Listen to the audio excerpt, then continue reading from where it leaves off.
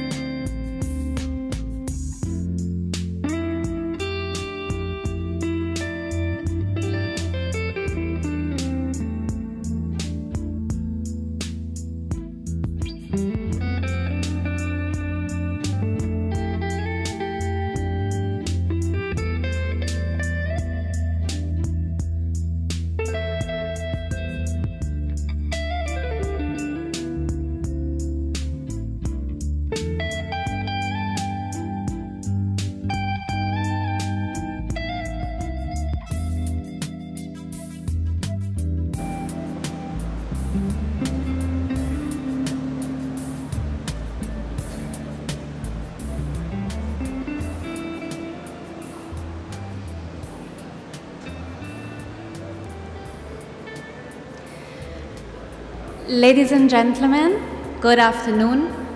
Let me first introduce myself. I'm Francesca Liberti, and normally I'm actually managing the Middle East and Africa region for a Singaporean company called GFTN. But for today, I've been asked by DMZ to be your MC and co-host for the afternoon. So it's with my great pleasure that I'm welcoming you to the RWA Gulf Summit 2025, proudly co-hosted by the Qatar National Bank, Commercial Bank International, and DMZ Finance, here in the heart of the Dubai International Financial Center.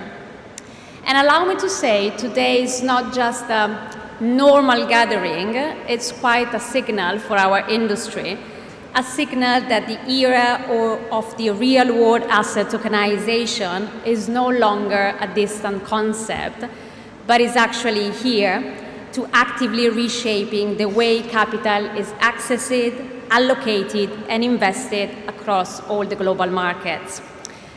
Today we are quite lucky, quite privileged to have a very interesting lineup of speakers, experts coming from different backgrounds, from institutional leaders to regulatory leaders, pioneering innovators, and infrastructure builders, all of them playing quite a pivotal role in making sure we are forging the next chapter of the tokenized finance in the Middle East and beyond.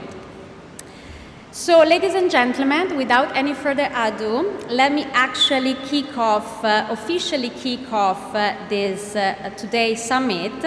And it's my very big honor to introduce you the opening remarks delivered by the Qatar National Bank, one of the most influential banks in the region, and of course, a very proud co-host of the RWA Summit 2025. As the largest financial institution across the Middle East and Africa, QNB has long been a leader in scale, stability, and forward-looking innovation. From pioneering cross-border payments to advancing the tokenization of real-world assets, QNB stands at the forefront of financial transformation, not only in this region, but of course on a much more global scale. So it's my very big pleasure to introduce you the Chief Executive Officer of the Qatar National Bank Singapore, Mr. Silas Lee, on stage for the opening address. Let's give him a big round of applause.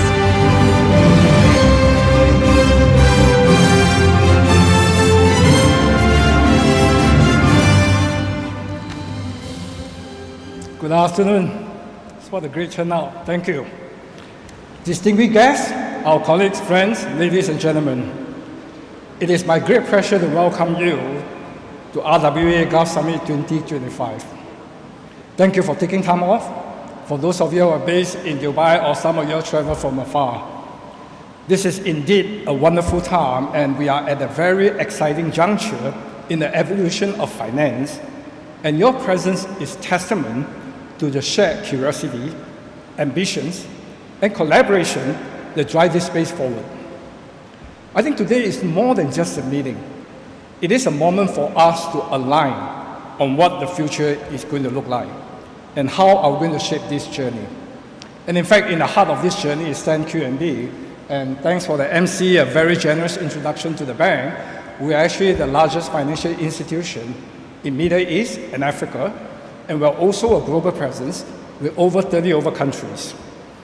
And QNB has built a reputation in the past, not so much in terms of scalability, stability. We are also very much into innovation and leadership.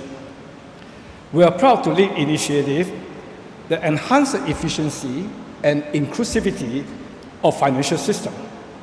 A great example is that we use of RippleNet to kind of improve cross-border fund transfer. And it's by leveraging on blockchain technology, we kind of make cross-border transfer to be especially efficient, cost-effective, and we allow the transaction to be done 24/7, and benefiting not only our customer, but a broader ecosystem. But as we look forward, I think we see an even greater opportunity. That's the one that we're here today, and it lies in the tokenization of real-world asset, RWA. At QNB, we are not just observing this transformation, we are actually pioneering it. And a flagship example is our work on the tokenized QCD money market fund in partnership with our close friend from DMZ Finance Singapore. And this fund actually brings the stability of traditional assets. And we kind of use things such as something tangible, like US Treasury bill or US dollars denominated deposit, and put in the digital token. And what is about it is that we're making everything a lot more transparent, a lot more liquid, and more importantly, can be used in smart contracts on blockchain. So in short, we are marrying anything that's virtual into the real world. And it's something that we're very, very excited about. And tokenization is no longer just a buzzword. To us, it is a tangible strategy. It is a tool that we think will help to define the next chapter of capital markets. Our commitment is absolutely clear. My colleagues here can testify to that. We will continue to lead responsibly, we will innovate sustainably, and to help to build the infrastructure for tomorrow's digital financial ecosystem. I think the pace of change, you guys know better than I am, especially in the tokenizations, is no longer linear. It is exponential. I mean, for the presence of the room today, I kind of testify to that. In fact, I think we are just at the beginning of a very steep growth curve. And from all the conversation that I have and all the excitement that I hear, and there's something for certain, this area of tokenization is poised to greater growth. And as regulator, institution, and investor like ourselves converge on this new digital frontier, we believe that the tokenized RWA will become a foundational building block of global finance, democratizing access, improving efficiency, and unlocking new opportunities for all of us. And QNB, we are very committed to stay ahead of the curve, not just by adapting to change, but by helping to define it. So once again, we thank you for being here with us today. Your presence kind of reinforced the belief that we are not alone in this vision, and that is very comforting. And that is because of strong communities of thought leaders like you guys here. We are going to work together to shape the future together. So I'll just like to invite you now to sit back and engage with the rest of today's program, where we'll dive deeper into more exciting projects and partnerships to drive this transformation forward. Thank you very much, and have a good day.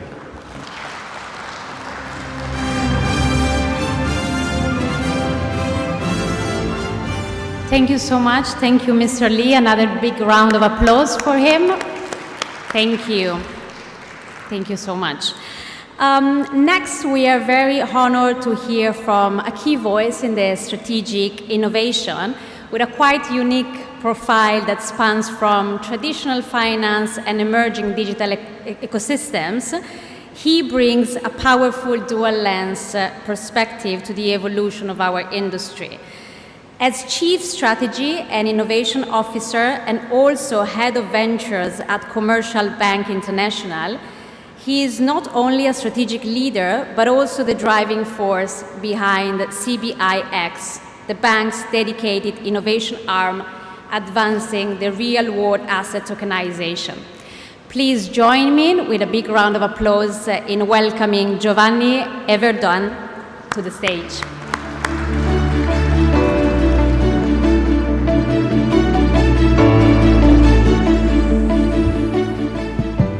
Hello. All right, good afternoon, everyone.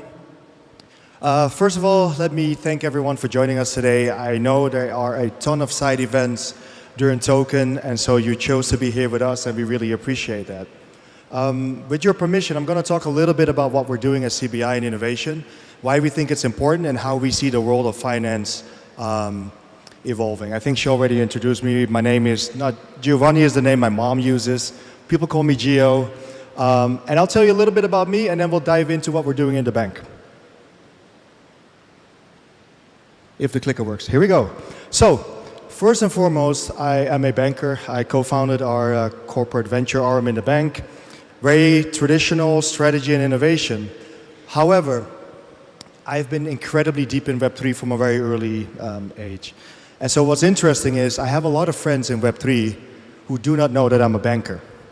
In fact, if they knew that I was a banker, we probably wouldn't be friends anymore, right? And so for these people, they know me by a bunch of different names and a bunch of different identities. And for those of you who are more on the degenerate side of Web3, you'll be able to relate to this. So let me explain to you who I am in the multiple facets of me. This is my mutant ape. I started my journey on Ethereum. I started being an LP in DeFi protocols on Ethereum and also started collecting NFTs. From Ethereum, I very quickly jumped into Solana. This is my Solana monkey business. Monkey DAO, one of the oldest communities on Solana, primarily to escape the gas fees on ETH, but also because Solana has one of the best communities of builders. And so on Solana, I collect art. I am an angel investor in many protocols, and I'm part of the Monkey DAO syndicate. None of these pictures are the ones that I use online. If you think I just doxed myself, I did not. These are just some of them. And then lately, about a year ago, there's a guy called Casey Rothermore who started the Ordinals protocol on Bitcoin. And I was fairly early. I've always been super interested in Bitcoin as the mother chain. And so this is my Ordinal Monkey Biz, Ordinal Maxi Biz, OMB. And on Bitcoin, I've been heavily investing in early stage DeFi protocols. I genuinely believe that DeFi on Bitcoin is going to be the future, but we'll get to that later. All right, so that's me, all of me, the banker, the degenerate. Now let's talk a little bit about CBIX. There's a saying we have in the bank, right? And it's that you can't expand on what you don't understand. We're a mid to small size bank. QNB owns a significant portion of our bank. We operate here in the UAE, and what we realize is that the market is shrinking, but also banking is changing, which is both difficult, but also provides a host of new opportunities. About 2.5 years ago, we went very deep into innovation because of three main reasons. The first one, we genuinely believe that the world is changing rapidly, and banking will have to change with it. I tend to tell people, if you want to understand the future of banking, you have to understand the future of everything. The second reason is that the UAE government has been leading globally in terms of innovation, and we heavily support their vision to establish this country as a leading hub of innovation.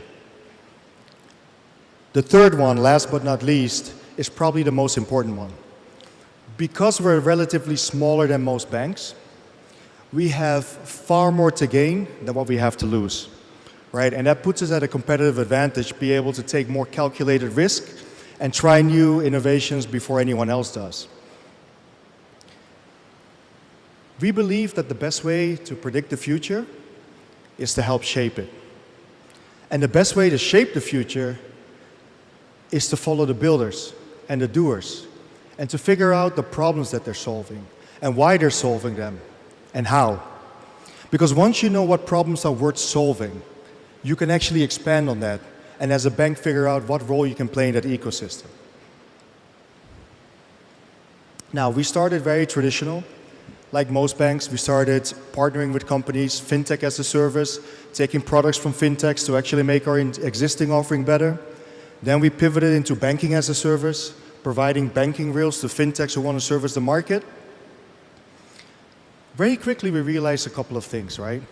When you partner with a fintech, you're actually getting a front row seat to how the fintech operates, to their product development, go-to-market, and also the founding team.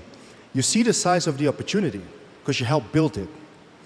So when we saw that, naturally, it made a lot of sense for us to start investing in them. Why would I make you successful and not take a piece of the action if I can? On top of that, through our partnerships, we build a really good reputation in the market. We build a very strong network of founders, and that has been an incredibly rich source of deal flow. There's a couple of startups that we invested in. Actually, there's a couple more than here, but these are the ones that I think I'm most proud of. Zipple is a company that does AI credit scoring, risk modeling, and a couple of other really things. They're pioneering synthetic data. It's a company that was founded at Stanford, and they're quite currently doing some work with the United Nations. Tekla Holographics is something that has nothing to do with banking. They do holographics. but they are doing cutting-edge holographics. They're actually the company that started by creating all the new technology innovation for in-field communication for NATO. Currently, we're talking to pretty much any defense institution in the world that I can't name. But since then, they've also pivoted into the corporate world. One of the big clients we have here in the region is Saudi Aramco. We're talking to NEOM. We're talking to a lot of developers. We're dealing with hospitals. And we're dealing with government from an urban planning perspective. They actually recently launched the world's first ever 16K fully 3D holographic screen without the need for any glasses. And then lastly, Bumitra. Bumitra is a carbon credit company that uses AI and satellite footage to drive agricultural renewal and track biomass enhancement. They won the Earthshot Prize, which is effectively the Nobel Peace Prize, but for sustainability. And this year they were featured on Time magazine's top 100 most influential companies, and their founder, Adit, was featured as a top 100 most influential leader. So we started investing. Before that, we were partnering, right? But what we realized is that once you partner with companies and once you invest in companies, you start building such a deep understanding of how they operate and how innovation really works. People started coming to us and asking us how we did that. Clients from the bank who wanted to go into innovation, but frankly didn't know where to start. But also companies in the market that heard good stories from founders and said, can we work with you as an institution that's regulated to help us drive innovation? See, we inadvertently built a great network of founders and partners, so we can bring any partner for any type of use case to any kind of situation. On top of that, we understand traditional finance incredibly well, we understand regulations incredibly well, and we understand the institutional world really, really well. And lastly, people trust us with their fiat money, right? And so when you trust me with your money already, why would you not trust me with your innovation? Now that turned out to be a very important part. And here's why. A lot of times when we talk to companies and they want to do tokenization or they want to do something in crypto or even fintech, they tell us, well, you know, Gio, these companies, I don't know them. They're new, regulations are new, these companies haven't been around for 10, 15 years. How do we know that, I hope no one's in the room, how do we know that we don't, partner with another mantra? Right? Though there's a lot more context behind what happened with Mantra, and frankly speaking, it had very little to do with the founding team. But that's a real fear for companies, right? Especially institutional players. Reputational risk is real. And so what we found is we became a natural middleman for people because they trust us, we are regulated heavily here in the UAE, and we have credibility because people already trust us with their money. And so that's how we became innovators. Now, when you want to do innovation, within an existing corporate setting, it's incredibly hard, if not impossible. We learned early on that if we really want to do this right, the only way for this to work is to spin it off immediately. We spoke to quite a few banks, including Standard Chartered, and we realized that the blueprint for this is set it up as a separate entity, which we did right here in DIFC. And so this is actually the first time we're talking about this. We're going to have a formal launch in a couple of weeks, but we kind of figured it amplifies and shows what we're doing. Now, we call the brand CBIX. We saw what Elon did with Twitter. We thought that's pretty cool. Let's use that. But more importantly than just what Elon did, the X really stands for multiplying. It stands for multiplying because we operate like a startup, and our mandate is to multiply innovation in banking and beyond. Now, our mission is very simple. You can read it. It's really to inspire and enable breakthrough ideas and use cases. Now, why breakthrough ideas? Because regular ideas will lead to regular impact. And we're looking for outsized results. Allah, who you'll see later, and I were in Silicon Valley a couple of weeks ago speaking to VCs. And we met some folks from Benchmark, and they had a really interesting philosophy. They found a problem that they were saying yes too much. Their IC, their investment committee, was basically agreeing too much, and they felt that was wrong because if you're looking for outsized ideas, if you're looking for non-consensus plays, there cannot be consensus. And so they made a rule that if everyone agrees that something is a good idea, they don't invest in it because it's too much of a consensus play, right? And that kind of stuck with us. So breakthrough ideas because we want breakthrough results. Use cases are important because without a use case, even a breakthrough idea is pretty much useless, right? So we always talk about we want to find the intersection between PR and utility. PR gives me the currency, the equity that allows my board to give me more of a mandate to do more of it, but without utility, there is really no commercialization, and ultimately we're a bank, right? We're not an innovation company that's just pushing it for the sake of it. Now, I don't want to spend too much time about all the stuff we're doing, but I just wanted to give you an overview.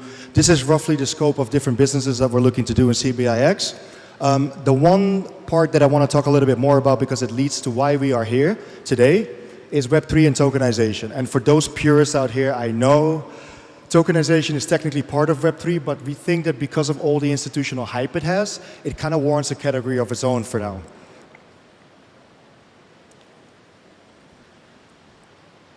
Things are moving faster. 10 years ago, this room would not have been filled. 10 years ago, or 5 years ago, you would have talked about RWA. You probably would have found a couple of hardcore devs and builders, but you wouldn't have found any institutions. Last year, we were at Abu Dhabi Finance Week, and the talk of the town was tokenization. Everyone is going into tokenization. Michael Saylor, personally, I think single-handedly boosted the appeal of virtual assets, right? With MicroStrategies and his model and the success that he's been having. In fact, if you look at it today, and the price of Bitcoin fluctuates quite a bit, but the last time I checked before this presentation, Bitcoin had flipped Google, or actually Alphabet, the parent company, as the 5th largest asset by market cap, right? Bitcoin is now the 5th largest asset by market cap in the world. That's crazy. The Singapore Stock Exchange actually announced plans to launch a perpetual futures for Bitcoin focused and targeted at institutions, which is even more bullish because it firmly establishes Bitcoin as an investor-grade asset. And then if you want to hear a couple of other stats that I think are interesting, 42% of all hedge funds today have virtual assets on their balance sheet, and 15% of all Bitcoin is held by either institutions, corporations, or governments. Things are moving. We're still early, especially when you're a bank, or two banks in the case of QNB and CBI. It's still very early. I think banks are still kind of testing the water a little bit.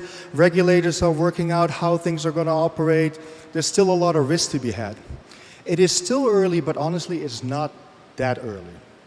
It's not that early when you look at the space and the likes of BlackRock and Franklin Templeton are sinking substantial amounts of capital into the space.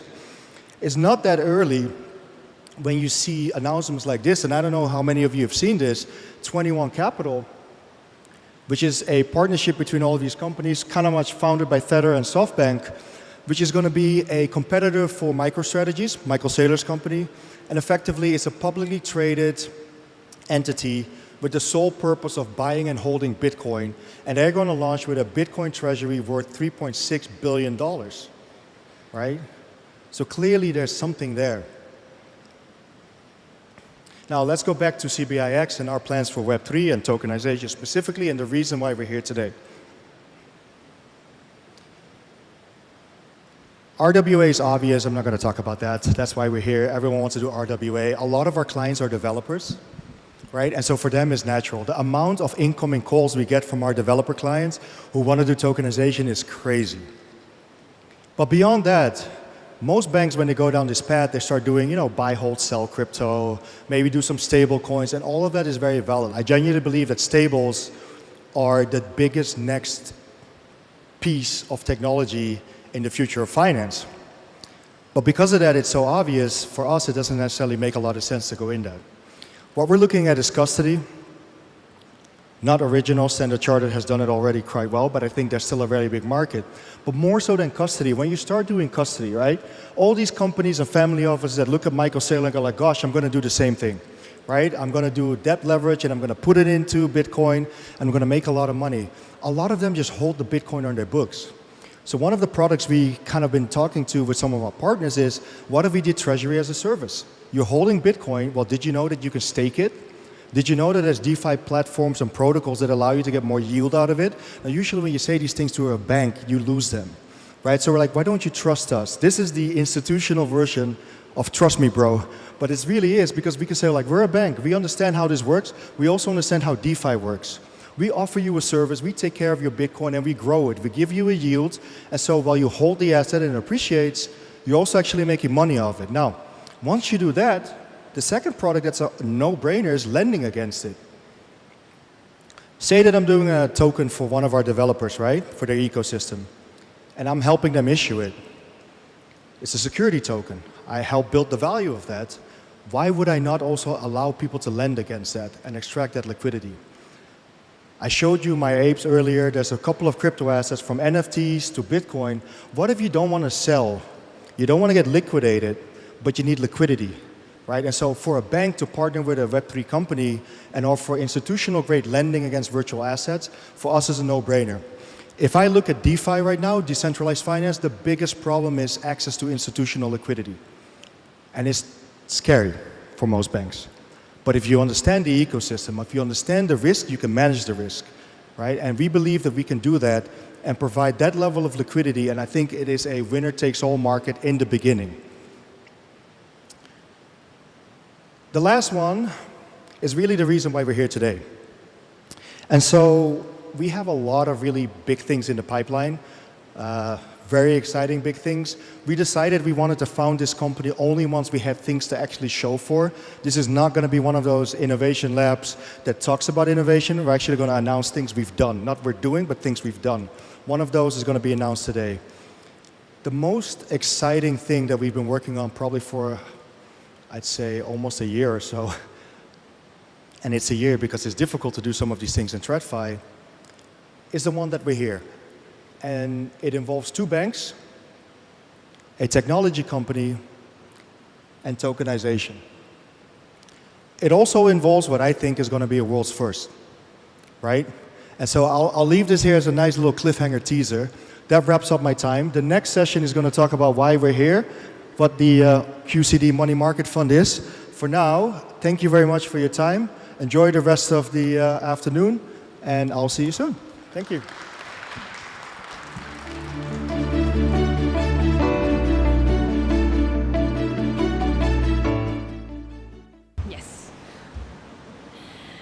Thank you, Joe. Thank you so much for this amazing insight. And actually, you gave me a very good cue to the next session, which is actually going to deep dive into the execution part of what Joe was talking about. This session highlights one of the region's most advanced use cases, the QCD Money Market Fund, which has been submitted for regulatory approval. From regulatory alignment to institutional structuring, this case study demonstrates how RWA are moving from concept to compliant deployment in the Middle East. So please join me in welcoming our next speakers, Mr. Lee Cho Wei, Head of Asset Management at QNB Singapore, Ala Alayusi, Managing Director of CBIX, and Mr. Lee Kai-Yang, co-founder and CEO of DMZ Finance. Big round of applause for them, please.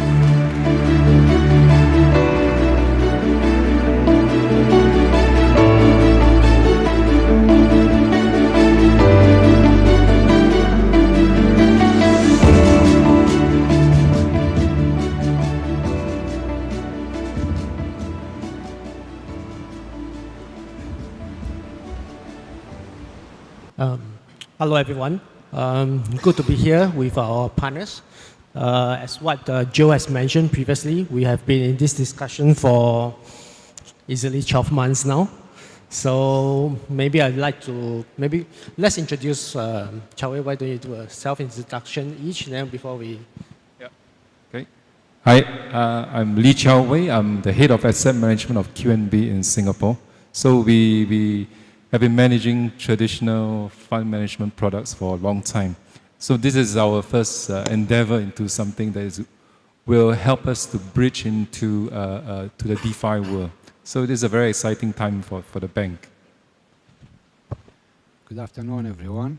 My name is Ala. and I've been with CBI, the bank, for the last 5 years.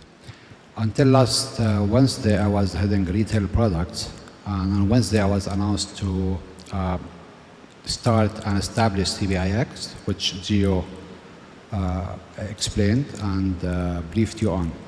So thank you very much for being here, and looking forward to answering any questions when we're done. Yeah. I'm Kayang from DMZ. I'm the CEO and the co-founder for this.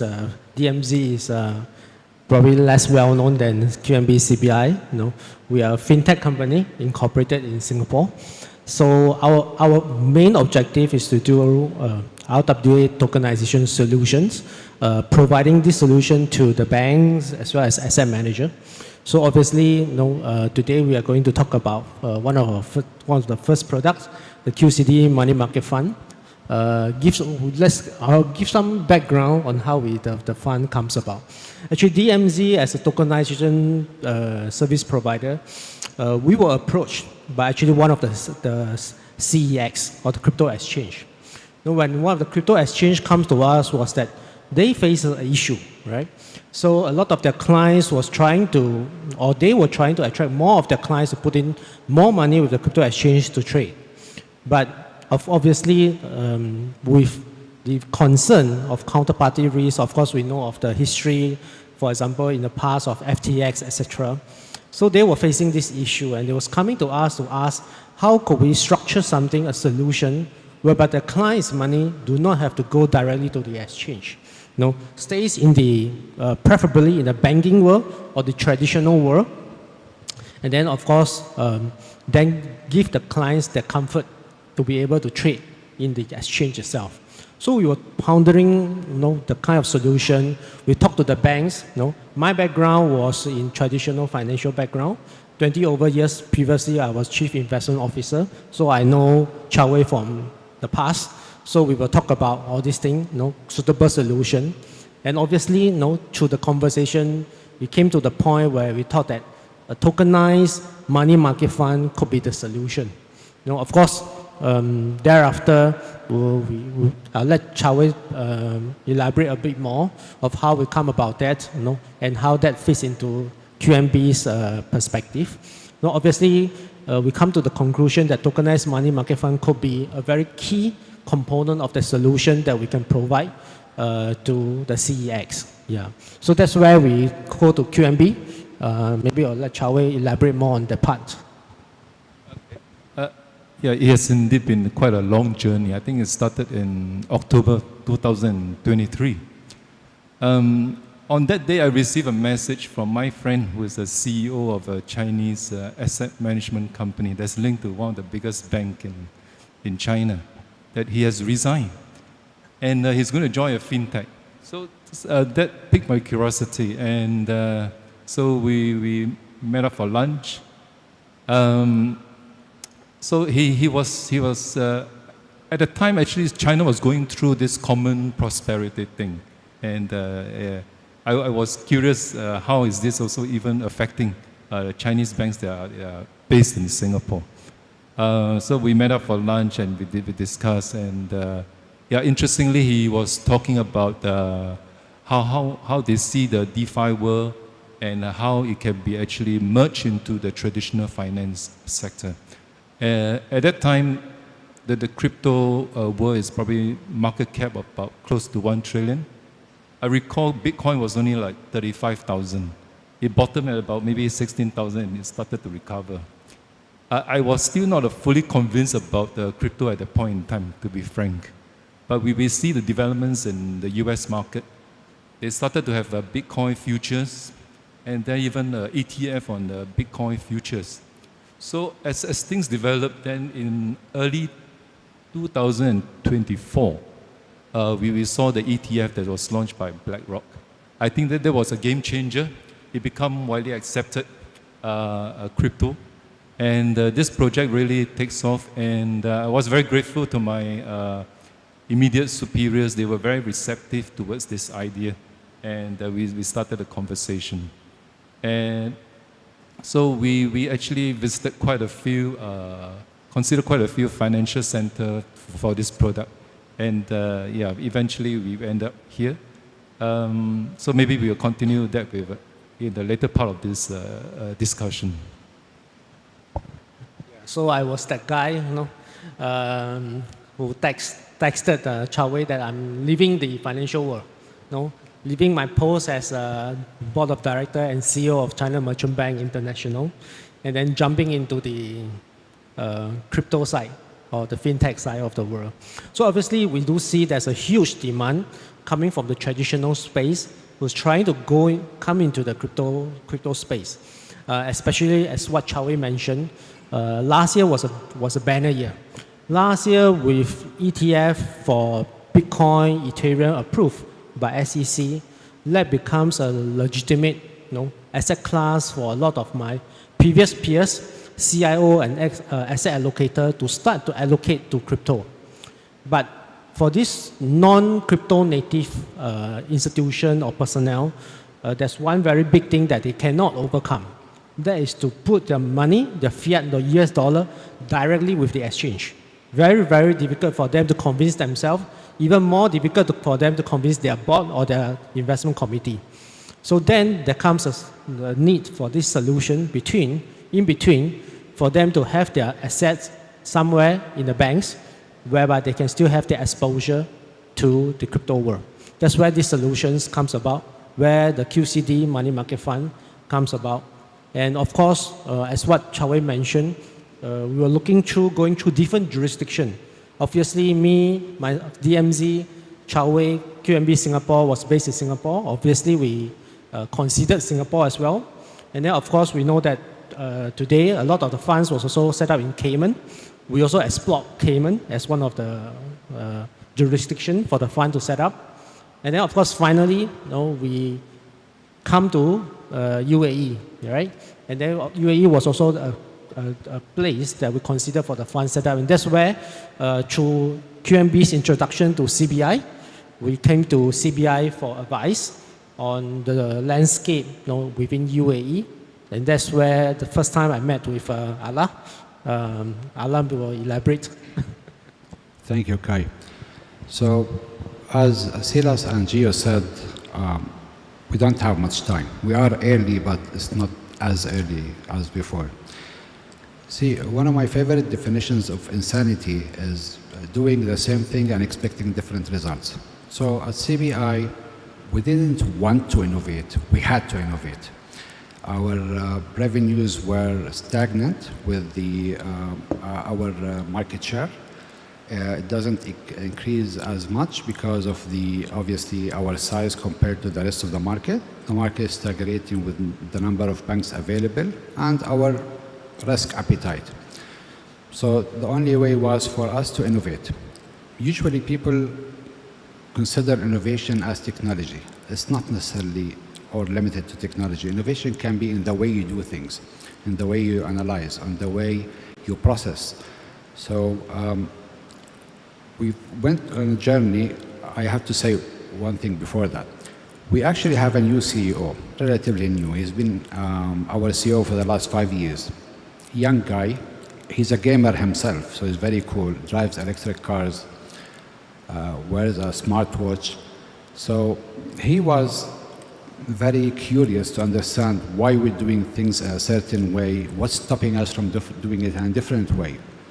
And you keep doing the same thing until someone challenges you, and then you ask the question, yeah, why I'm doing it this way? We couldn't find answers to several things of how we were doing it, and this is a problem with legacy. You continue doing things until it fails or someone challenges it. So the idea of finding alternative revenues to the bank, non-core activities, started about 2 years ago. We invested a lot of time in DIC FinTech Hive and Hub 71 Abu Dhabi. We've interviewed over, I would say, 200 potential partners and fintechs and insurtech companies. We ended up taking few to the market, more we invested in, a few others that we couldn't. But we've learned that we are, in the bank, collectively, we are so behind.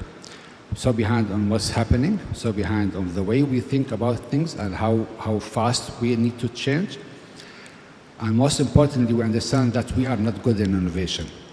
We, the market and the fintechs have young, ambitious, fast thinkers who are ready to do things and are actually doing things on ground. They just needed someone to put them into the right direction or someone to take them to the market in a more structured manner.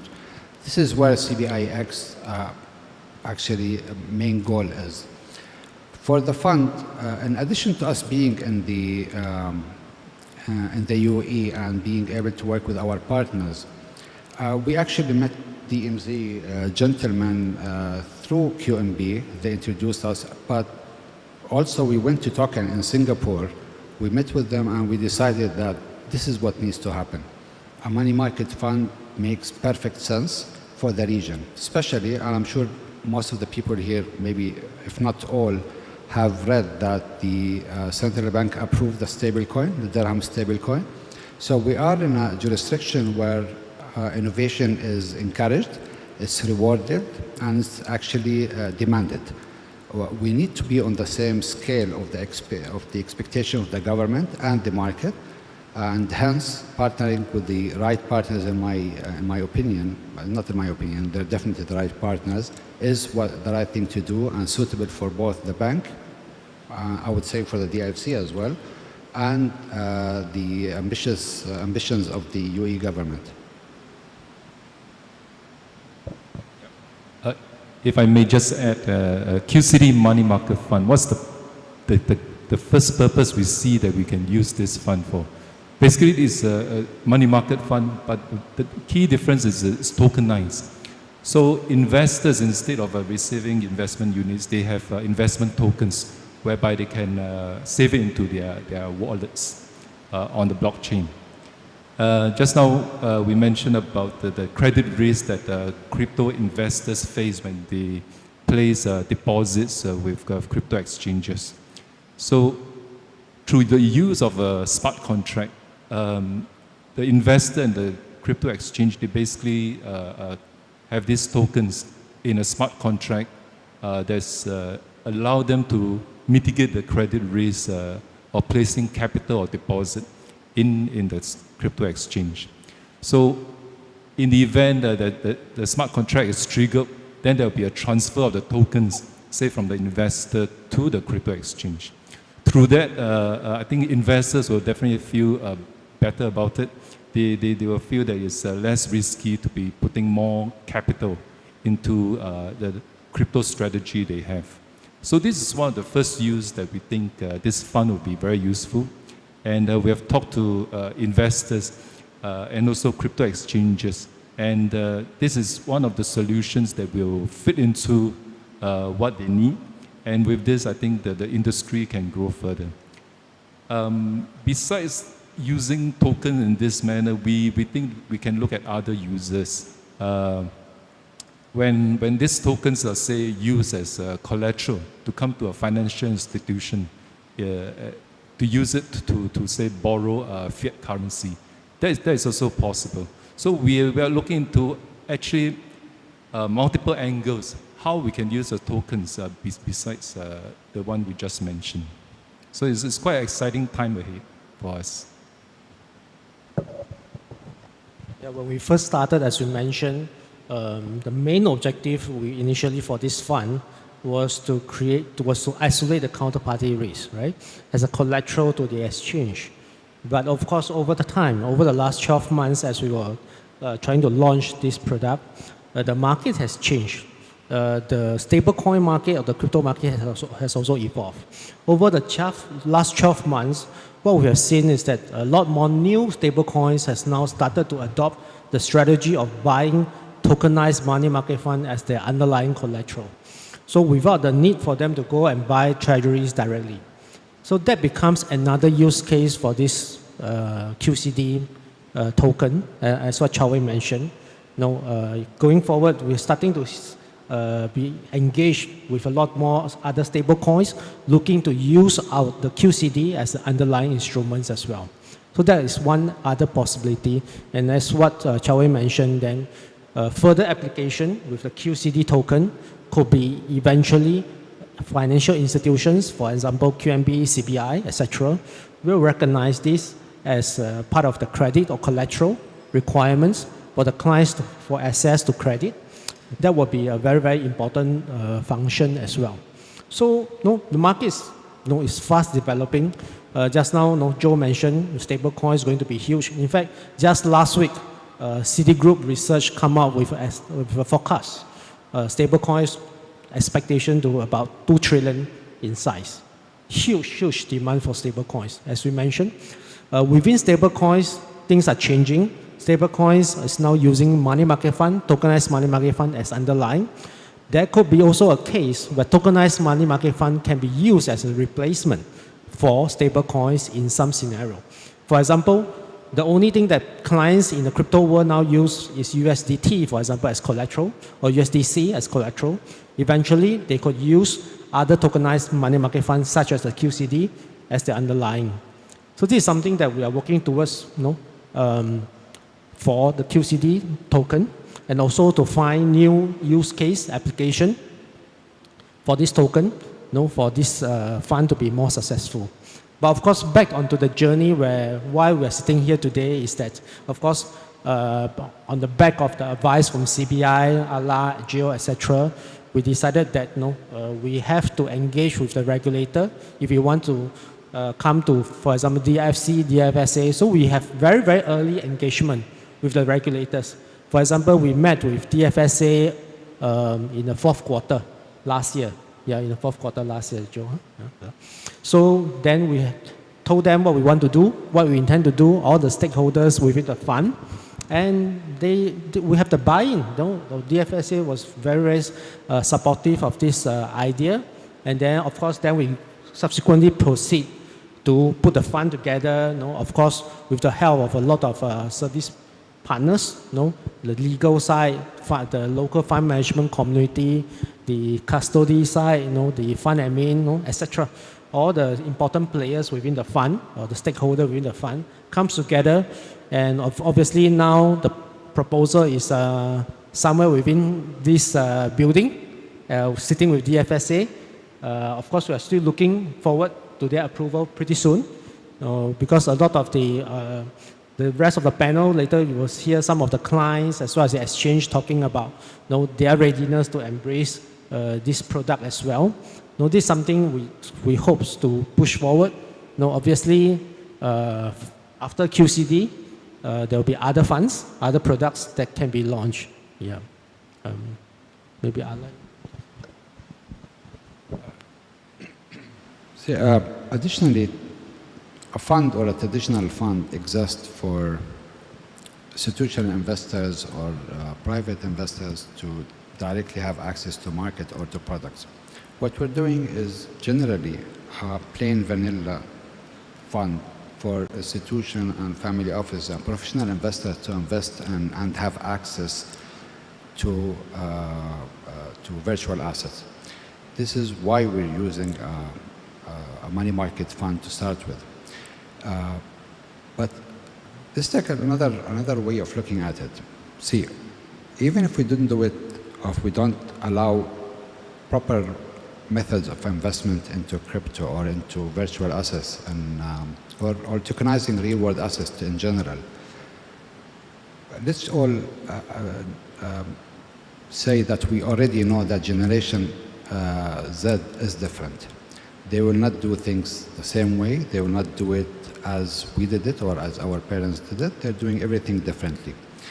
So all tokens, as Gio said, a lot of our clients are real estate developers, and we're getting many requests to tokenize real estate. Number one, to increase the number of buyers, to increase demographics, to reduce the barrier to entry to the market. So it makes sense. It won't be surprised to find any asset that even we're not thinking about today can be tokenized in the future, with or without real yield to be developed, on the potential or the hope of asset appreciation and value. So we've worked with our partners here to do it. For the first comment that we received that, well, we don't have a regulation to do this. Well, we disagree. we're doing a fund which is available in the Cayman, in Singapore, and Bahrain, everywhere funds are available. We want to do is the IFC because the second part of issuing the fund is tokenizing it. And the rules and regulations are what a regular fund administrator or fund manager will be looking for.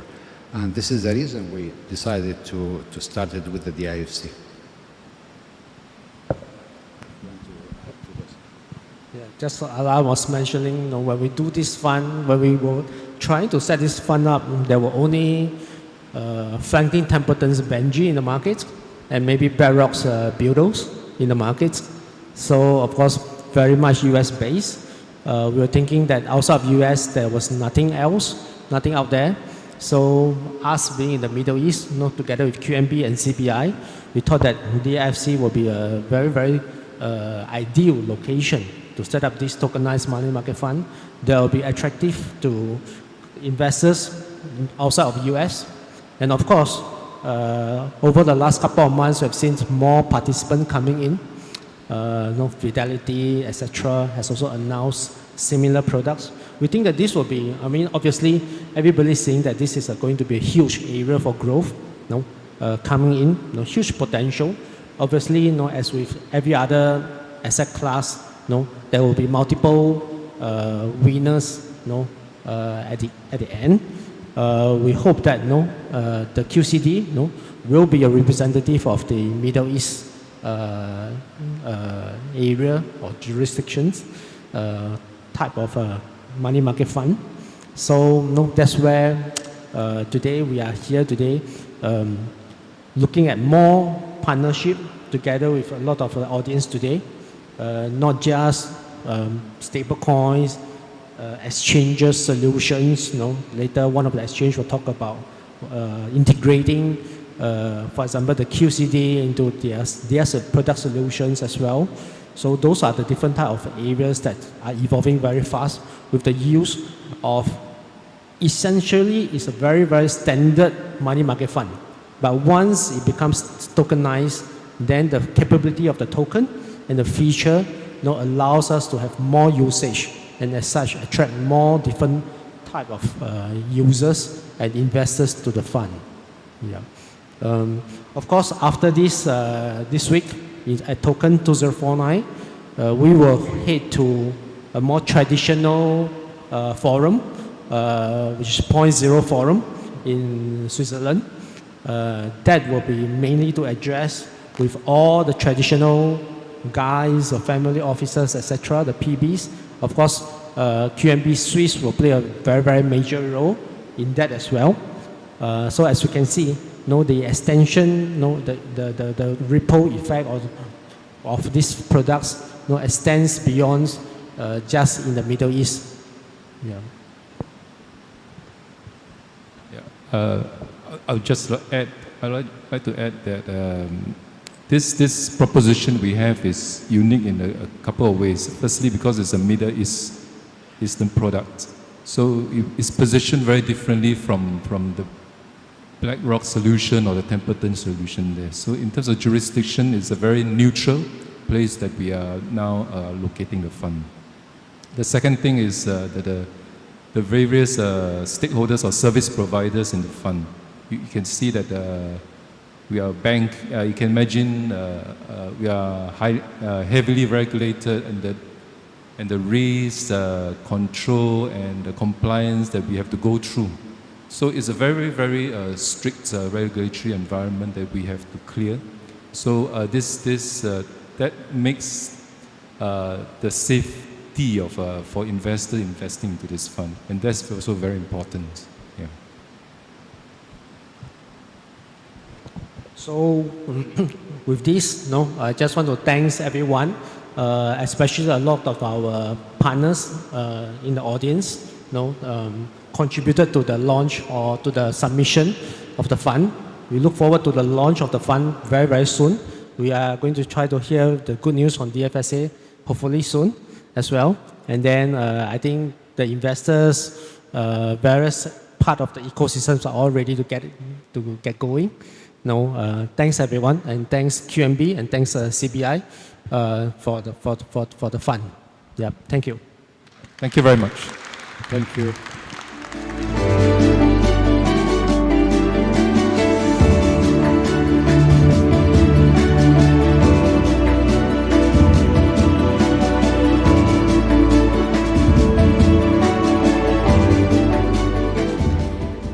Thank you so much to our speakers, and big good luck for the launch of this amazing project. Let's move now into our first panel discussion, which will explore how tokenized assets are being integrated to unlock new forms of collateral utilities, yield enhancements, and risk isolation. So let's welcome on stage Colin Erickson, founder and managing partner of Overmatch Capital, as a moderator of the next session, together with our distinguished panelists, Bybit, Chefu, Galaxy, Northstar, and DMZ Finance. Please, Colin, join us on stage. Big round of applause, please.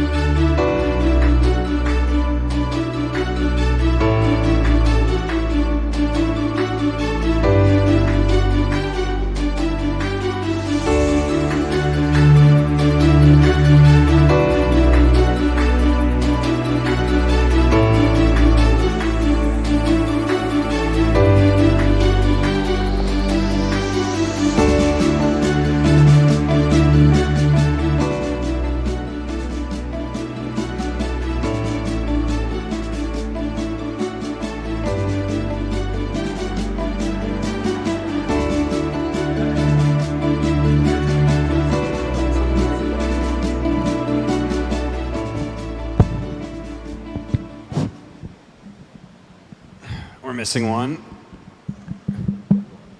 Oh, what's up? Here he is. Hi, everyone. Thanks for joining us today for the first panel. Right before I got up here, someone dragged me outside to enjoy your exceptionally warm weather. Already sweaty, but we're going to get rolling here. I'm Colin Erickson. I'm the founder of Overmatch Capital. I have primarily a private credit background. It's a very natural foray into RWA. I've worked extensively with teams like RWA.xyz. I believe the CEO is somewhere here, and he's actually the reason I'm speaking today, so shout out to him. If you're looking at RWAs and you're not kind of using that platform from a data and analytics standpoint, you're missing out. They built a really great, like Bloomberg-esque platform for looking at digital asset exposures. Really what Overmatch does, I would say, is it's a services-based business that looks to de-risk the intersection between traditional finance and digital assets. So primarily what that means is helping traditional investors get acclimated to the tech stack, figuring out how to invest on chain, pricing smart contracts, et cetera. And then on the crypto native side of things, it's solving for more exogenous risk factors like liquidity and redemption. So lots to say about RWA. We have a really exciting cast of people here that come from a number of different segments. Most panels you actually put together, and they come from very similar backgrounds, and this is actually a pretty diverse panel, so I'm excited to get started. I think you just gave your intro already, so all right, we're going to pass over. Luna, please. Hi, everyone. My name is Luna. I'm personally joined the crypto industry for 7 years, and now I'm working for the company Northstar. We are a global investment company dedicated with cutting-edge technologies. So our investments basically cover Bitcoin mining infrastructures, AI development, and also crypto trading strategy. And let me see, as well as the new energy sources. Thank you. Hi, I'm John Cahill. I'm the COO for Galaxy Digital in Asia. I run Asia effectively out of Hong Kong. I had a 20-year career in traditional finance before moving across to digital assets 4 years ago. We have 45 people based in Hong Kong. And we really do all the things diversified financial services companies do, but in crypto. We do trading, we do investing, we do advisory, investment banking, we have an asset management business, we do Bitcoin mining. There's really not a point across the spectrum in crypto that we don't cover. And when it comes to RWAs, we do tokenization, we invest in platforms that do those things and distribute them. We even tokenize the violin. And so we're kind of front and center on a lot of the formation around the space. Thanks, John. I'm Ian. I'm the CEO for Safu. What Safu does, we are a global custodian, pretty much focused on Europe, Middle East, and Asia. So we are the bridge of exchange and crypto native or trading companies mainly, where we allow them to custody their assets with us, and we allow them to trade into exchange from a crypto perspective. Of course, I think the value that we really bring into the picture is really from the fact that being a custodian is a pretty niche business. We just safeguard the assets for the clients and make sure that there's a minimum counterparty risk for them. But what we do from Safu differently is we create solutions with various exchanges and partners to ensure that there are values that we can bring to the table. And that's why I think being here with this RWA Summit, this is a good topic for us because we can look at it from an end-to-end perspective where we can help clients to leverage on RWAs to generate yield and to be able to put into custody, and thereafter they are able to trade into the exchanges. Yeah, that's pretty much. Thanks, Ian. My name is Jerry. I am from Bybit. I'm actually the head of financial product, focusing on earn product as well as wealth management product. For those of you who are not familiar with Bybit, actually our global headquarters is here in Dubai. And Bybit is one of the leading exchanges out there that has 36 billion daily trading volumes, and we serve over 60 million users. It's a quite interesting topic for a centralized exchange where I think we are, I'll say, one of the gateways to serve or to bridge the traditional asset with a newer asset class. I'm very excited to find out what we're going to talk about today, as well as to see what other panelists are going to bring up. Thank you. Awesome. Thanks everyone for introducing themselves. So to start off, I mean, obviously if you're here, you probably understand what a tokenized asset is at a high level, but I mean, you can either, wrap a traditional exposure, represent it on chain, enforcement on chain is another consideration. I think it would be a great place to start is maybe, Kayang, if you kind of went into, not necessarily what tokenization is, but maybe some misnomers around tokenization or what it is not. Prior to tokenization, especially for RWA, especially from the traditional space, a lot of time people talk about fragmentation, as a very key thing that will push tokenization or the usage of tokenization.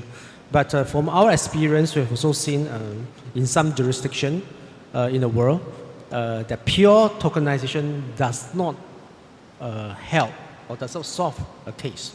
We have seen many exchange or tokenized exchange, let's say for example in Singapore, that has fully licensed with products launched, but there is no volume of trading, very, very far away from the 36 billion that Jerry was talking about, way off.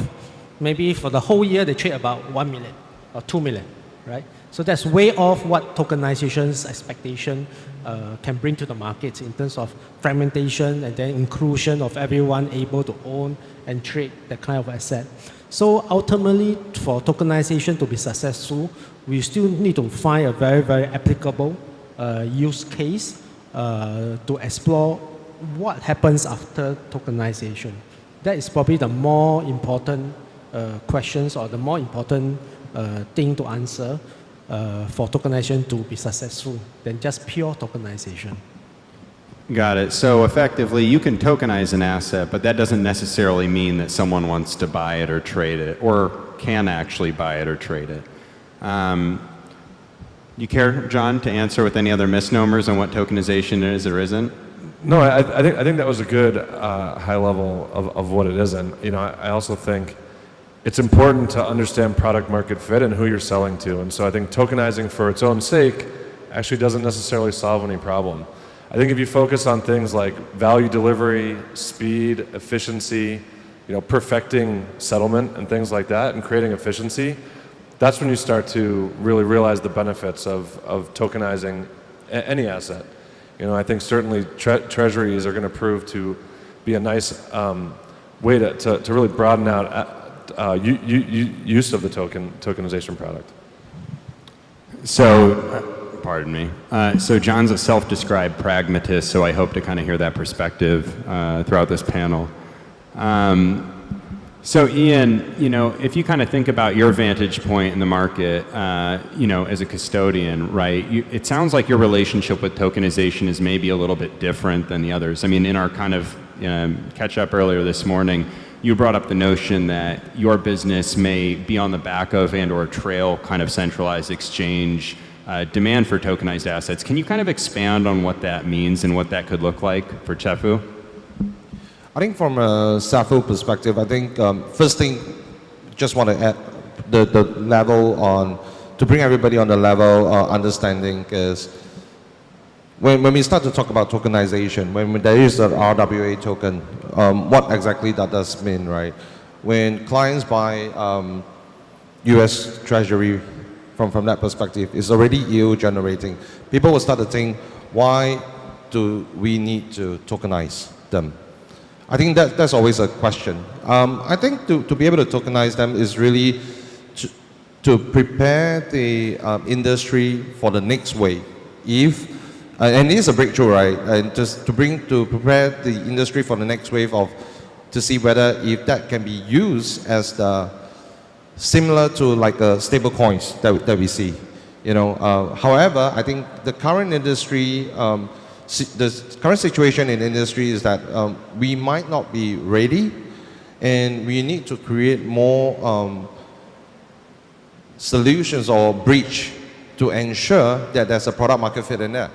And how does that mean? And goes back to what John was saying, right? One of the main things is like the part of settlement.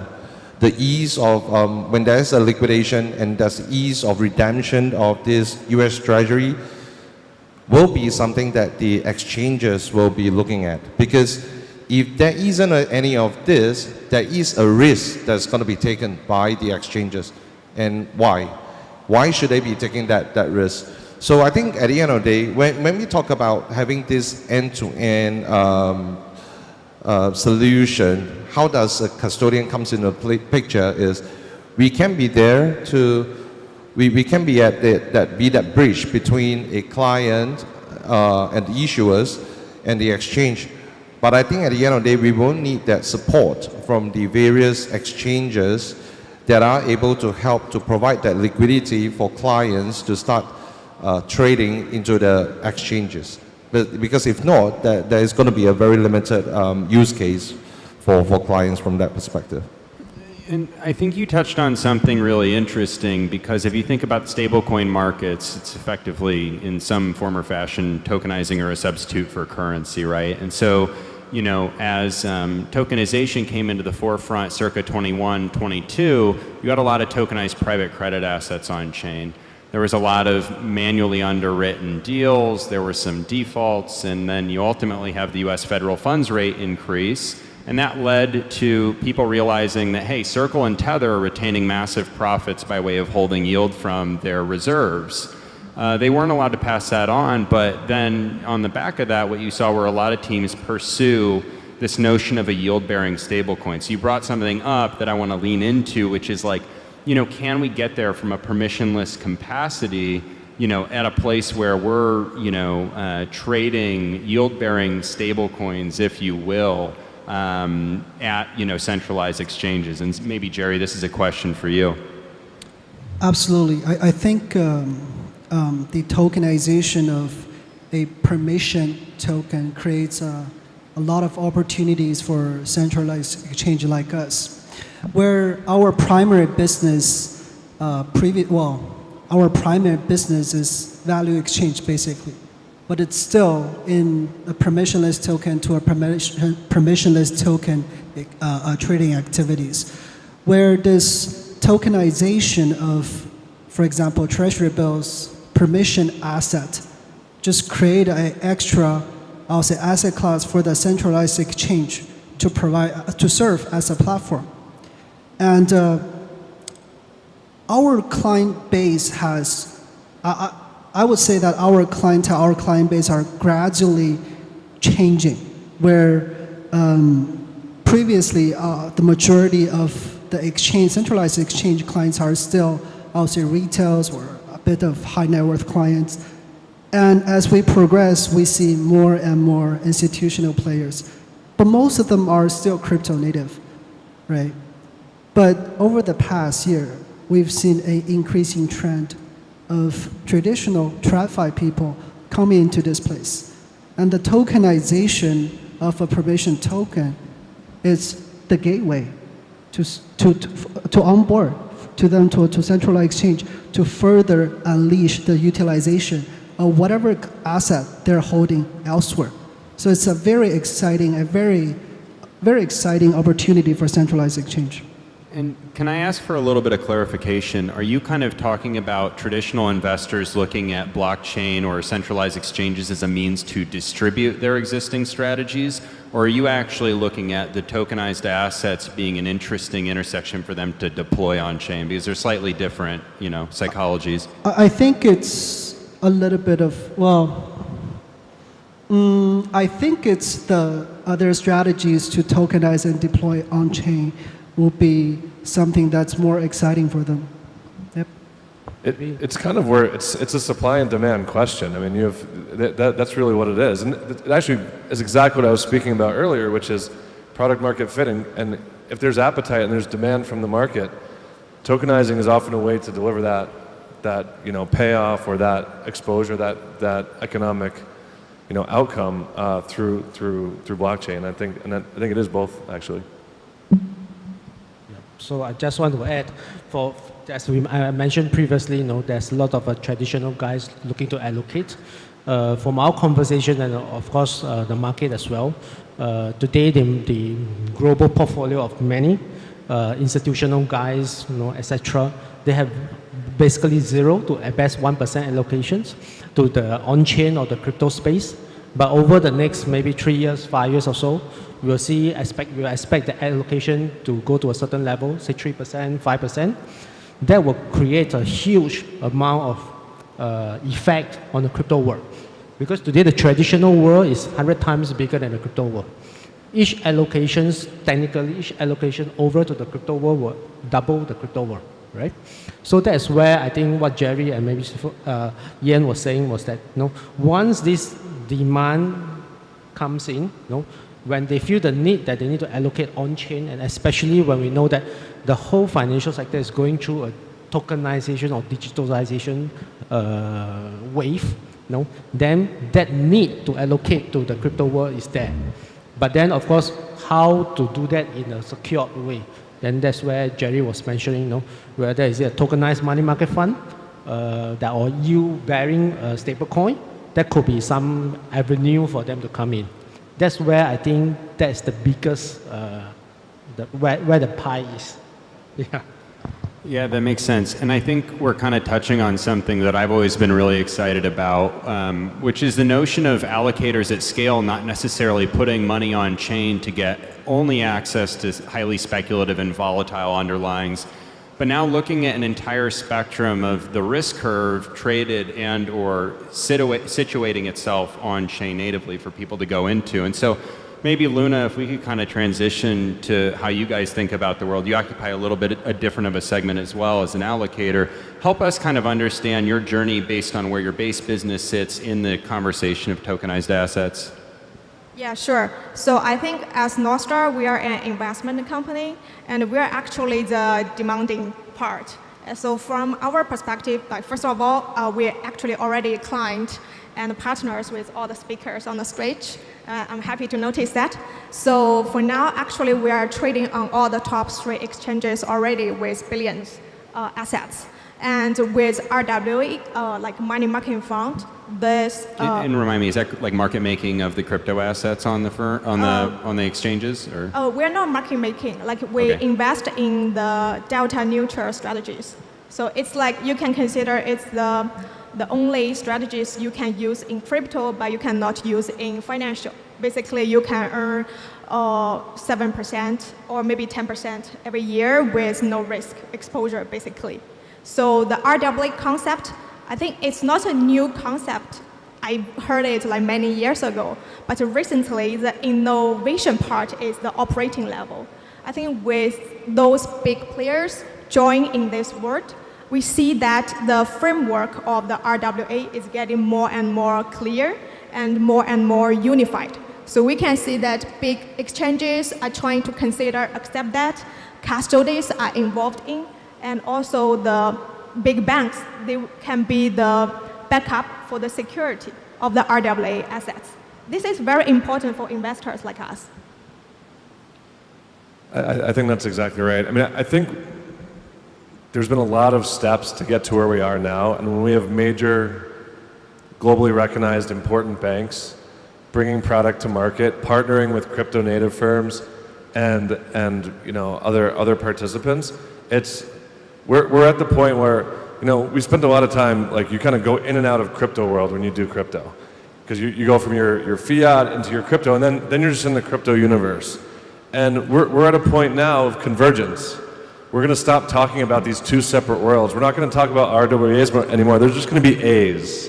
They're just assets. They're in a tokenized form, not too different than an ETF. I buy a GLD ETF, and it's a representation of gold. It's not gold itself, but I can trade it, and it's liquid. And we're going to see that proliferate across a whole bunch of different areas. And this is, an obvious, to me, on-ramp of moving that direction.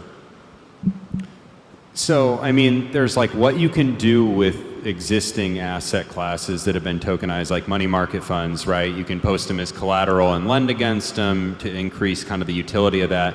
But then I think there's also the notion that much in the way the internet enhanced our ability to do things like disperse loans digitally, which sounds insane, but that was, a revelation 10 plus years ago.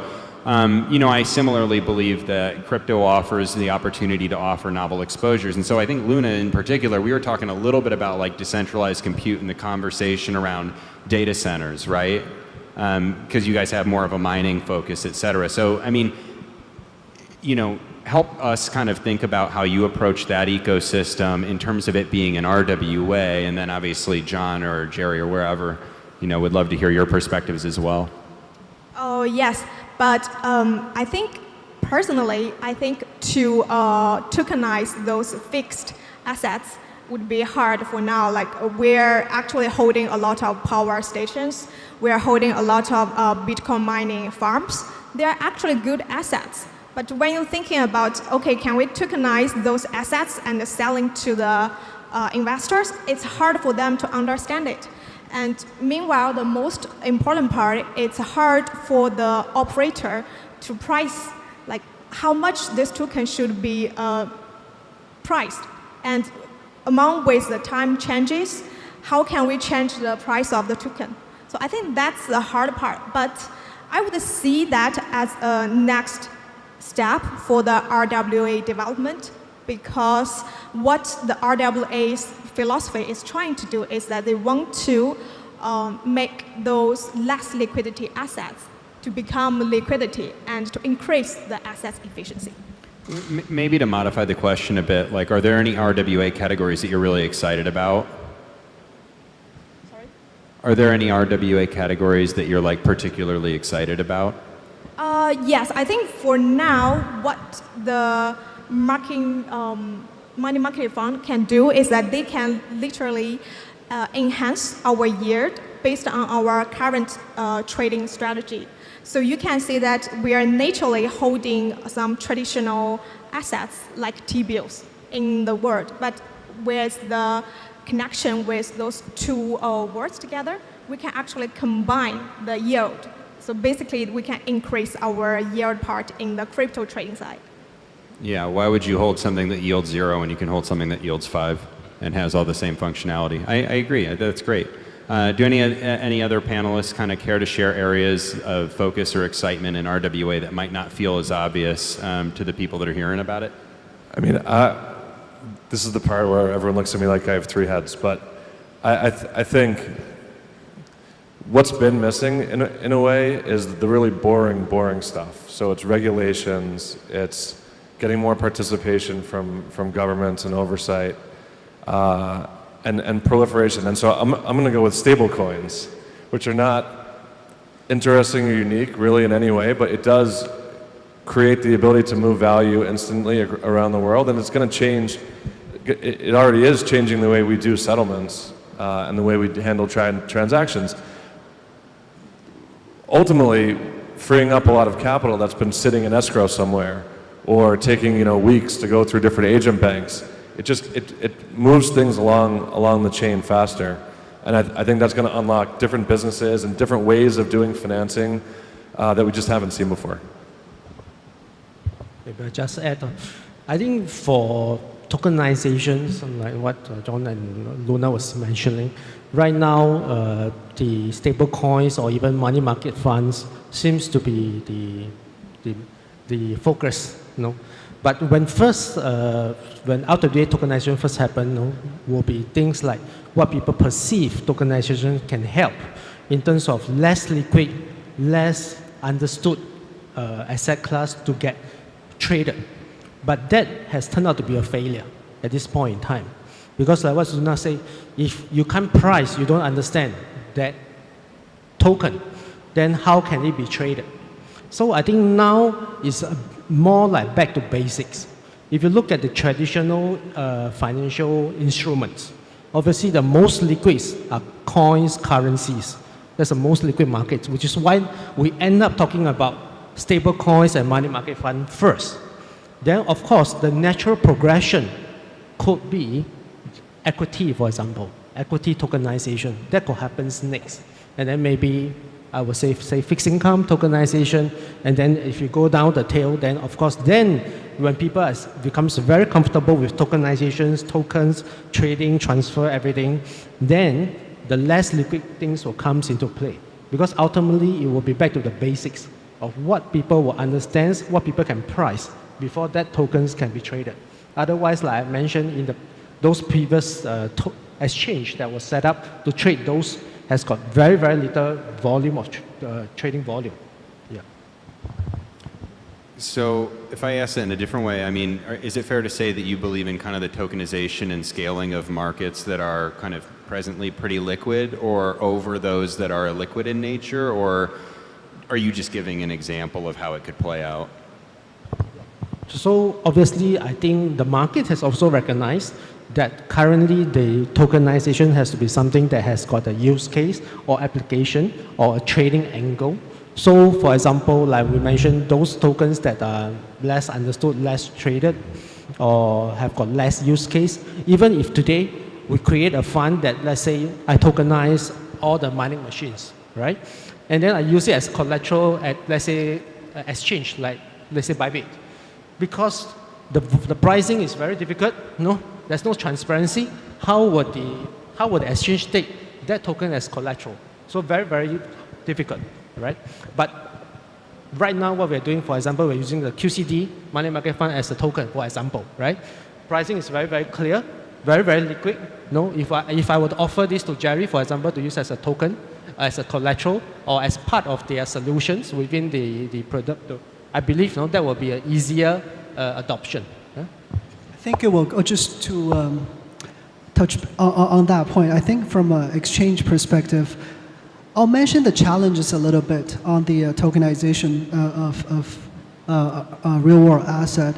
It's how you mirror the asset, right? From an exchange perspective, there's just so many aspects that we need to look after. There's liquidity, there's risk, there's credit risk, there's trading risk, there's all types of risk, right? We as a centralized exchange, we got to look at all of them. One of the key challenge for us, well, so far, is how to recognize the real world asset and mirror to the exchange.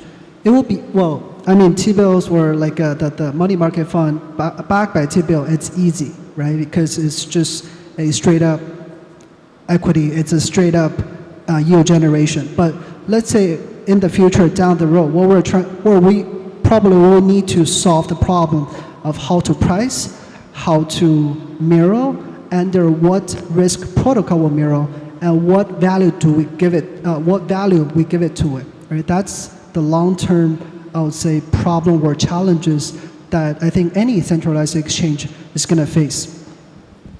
So figuring out how and when it makes sense, and actually, Ian, I'm glad you picked up your mic because I was going to go to you next. So I mean, when you think about all the opportunities and or brain damages that one would incur to have to custody tokenized assets, like help us kind of think through your calculus and your decision-making process.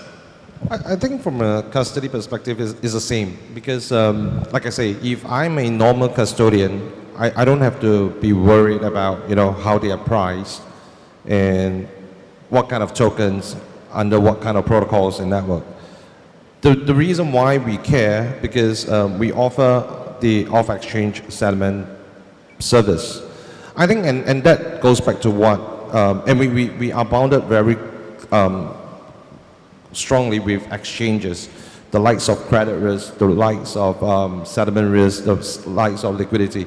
How can we help them and work together? Because at the end of the day, being the off-exchange settlement party, they will be the ones who will be looking at the custodian on clearing that settlement.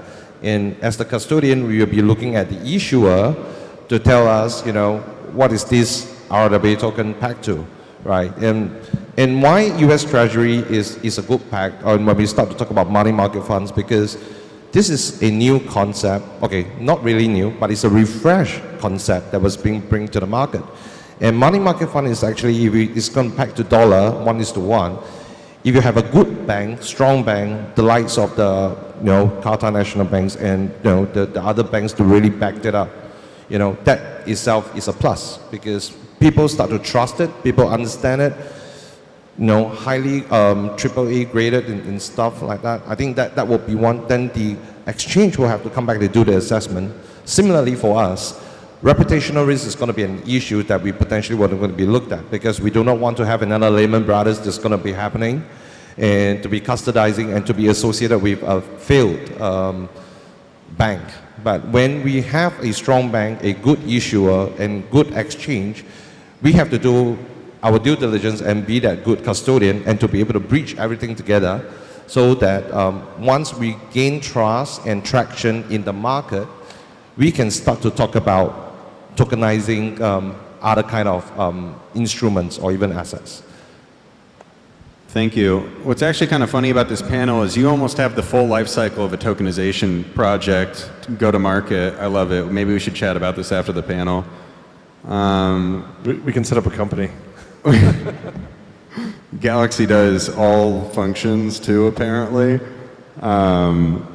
So when we kind of think about, let's call it jurisdictional considerations, and I'm going to ask this kind of open-ended, there are certain jurisdictions where it's a little bit easier to issue, for example, tokenized share classes and have a digital asset registry be an enforceable form of record. There are other jurisdictions, a la the US, that have taken a little bit longer to catch up and or provide guidance. Is there any real safe haven in your perspective on how to design and build kind of a tokenization product end to end, or do you still kind of have to double dip in different jurisdictions and amongst different regulatory bodies in order to do something effectively? Big question. I'm looking at John. I'll take a stab. It's certainly not in my wheelhouse of expertise, but I think the problem really is there isn't standardization. It's true of regs for all of the crypto, universe, and so you end up having companies and entrepreneurs do regulatory arbitrage and set up their business in whatever the way that enables them to deliver what they're trying to do. I don't know that there's a golden solution, and I would also say, even if there is, it might not be a golden solution tomorrow. I think the way to do it correctly as an entrepreneur and as a company, and we do this in many jurisdictions, is you engage the regulators directly, and you have that dialogue about here's how we define the problem we're trying to solve, here's the product we want to do. Where does that fit into your regulated bucket? And if there isn't one, some places have taken the choice to create one, which is a fantastic thing that's happened here in Dubai.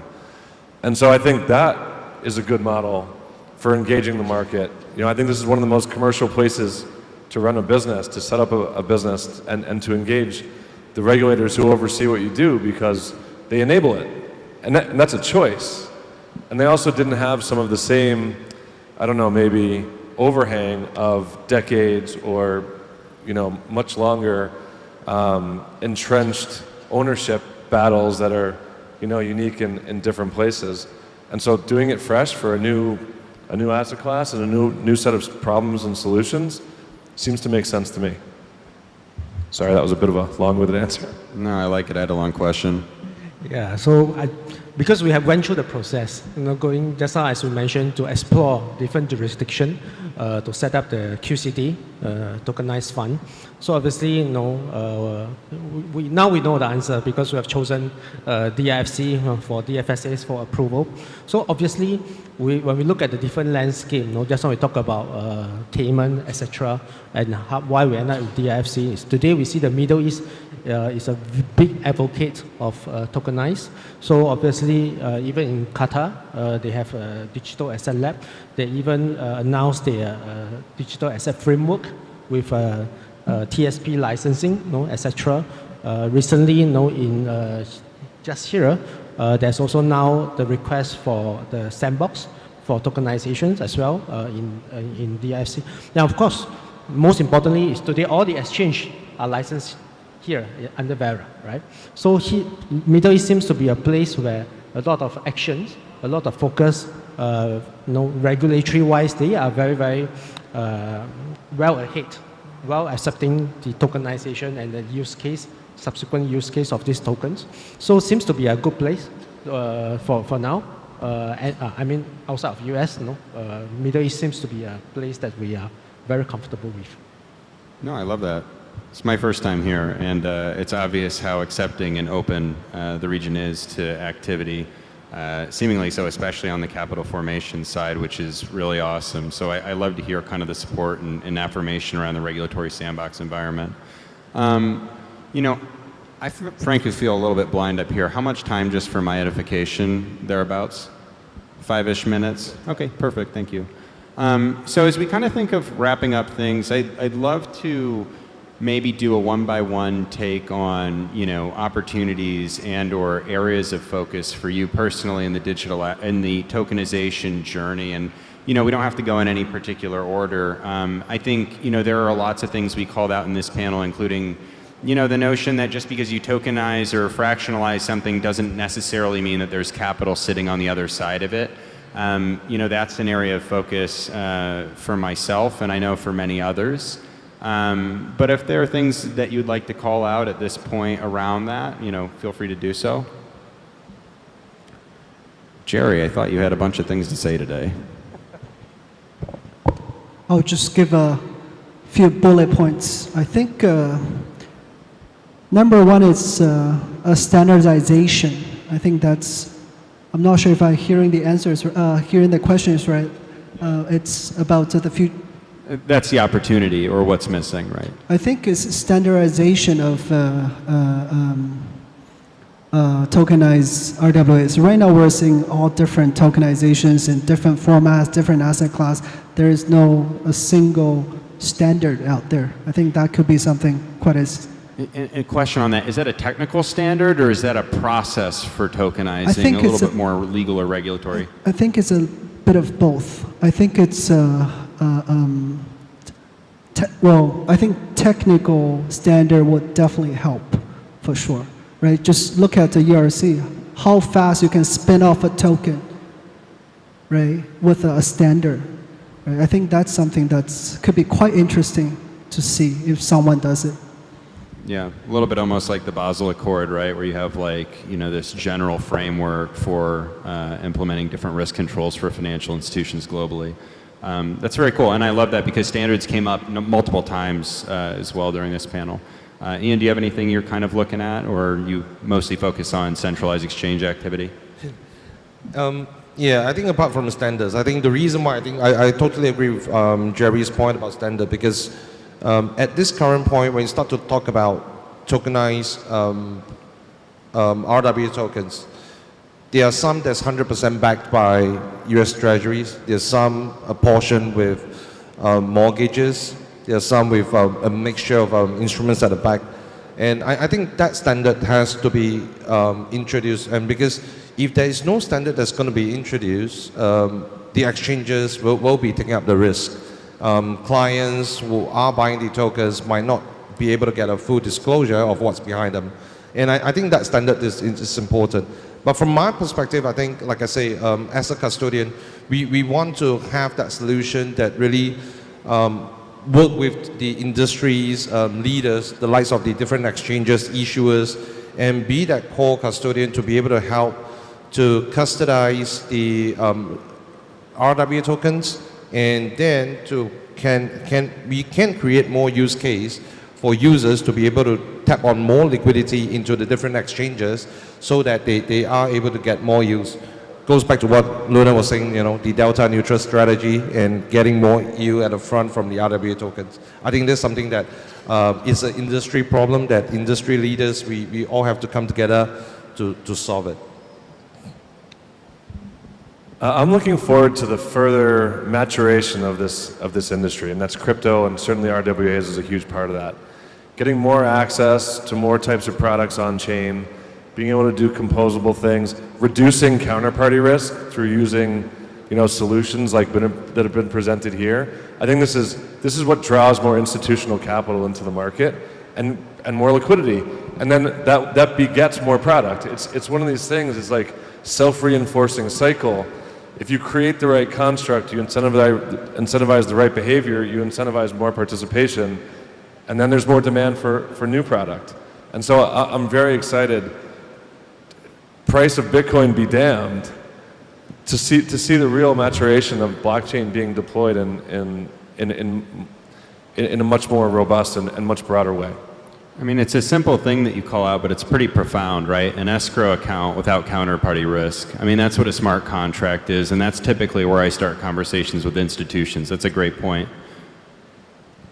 Yeah, I think maybe I want to mention one part, like, except for the practical issues we discussed, like how to solve it, how to build a model of RWA. I also wanted to mention that the consensus for people to accept RWA, or let's say tokenized assets, is very important also. Like, it took 15 years for Bitcoin to reach the level here. Obviously, Ethereum needs to work harder. And for now, I think RWA is actually chasing the pace. I've heard this concept for over 5 years. And I think currently, once we got a real use case, like the money market fund can be used in crypto world, the things can happen really quickly, and I'm looking forward to that. I'm thinking, you know, we are looking forward to be the crypto world and the TradFi world needs to be closer. Still, I think today they are too wide apart. Each of them are still thinking in their own space, right? For crypto world, I think they need the tradition. They need and they want the traditional money to come in. Traditional money wants to come in, but the crypto world have to give up something or accept some changes, same as the traditional world, right? They have to accept the efficiency of the crypto world, you know, to match the efficiency before that money can come through. But today, I think both of them are a bit too wide, and both worlds need to accept some changes or accept some parts of the other world. For just now what we all talk about, liquidity, flows, everything, acceptance, that flow then will come through. Today, I think a lot of both worlds are still a bit insistent on their way of doing things. But I think each have to recognize that some part have to go. that change have to comes about for that merging of the two capital markets. Got it. No, that's super interesting. So there needs to be collaboration on both sides, right? Where you do a little more teach-ins on the asset management side with, some crypto professionals and vice versa. Frankly, there's two separate languages in a lot of respects, but every day I think that we see that gap reducing, which is really awesome. So I think we're about at time here. Yeah, it was fantastic. Thanks so much to all our panelists. Please give it up for them. Thanks. Thank you. Thank you.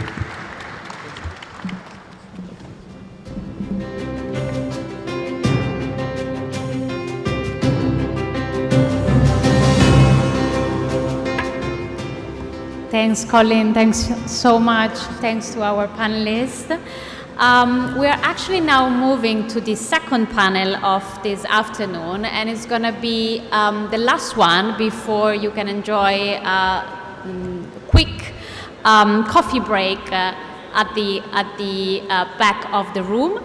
But before that, the next panel is going to be on how tokenization is reshaping deposit instruments and global trade finance. From real-time settlements to unlocking working capital, this panel addresses the opportunities and challenges of digitizing financial primitives. I will call on stage Daniel Gabriel from Accenture, and also his panelist, this side. Daniel, yes, we have only one stairs. And also his panelist from PwC, Middle East, Fireblocks, XWeave, Linkscap Investment AG.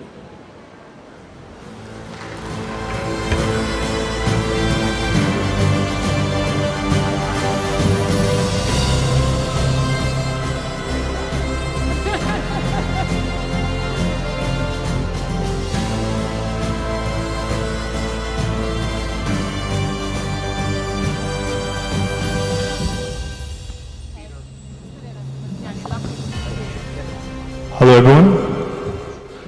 The last panel. It's glad to hear that there's coffee and something to eat afterwards. There's a couple of people asking me for where the snacks are. So my name is Daniel Gabriel, Accenture Global Lead for Compliance Risk Regulation, and also the Middle East and APAC Lead for Digital Assets and Currency. Great to be here. And we're here to speak about the topic again, broadening the discussion around tokenization. And it seems that every single week or every day we hear more about tokenization activities around the world, how important it is, and how we're moving into this future realm of tokenization of real-world assets. Two areas where we're hearing a lot more of tokenization are the topics we're going to discuss today, which is around trade finance and also around treasuries or tokenized deposits. And to talk about that, we have a phenomenal panel here today, so thank you very much. We're also meant to have Hartam from QNB, but unfortunately he could not make it today, so wishing him the best. So I'll just throw it to the panel as well, just to introduce yourselves and talk about what are you doing in the tokenization space around trade finance and also around tokenized deposits. Hey guys, Milind Sanghavi. I'm the founder and CEO of XWeave. We are a non-custodial orchestration layer.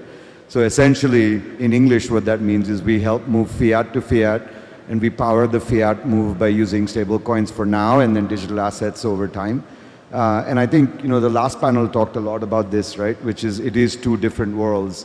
As a background, I come from the Web 2 world, and we're trying to build an exceptionally boring Web 3 business that is fully compliant. And so I think the way we look at it is there's two different languages, but no translator in between. And for XWeave, what we're trying to do is work with regulated partners to figure out a way to move money in real time and do it powering by digital assets. So looking forward to the conversation. Thanks for having me. Fantastic. Thanks, Milan. Stephen? Hi, so my name is Stephen Richardson. I'm the Chief Strategy Officer and Head of Banking at Fireblocks. Fireblocks is a digital asset platform infrastructure that's used to support everything from key management and custody all the way through tokenization, payments, orchestration, and the like. Really what we're focused on is enabling our institutional customers and enterprise customers across the globe to be able to architect and launch digital asset businesses, whether they be in the crypto native segment or as we're seeing more towards the real world asset side of things. So looking forward to the panel today. Peter? Yes, hi everyone, nice being here. We are coming, me and my team members over here are coming from Switzerland. We're also Luxembourg-based company which specializes in investment in a very, let's say, peculiar subset of the real estate products which we convert into bond offering listed on Luxembourg Stock Exchange. So we kind of compete with interest yield products by offering something which is of a similar nature in terms of security, but has a different angle to it with the real estate exposure. And we currently are offering and linking this product to the legal framework in Dubai to kind of create a bridge between the demand for proper, let's say, solid real estate-backed yielding products and offer some diversification you can get from the real estate in other parts of the world, Europe in this case. Thank you very much. Excellent. Can't wait to talk about real estate tokenization with you as well. Okay, so great. Serena. Thank you. Serena Sebastiani, good afternoon, everyone. I lead our digital asset and asset wealth management platforms at PwC in the Middle East. What we do in this space is quite wide. We work with governments, regulators, central banks across the Middle East.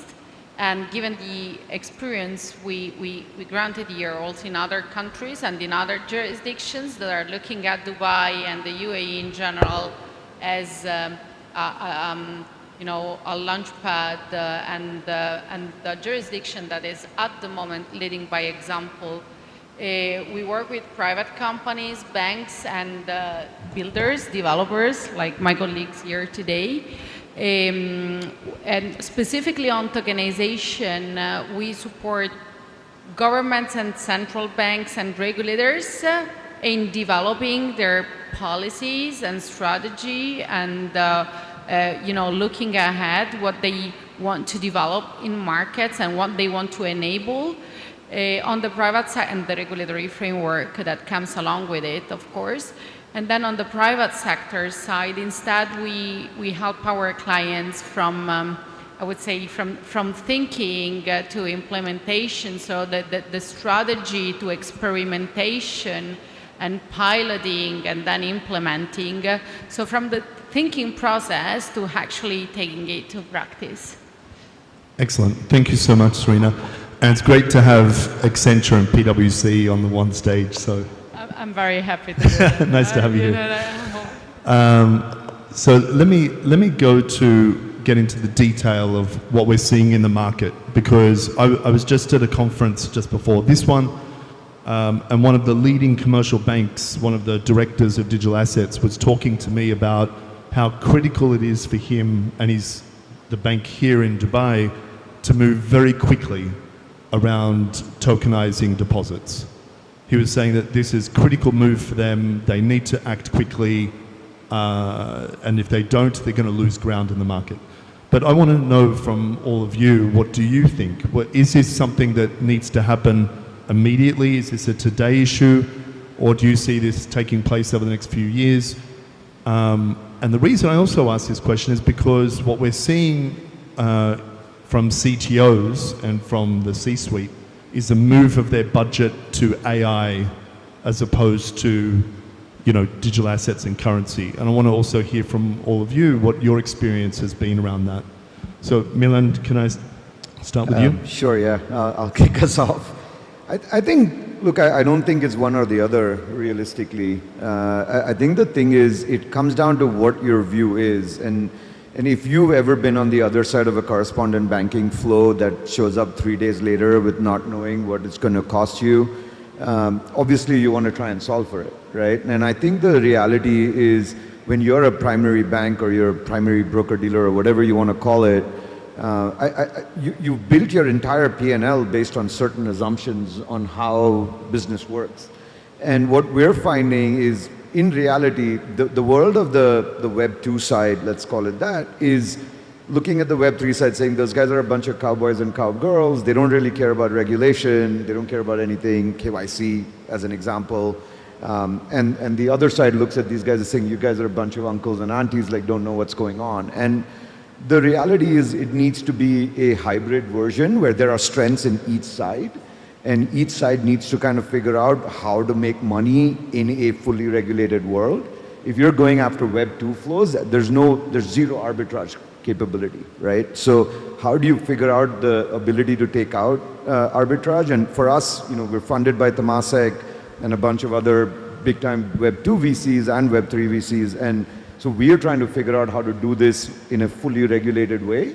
And so we don't touch the money, and a lot of other different solves that are there that are strengths in the Web 2 world. So I think everybody's going to come out over here at some point, somewhere in the middle. Great, thanks for that.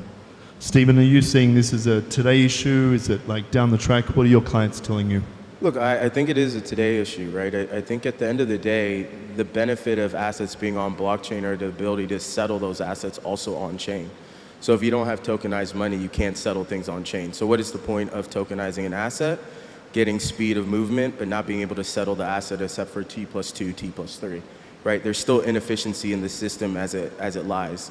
I think, from a real world asset perspective, right, if you think about tokenized deposits, there are real strong use cases across of payments and across of internal treasury that we're seeing folks start to solve, right? And you look at things like remittances, look at apps like Dollar App and what they're doing, utilizing stablecoins to be able to settle cross-border remittances.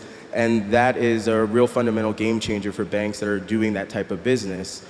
When you're looking at smaller retail and commercial banks that are completely dependent on large correspondent banking networks, and those costs are in effectuating, increasing the cost of their business, the ability to create tokenized deposits and to create point networks to be able to settle those assets and minimize the need for correspondent banking is a real utility on their business, right? You're not JP Morgan that's clearing significant cash across the globe. The ability to then disrupt is key. So I think when you're talking about solving real commercial use cases, the idea of tokenized deposits or around tokenized cash becomes fundamental in changing the models by which assets being brought on chain are being able to utilize. And you can look at the crypto native segment. Before tokenized cash like Tether, right, the ability to move cash across geos to be able to buy Bitcoin or other assets was limited by the speed by which we were able to move fiat into an exchange if the exchange could take fiat. Once you start to see the proliferation of tokenized stablecoins, you start to see the growth of different exchanges, you start to see the growth of DeFi, right? And that powers the ability to move money on chain, powers that. Now, I think to your question around AI, I worked for Accenture, and in 2013, we were talking about robotics automation as a mechanism to decrease costs within large financial institutions. That died out by 2016, 2017, and then you see this reemergence of AI when you have a better UX interface that allows, commercial organizations and retailers and consumers to be able to interact with this new technology. I think we're in the same place when it comes to digital technology or digital assets today. The UX UI interface for how you interact with money and interact with these assets on chain is still limited. The ability to then proliferate that technology across the board is still limited. So, you're not in this basis where you're making a choice between AI or digital assets. You're actually in this place where you're making a choice between the evolution of the UX that makes it a utility across the board, and that's still coming too. So I think there are companies that are there that are building this UX UI interface that will enable folks to be able to leverage this technology in a real way. Okay, it's super interesting. We'll talk more about that in a moment as well. Because I know that Fireblocks is doing some fantastic things in the tokenization space around tokenized deposits. So we'll come back to that. Peter. Let me look at this from a bit different angle. So it's important for different market players, depending on their size and the requirement for swiftness, let's say, versus the yield to use something that has been established as an infrastructure. So you're talking about, technical capabilities to process fast, granting and forwarding the security, et cetera, et cetera, et cetera, which is taking place all over the place. But effectively, the fundamental risk probably remains the same. At the end of the day, fundamental capacity, whatever, of the economy, of the project to yield certain yield. And it should be one of the driving factors which will be considered in the competitive process of allocating funds.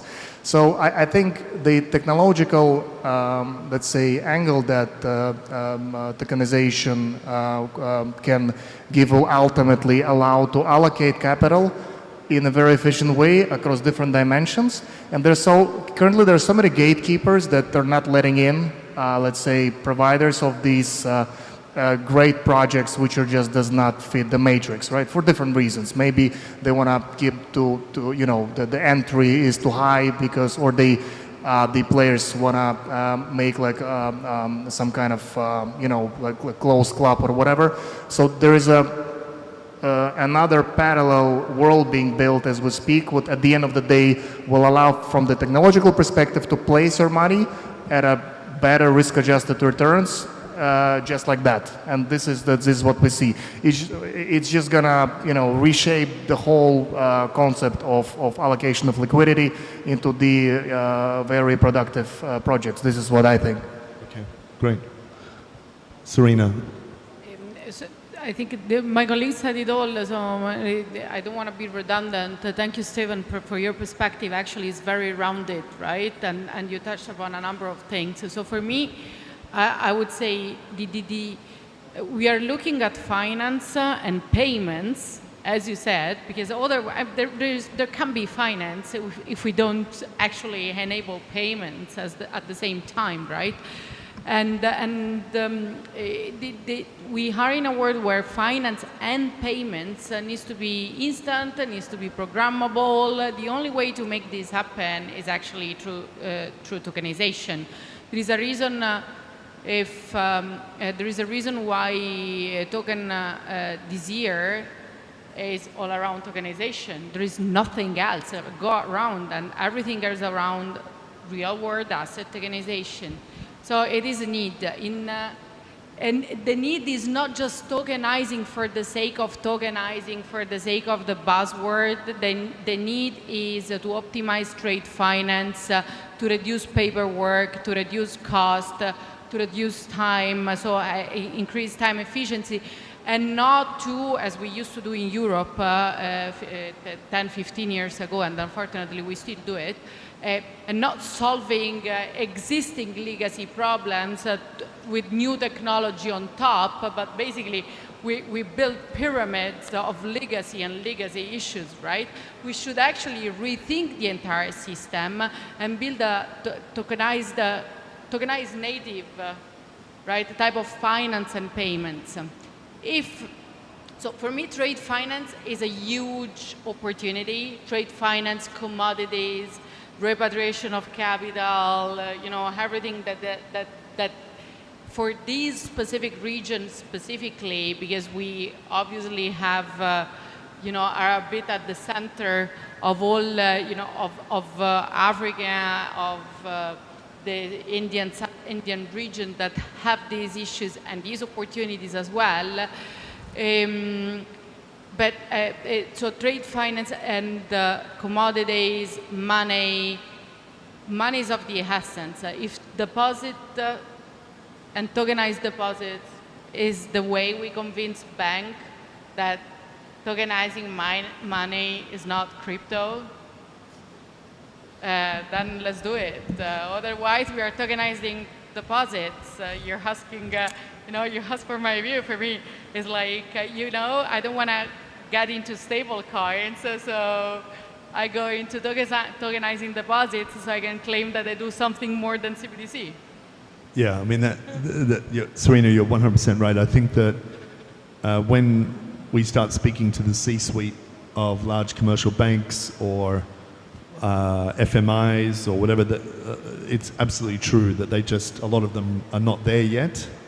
Some of the discussions are still at blockchain 101 and some of them are still at what is really crypto, unfortunately. So, but can I ask you, going back to you again, Serena, when you look at this market, because you're the head of MENA for PwC, when you look at this market and your clients and the projects that you're actually working on, because a lot of people talk about tokenization, but there's not a lot of execution. And so when you look at the projects that you're actually working on, what has been most interesting for you? What has been a really interesting project around tokenization that you've worked on where you say, this is the future, and a lot of the other companies are going to feel mofo about it and FOMO about it, sorry, mofo. FOMO about it and come over and do it as well.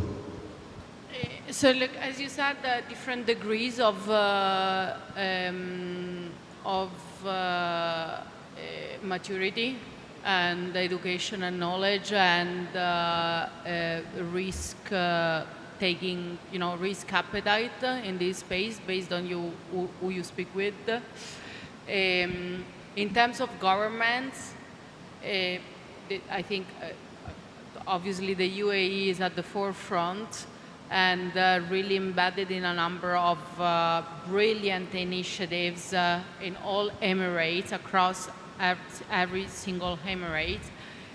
But the interesting space in this specific region, the GCC, is Saudi Arabia, obviously. And Saudi Arabia is so keen at tokenization that, it's a way and real-world asset. Why we call it real-world asset tokenization? We could call it just tokenization and that's all right.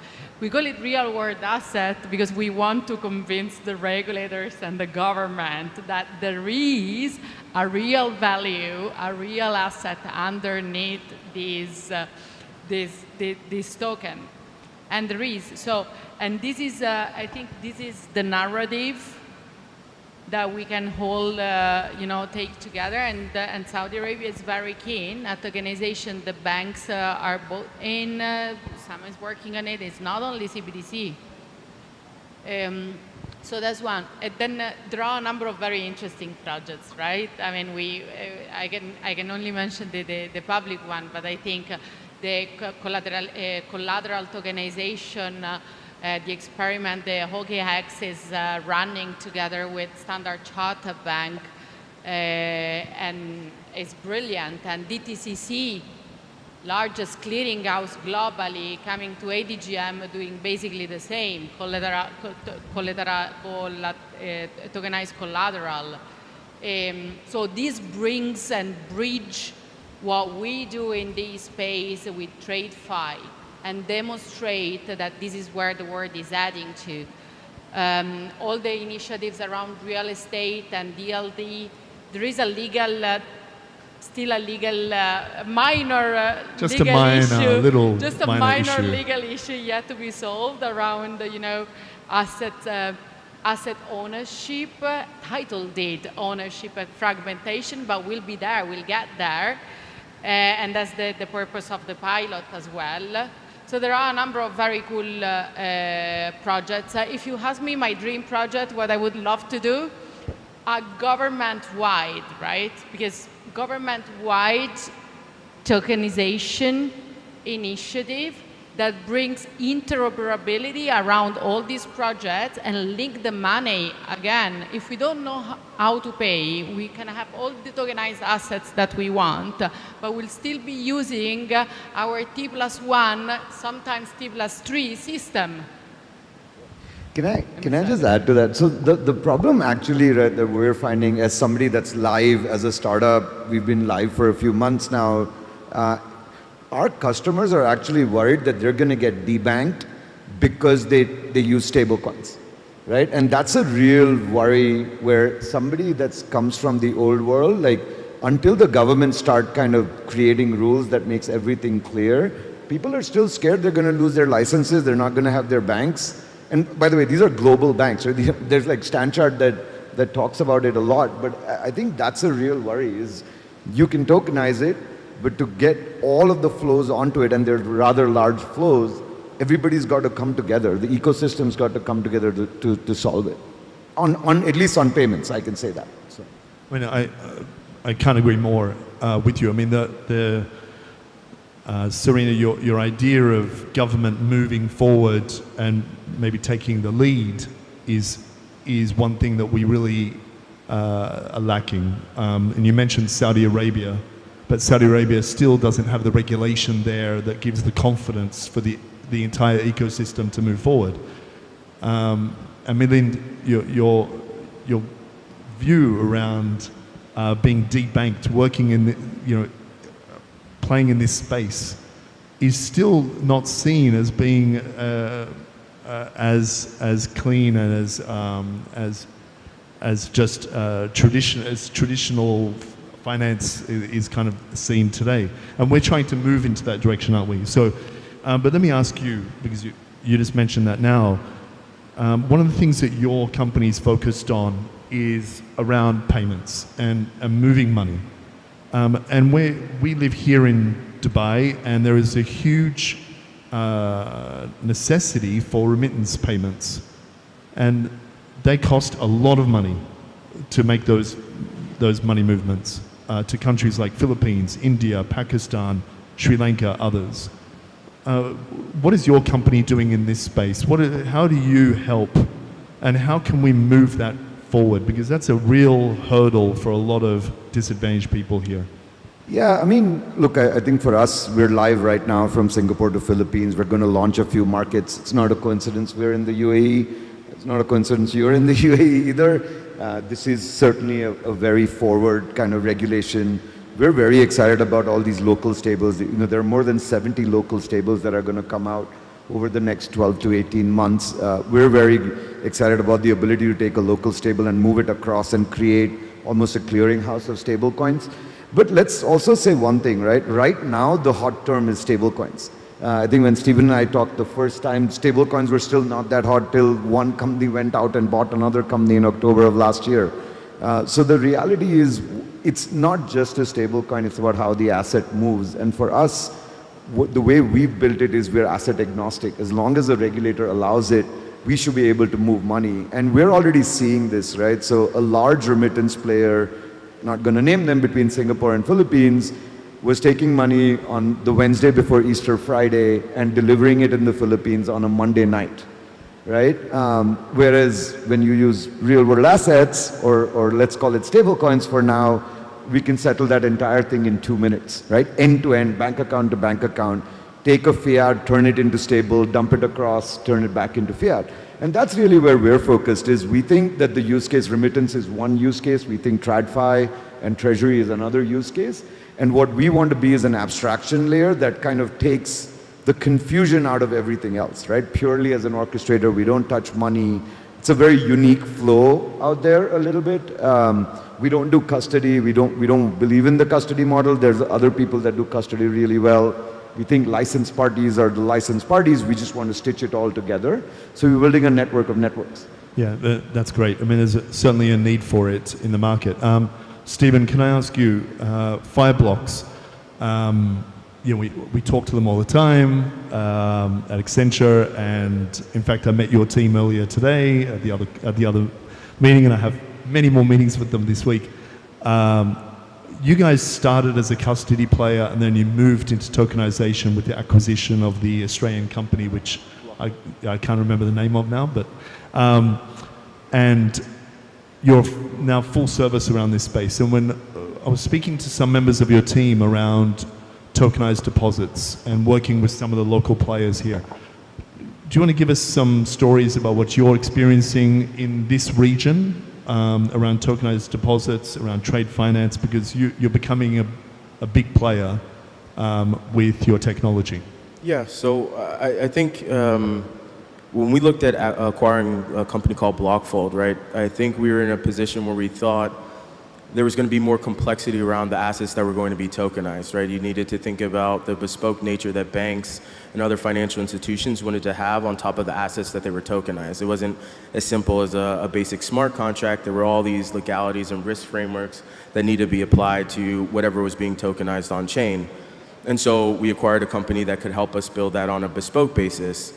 I think if you think about where we are right now, we're probably in like what we call like horizon 1, right? Tokenization is happening at a very simple basis. It's happening at commodities, like real asset commodities, and it's happening with fiat money, right? And so I think the complex tokenization is the thing that comes across the board because you actually need the infrastructure of assets being on chain to again effectuate the distribution of other assets that are going to be tokenized. I think when you think about what we're seeing here, and I would actually say it applies very similarly to retail and commercial banks in the United States. You have a set of big players in which money moves centrally through those big players. Those add implied costs to your business from a commercial perspective. And so what you're starting to see is a question of can we disrupt the ability and the flow of money on a point-to-point basis to reduce the cost that we're paying to these big players to in effect move money from a corresponding basis. And so if you think about a large commercial bank here in the UAE, they do and service companies that are moving oil, gas, oh, I have a moth on me, and other assets, right, on a cross-border from a trade finance perspective. There needs to be utility that is gained on both sides. So I think the reason you're not necessarily seeing significant growth is there isn't utility on both sides yet. If you are the exporter, right, you're taking an invoice basis, you have a buyer that's then posting capital later, what is the incentive for someone to pay you early? There is none, right? Now, what is the incentive as you tokenize a money market fund and say post collateral in a money market fund, you can still earn yield on that capital while it sits in a smart contract, you can then collateralize or tokenize the invoice statement, you post some level of capital and there's someone that does a credit risk basis to supply the cash. Now you have utility on both sides of the coin. Right, and I think if you look at an example of like Biddle, for example, with their tokenized money market fund, if you would ask BlackRock who they thought their clients would be on day one, they would have said institutional investors that buy our funds today. Who are the people that are actually buying BlackRock funds? Large crypto native exchanges and large market makers. Why are they buying those funds? Well, they have a ton of capital, they weren't adding or getting any yield on those capital. If you're a market maker, right, you post collateral to an exchange, you earn no interest. So what do you do now? You buy a BlackRock fund, you hold it, you put it as collateral on the exchange, you minimize your cost of capital, you trade and you earn interest. There's now utility on both sides. And I think that's the gap that we're seeing when we're talking about like tokenized assets. We're generally looking at a one-sided solution rather than really the utility that needs to happen across the ecosystem to increase distribution of that asset. And so when you're talking about like tokenized deposits today, the question we'll always ask a bank is, what is the real utility outside of what you're doing at the bank? If it's just for the sole purpose of disrupting Dollar App, or if it's just for the sole purpose of maybe thinking about deposit increases because you see Circle doing it, then really your distribution mechanism is quite limited because Circle has a pretty extensive ecosystem of which their token is able to move across the spectrum, and it's open and it applies where multiple players can utilize it.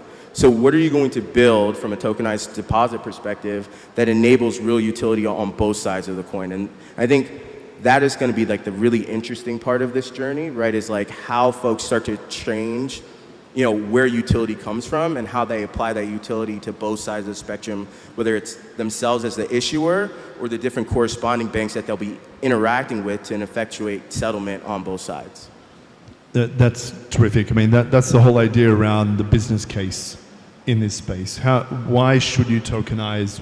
Really, why should you do this? And this is a conversation that we're having quite often with a lot of the players in the market. But thank you very much for that. Peter, can I ask you, what are you experiencing here in the tokenization space, and what's something that you're working on today that's of primary interest to the audience? You mentioned around real estate tokenization. Is there anything else that you're looking at in your investment arm? It's basically the world is becoming a single marketplace. We're heading towards this. So there are local regulations, there are different boundaries which are used to be a bottleneck for the transfer of money or whatever value because of the technological constraints or whatnot. And we're looking now that it's not the case anymore. So what will happen is that at the end of the day, investor will be able to facilitate efficient asset allocation, being in South Korea, here towards any other part of the world with a standardized contract. And there are two aspects to this, why we are here. Dubai offers very, let's say, hands-on and very proactive support of the upgrade of the legislation, which allows to offer the product to the broader audience, also the retail money. It's still under the supervision and everything is done, as we see, very properly and decently, but it's really tries to be ahead of the curve versus some of the European jurisdictions. At the same time, you want to take advantage of the benefits that some other jurisdictions at the place where your asset is located, let's say Luxembourg, which have, good political stability, they have certain rules which work, and you don't want to make it better. So we are creating bridges between different, sources of capital where it's stored versus the places where it can be efficiently deployed via very, proper supervision, which is not more than you want, but also it needs to give certain level of comfort to the investors. So I think this is the key trend. That's great. Yeah. Just checking, how much more time do we have? 15 minutes? Okay. 5, just joking. All right, so Serena, let me ask you again around the timing of this. What, in your view, how much time is this going to take? Because everyone's been talking about tokenization for many years. Everyone's looking at the use cases. Everyone believes in it. But how do we get it across the line where some of this becomes ubiquitous? And we see, for example, in the UAE, you see regulation, and the ecosystem is here, everything is ready. You have the players who are here as well. You have the advisors who are here as well. What do you think it's going to take to move this forward and see tokenization really taking off? I can give you the answer I give to my leadership when they question why I'm doing this business in this 1 year, right? 9 months. But that's not reality, right? So I think it depends on the space, and again, it's different type of maturity. Sorry, it depends on the space, and again, it's different, and geography as well is different type of maturity. Finding the utility for each of the use cases is of the essence, and maybe the easy one to get are the finance-related ones. So, funds, collateral, and so on. Why? Because the big guys are there, right? So the time that we are able to bring in the likes of JP Morgan, BlackRock, DTCC, Blackstones, and so on, then that's the market, right? That's the liquidity that you need plugged in the market. You don't need anything else. And then from there, you have an effect, a ripple effect that then, can go into trade finance.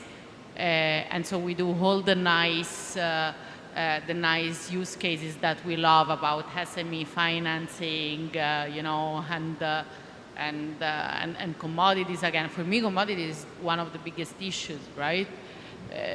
But maybe it's not the first one to solve for in order to get this as a norm. Okay. So I would say 3 to 5 years. I don't see any issue for it has to be there with some different level of maturity.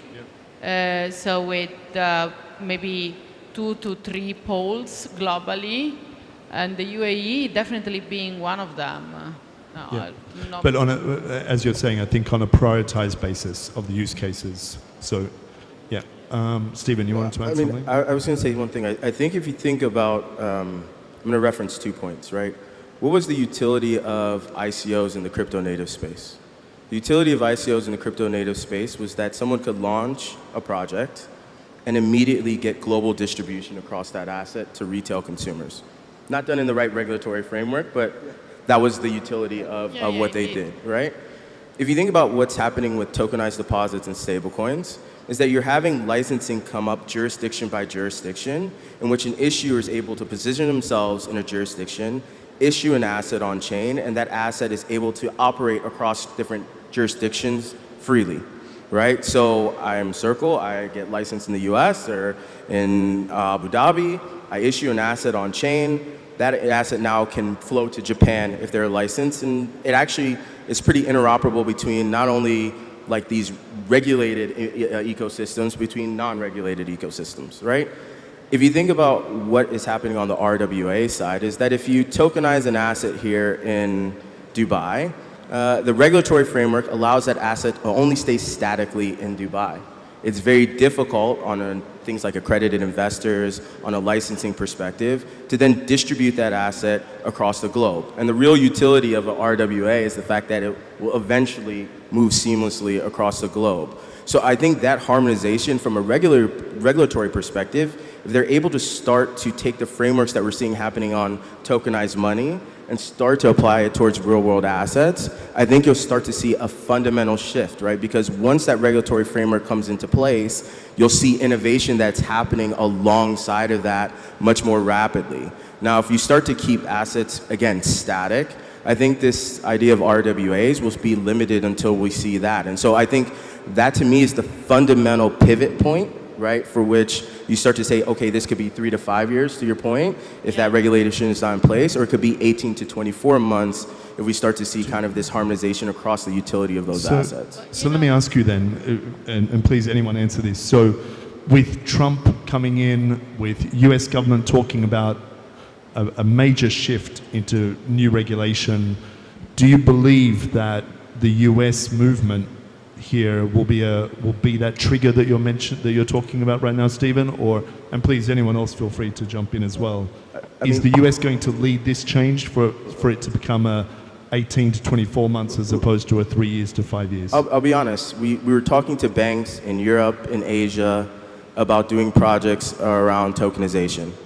And their view is like, we have a subsidiary in the US and we don't want to touch it. Like, not even POCs touching Ethereum, right? So at the end of the day, when you look at where funds flows, where money moves, where they have entities set up in their businesses, until there's an understanding that they can operate in this space without being penalized in both their domestic markets and their larger commercial markets, there's going to be an impetus for them to stop. I think that shift now is opening up people to experimentation, I think, in a real way, and leveraging kind of like, you know, what looks to be a framework that might be adopted more globally. Yeah. Can I interject just something here? I think we gotta also differentiate between issuance, we have to differentiate between issuance and distribution. Eventually what distribution is what matters, right? Because that needs really like the giving access and I believe there is, you know, the opportunities actually, although the regulatory framework is not aligned, to have that distribution layer still on, and so giving you know, institutional players as well access. What do you think? Sorry, but the reality is, like, for example, like we're trying to use assets that are issued, let's say, in country X. There's regulation in country X that makes the issuance clear. There's distribution that's technically, sorry? Yeah, with exception. No, but no, I mean, I'm saying macro, right? But the thing is, when you try to clear it into the other market, because even if there's distro, there's always global distro, right? There's a global market maker sitting somewhere. But the point is, how do you clear it so you can solve, whether that's tokenized deposits, stable coins, or any other asset, at the end of the day, different regulation looks at different pieces differently. And so how is that all going to solve together? It's not, I don't think it's just one market or the US leading it. I think it's got to be, you know, an entire trend towards it. And look, the reality is we're sitting in 2025. We've been hearing about these real world connectivity problems like Guardian and all the others for the last 5 years. And yet nobody's solved real world interconnectivity, right? And so it just needs to be chipped away. And I don't think the world's going to wait 5 years. We're going to have to figure out a way to solve this. And a key example of this is one of the exchange partners that we have that we're integrated with. For them, when you tell them, hey, the spread's at 30 bips, they're like, yeah, normally we charge 500, like 30 bips isn't that much, right? But you're sitting there saying, look, there isn't 30 bips in this business. Like, you got to figure out a way where flow comes and all of that. So I think the whole ecosystem needs to come around. I don't know if that supports what you're saying, but everybody's going to have to chip away at this thing together, in my opinion. No, and we could talk about this for a while, but I'm being given this. I agree with you, actually. I think that in many respects, what we're hearing anyway, is that our clients are looking at the US and they can't wait for the change, and they think it's going to lead the market. That's what we're hearing from our clients. Serena, you're probably hearing the same thing from yours, and Stephen probably the same from yours. But look, it's very interesting what's happening next. Let's wait and see. But can I say thank you very much to the awesome panel. Serena, thank you. Peter, thank you. Stephen, thank you. Milind, thank you. And again, I think coffee is now being served, finally. So thank you very much to all of you. Cheers. Thank you.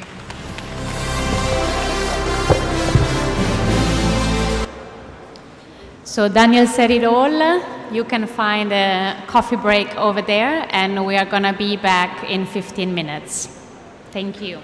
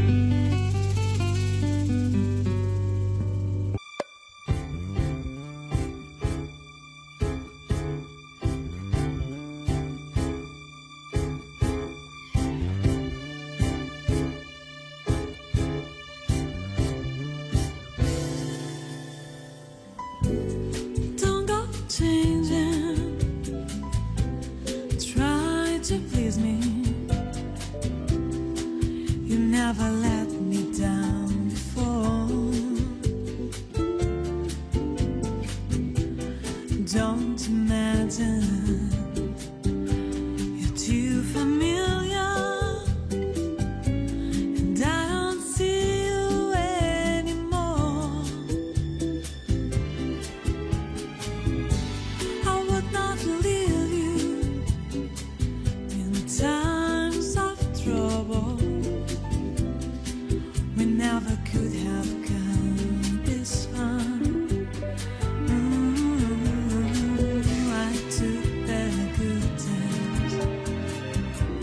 take the bad times. I'll take you just the way you are.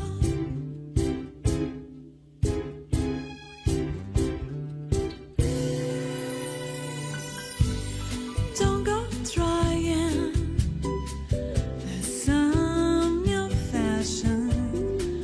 Don't change the color of your hair. You always have my unspoken passion. A fog I might not seem so care. I don't want clever conversation. I don't want you work that hard. I just want someone to talk to. I want you just the way you are. I need to know that you will always be the same old someone that I knew. What do you take? Do you believe in me? The way I believe in you. I said I love you, and that's forever. And this I promise from my heart. I could not love you any better. Yeah. I love you just the way you are.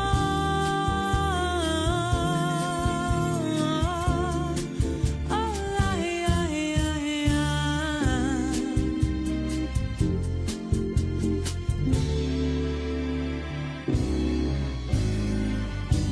I don't want clever conversation. I don't want to work that hard. I just want someone to talk to. I want you just the way you are. I want you just the way you are. I want you just the way you are. I want you just the way you are. I want you just the way you are. I want you just the way you are. I want you just the way you are.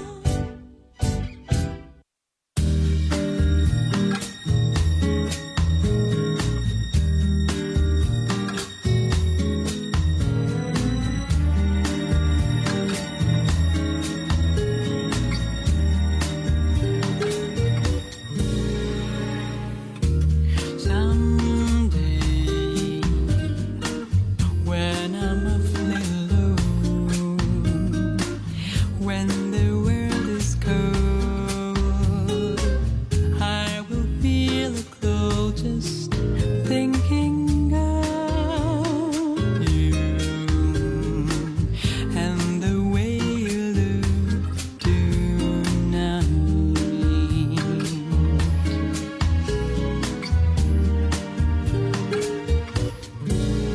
You're lovely with your smile so warm and your cheeks so soft. There is nothing for me but you.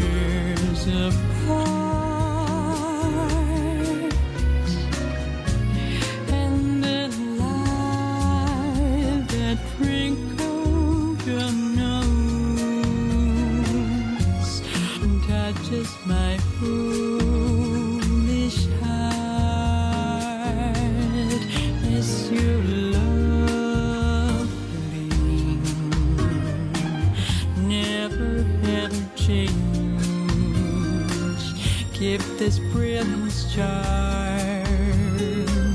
Won't you please arrange it? 'Cause I love you just the way you look tonight.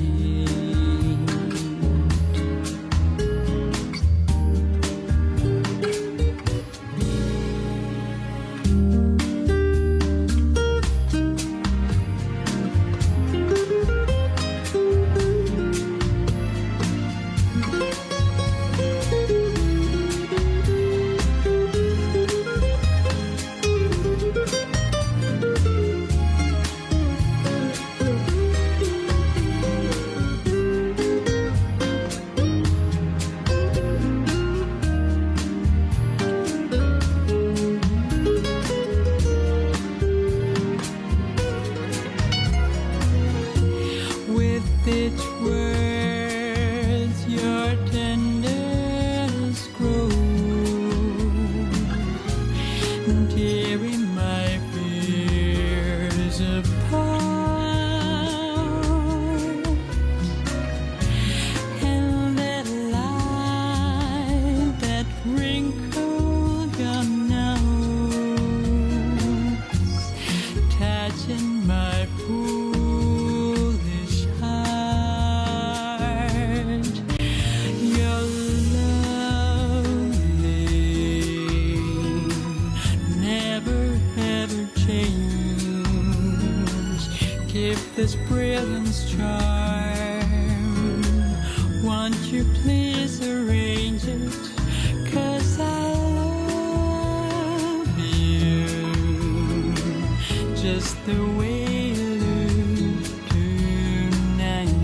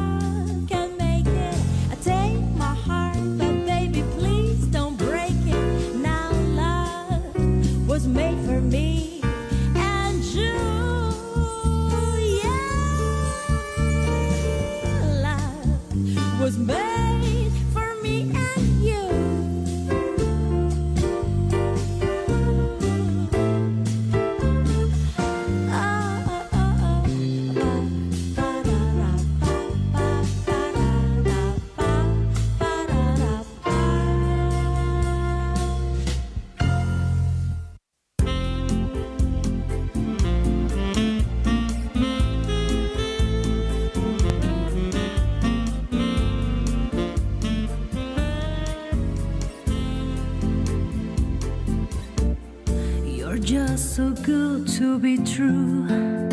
Can't take my eyes off of you. You've been like heaven to touch. I wanna hold you so much, as long as love has arrived. And I thank God I'm alive. You're just so good to be true. Can't take my eyes off of you. Pardon the way that I stare. There's nothing else to compare. The sight of you leave me weak. There are no words left to speak. But if you feel like I feel, please let me know that it's real. You're just so good to be true. Can't take my eyes off of you.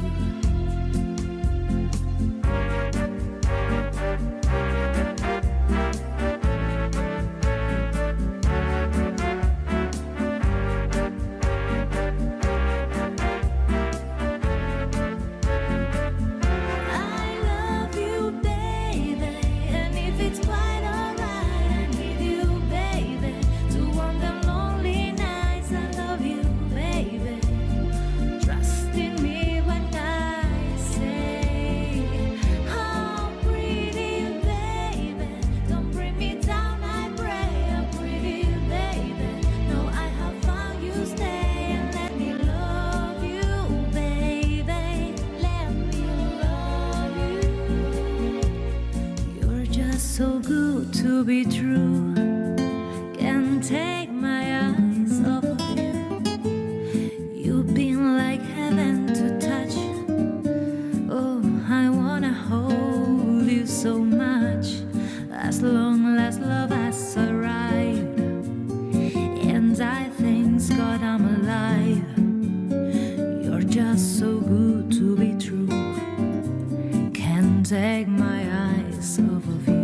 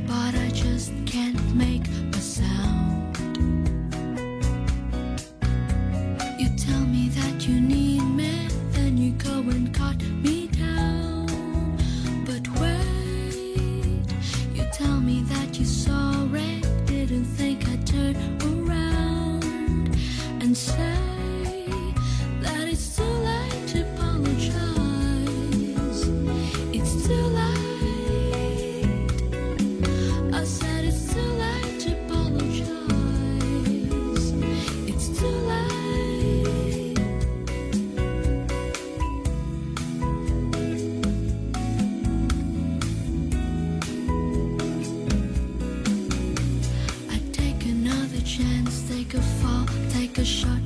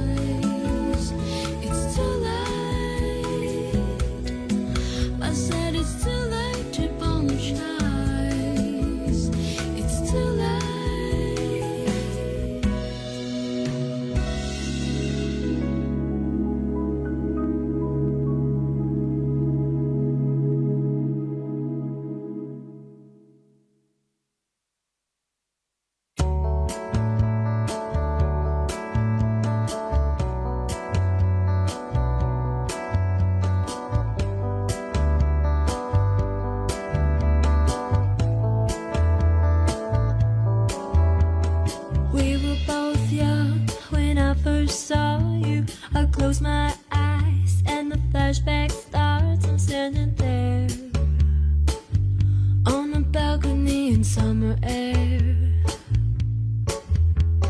See the lights, see the party, the ball gowns. See you make your way through the crowd and say hello. Little did I know that you were Romeo, you were throwing pebbles, and my daddy said stay away from Juliet. And I was crying on the staircase, begging you please don't go. And I said, Romeo, take me somewhere we can be alone. I'll be waiting, all that's left to do is run. You'll be the prince and I'll be the princess. It's a love story, baby, just say yes. So I sneak out to the garden to see you.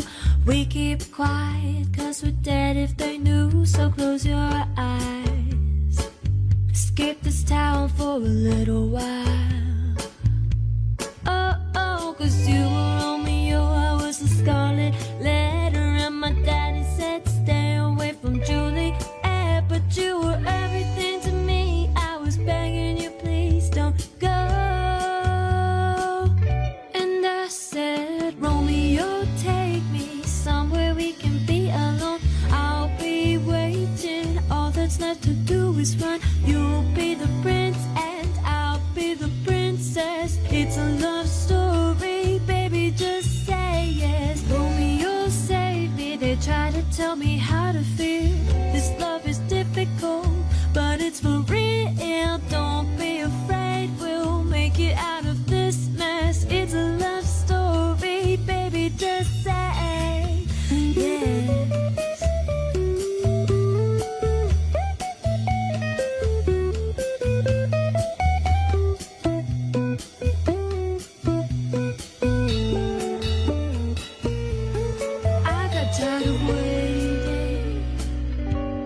Wondering if you were ever coming around. My faith in you was fading when I met you on the outskirts of town. And I said, Romeo, take me, I've been feeling so alone. I keep waiting for you, but you never come. Is this in my head? I don't know what to think. He knelt to the ground and he pulled out a ring and said, marry me, Juliet, you'll never have to be alone. I love you and that's all I really know. I talked to your dad, go pick out a white dress. It's a love story, baby, just say yeah. Oh, oh, oh. Ooh, oh, oh, oh. 'Cause we were both young when I first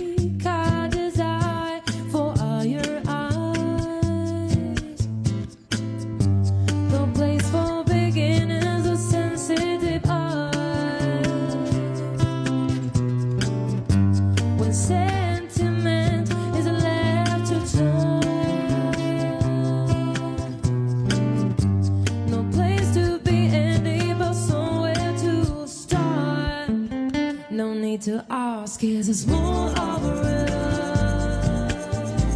Smooth operator. All right, guys, I gave you 7 minutes more than I should. So time to go back. We are now getting our next keynote speakers, and it's quite a privilege to have him here. Let me call on stage the co-founder and CBO of Plume, Teddy. Please, can you come on stage for a keynote on Plume's vision and commitment to RWA tokenization? Thank you. Cool. Thanks, guys. Hey, everyone. How's it going? My name is Teddy, and I am the co-founder and CBO of Plume.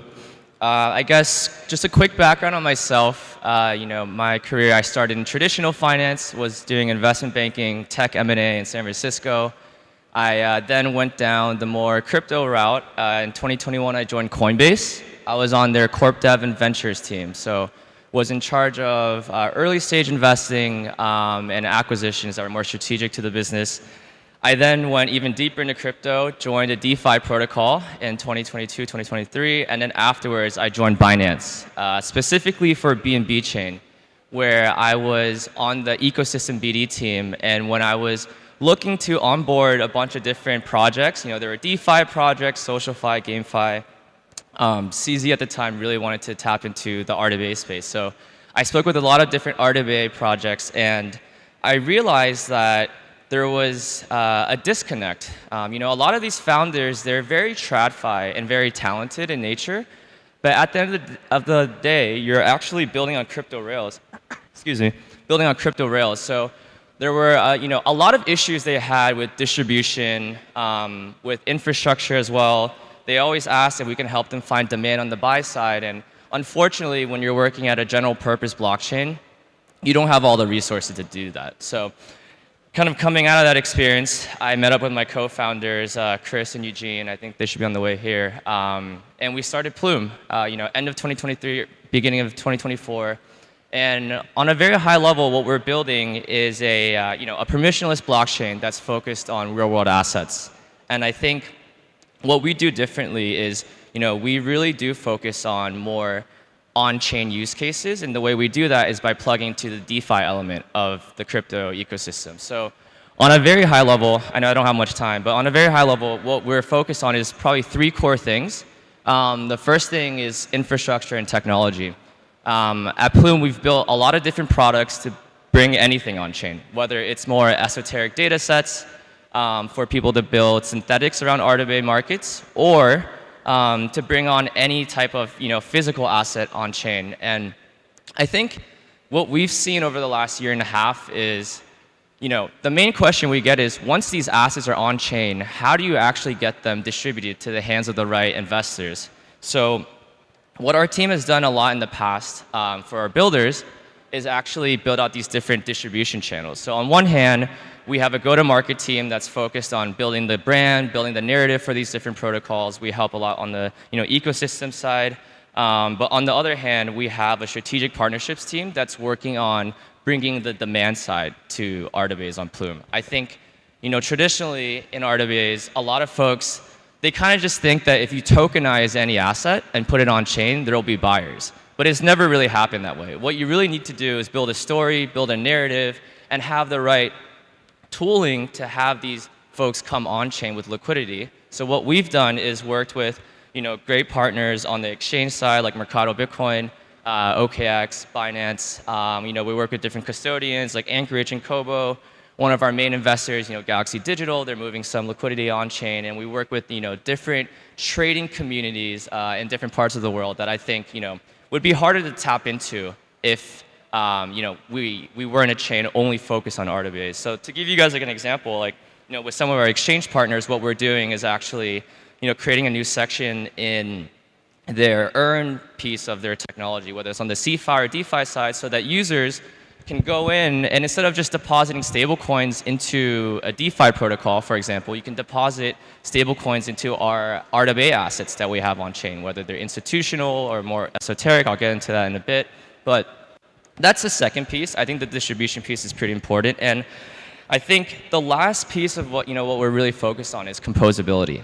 I think that what we're seeing now is, in the RWA space, when people have thought about RWAs in the past, it's only really been treasuries or private credit, a very static asset. And what we're really trying to do is bring on the DeFi ecosystem where people can, work with different lending protocols, with different AMMs, with different perp dexes, and really turn a static asset more dynamic. So imagine a world where, we're actually doing this with a few of the institutions in New York, where they can take their asset that, lives off-chain, bring it on the Plume, and then take that asset, collateralize it on one of our lending protocols, borrow more stables against it, and then put it into like another treasury vault or a private credit vault, or even something a little bit more spicier, like a GPU vault or like a durian farm vault. We're seeing a bunch of different assets pop up on Plume, which is very exciting. And I think for us, since our chain is more permissionless in nature, we're able to house all these different types of assets.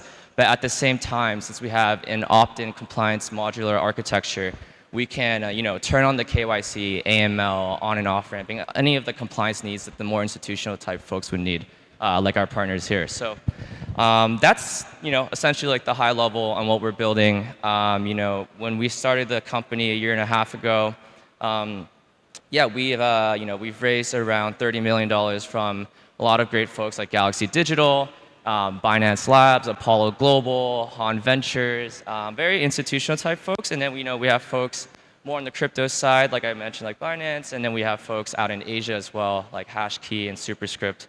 And I think for us, it's been a great journey. I think a lot of the times people in the RWA space, when they start building, they build mainly on the TradFi side for the institutions. And what we're doing differently is taking a more crypto native approach where we're building the ecosystem from the ground up, from the more DeFi side. And we have tons of builders. We have over 200 projects working with us on our testnet right now. And I think over the last 8 months, we've hit this inflection point where our brand and our team has grown big enough where we can work with the different institutions now. And I think for them, it's great to work with a chain that's more open in that nature and has liquidity from all facets of crypto. I think it's actually pretty interesting, but when we started the company like a year and a half ago, I feel like a lot of the institutions that we speak with in New York, they were still on permission chains. They were still trading on these chains where there's not much access to the rest of the ecosystem. It's more of a black box. And then after Larry Fink said tokenization is the future and put BUIDL onto Ethereum, then a lot of things started changing. And what we saw was the public chain space definitely became an area of target for more institutions. But the reason why Plume has been so successful with all of our eco projects, with all of our institutional partners, with all of our DeFi projects is because we've set out from the start to really build a chain that's only focused on RWAs. And I think when you have a chain that has all of its tech focused on RWAs, has all of its resources, has all of its partners, then you can really establish this capital asset flywheel to really build out these different use cases and distribution power that we can really give to folks. Like one of our partners in New York actually, because I always get this question like, so why build a specific RWA chain? Like what about these other general chains? And I kind of answered it just now, but to give you an example, there was a partner of ours that they came to us and they were like, hey, like before you guys, we were working with these different larger L1s and L2s. We had to go over there, win over the foundation, and then we have to go to every single DeFi primitive and ask them to take our asset as collateral because their ecosystem is not used to this RWA nature. So for us, they were able to come to us. We've been geared towards RWAs from the start. So it was very easy for them to work with us. We could take their asset and use it as collateral on our different DeFi protocols, and it's not unknown territory. And so, what we really want to do for the broader space is really package these products in a way that makes more sense to the on-chain audience while still having the compliance needs to work with the institutions that, that have invested in us, that work with us. And yeah, I think, similar to how the stablecoin got product market fit over the last, few years, we want to do the same for crypto. I think in a world where something that's tokenized becomes more permissionless, more liquid, more composable, like the stablecoin has, then I think you get real adoption. You get real adoption from on-chain users. I mean, if you look at the amount of, the number of wallets holding BUIDL or like OUSG, it's just way less than DAI and SDAI. So what we want to do for the crypto space is kind of like what stablecoins have done for the space overall. So I think, yeah, for us, we're very excited to be here. I think moving forward, we'll be announcing and launching our network fairly soon after Dubai TOKEN2049. So we're very excited to work with all of our different partners and really pioneer this new RWA-centric story and ecosystem that hasn't really been seen before. So yeah, that's the high level, and happy to chat with anyone and excited to work with y'all. Thank you very much.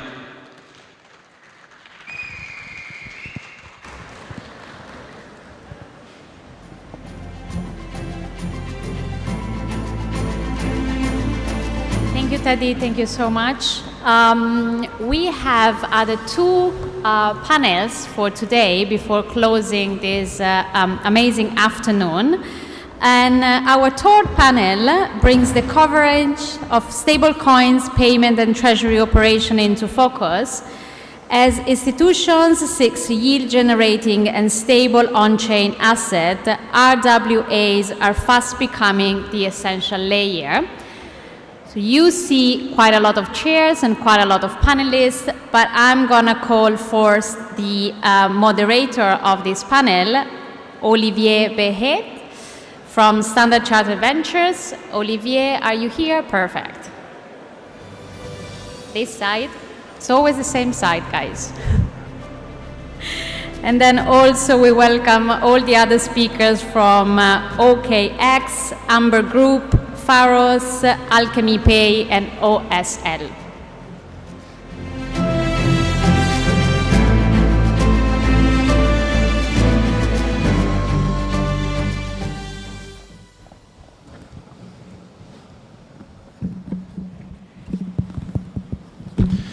Hello, good afternoon everyone. Welcome to this insightful panel discussion on the integration of real-world assets for stablecoins, payments and treasury management. Just by way of introduction, my name is Olivier. I'm an investor working at Standard Chartered Ventures focusing on crypto and digital asset companies, and I'll be moderating this discussion today. We have an esteemed group of panelists in our presence of industry leaders who are at the forefront of this transformative new asset class. So by way of introduction, let me kindly ask each of the panelists to say a few words about themselves, their organization and their role within the RWA ecosystem. Perhaps starting on my right with Eugene. Thank you. My name is Eugene Chang. I'm the Chief Commercial Officer of OSL. So OSL, we are the first license exchanges in Hong Kong. We are also a listed company in Hong Kong. And of course, this year, we are not only about Hong Kong, we also proactively looking to expand our business around the globe. So we're getting licensed, we already have a license in Japan. We're also getting licensed client. Yeah. Hi everyone, this is Romeo. I'm currently the Chief Revenue Officer at Alchemy Pay. So we are a global leading fiat to crypto payment solution provider. We always take a regulatory first approach. We've recently acquired several licenses from the most difficult countries on planet, South Korea, Australia, and also US. So our role in RWA is actually quite simple because we are already one of the leading fiat crypto facilitators. Obviously, we need payment facilitation for RWA to be able to bridge the current gap between fiat and the Web3 world. So there are two things we're doing. A is that we are launching our Alchemy chain later half of this year. We will be dedicated to a stablecoin and RWA-based layer 1 blockchain where we're going to be basically streaming all the fiat currencies and fiat-backed stablecoins and also RWA-backed stablecoins together, make sure we eliminate all the cross-border barriers. And secondly is that we are launching an RWA marketplace on our website as well that will be integrating with the leading projects like Ondo and Plum, for example, and very looking forward to discussing the details with you guys today. Very glad to see everyone here in Dubai. I'm Wish from Pharos. And Pharos is the fastest EVM blockchain, layer 1 blockchain, and achieving 50K TPS or 2 gigagas per second. Now we are working with some of the fintech companies like Ant Group to onboard the most high quality liquidity asset to be onboarded on Pharos and also delivering the best trading experience through our DeFi ecosystem. Thank you. Okay, good afternoon, everyone. This is Bao Yi speaking, and I'm now the managing partner at Amber Group.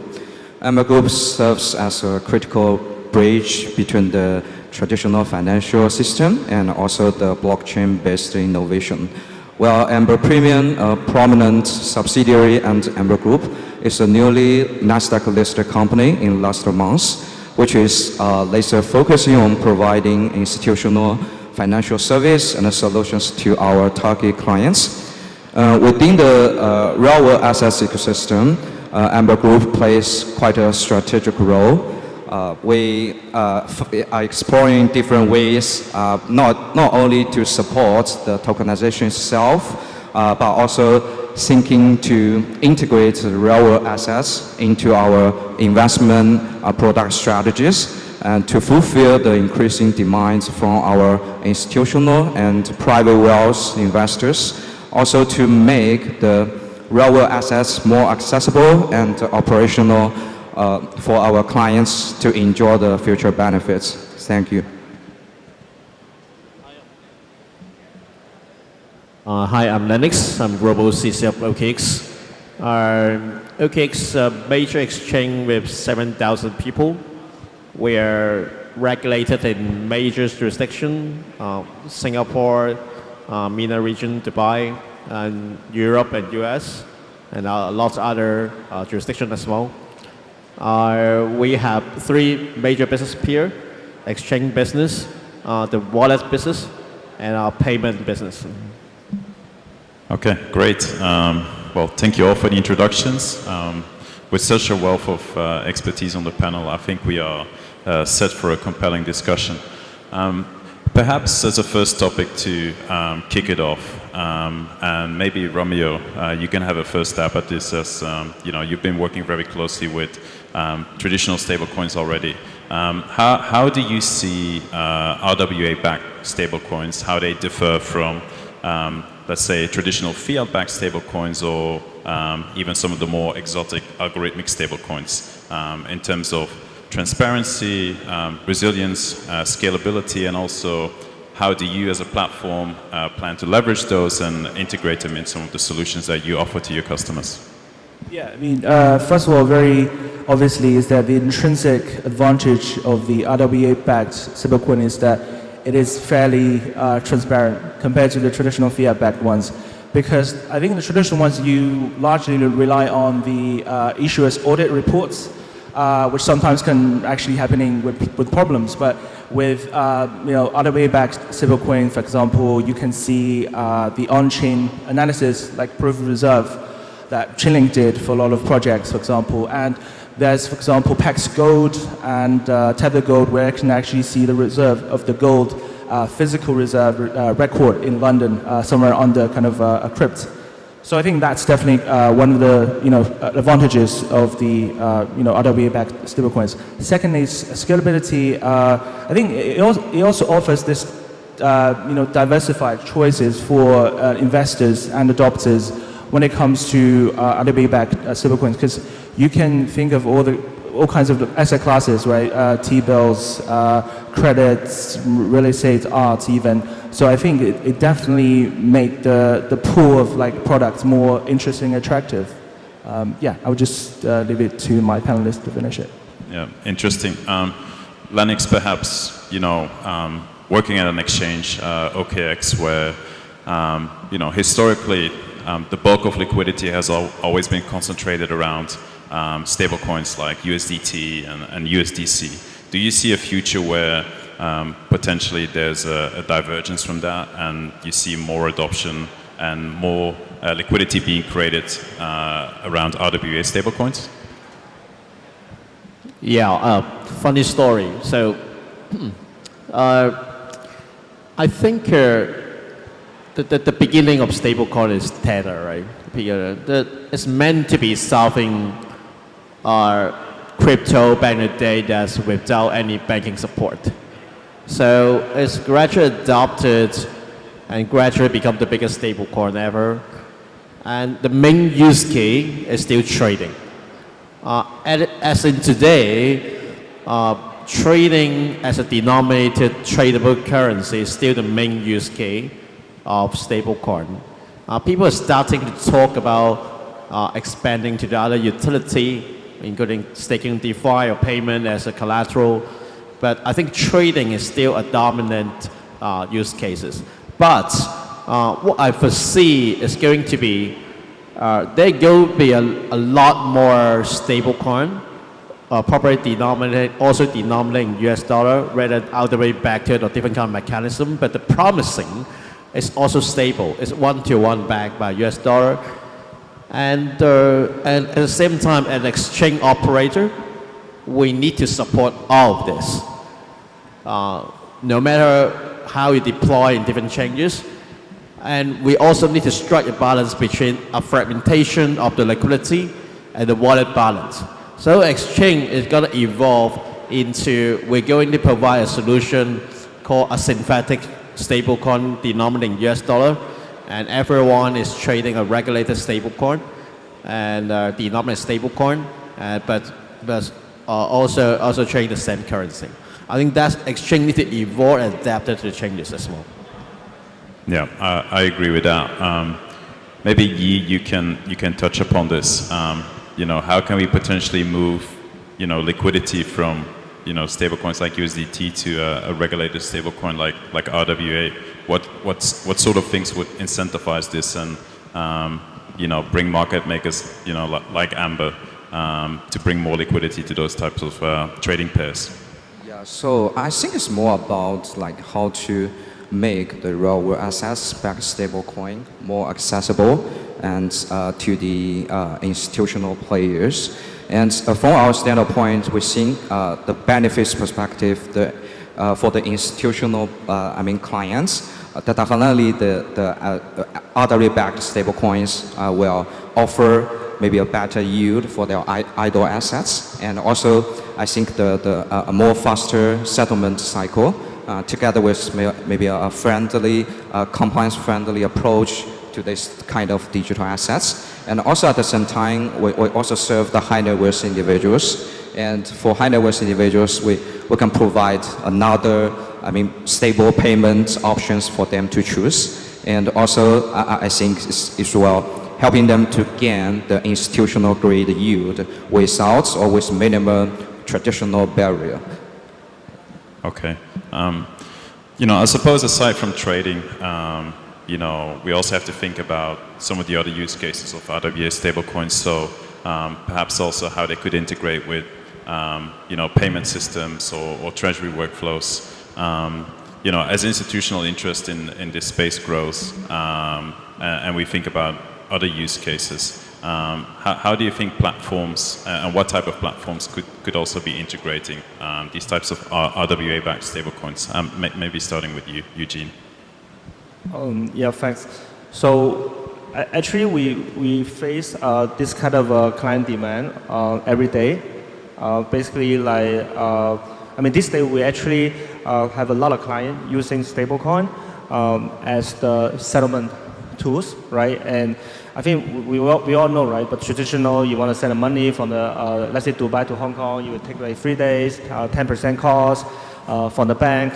Yeah, you know that well. Then for stablecoin wise, and then you can do it maybe 20 bits, etc. Right? So we do see more and more, especially like TradFi people, traditional commodity people, they start using stablecoin as settlement. They see the benefit, and then they basically told their friends around to use that as well.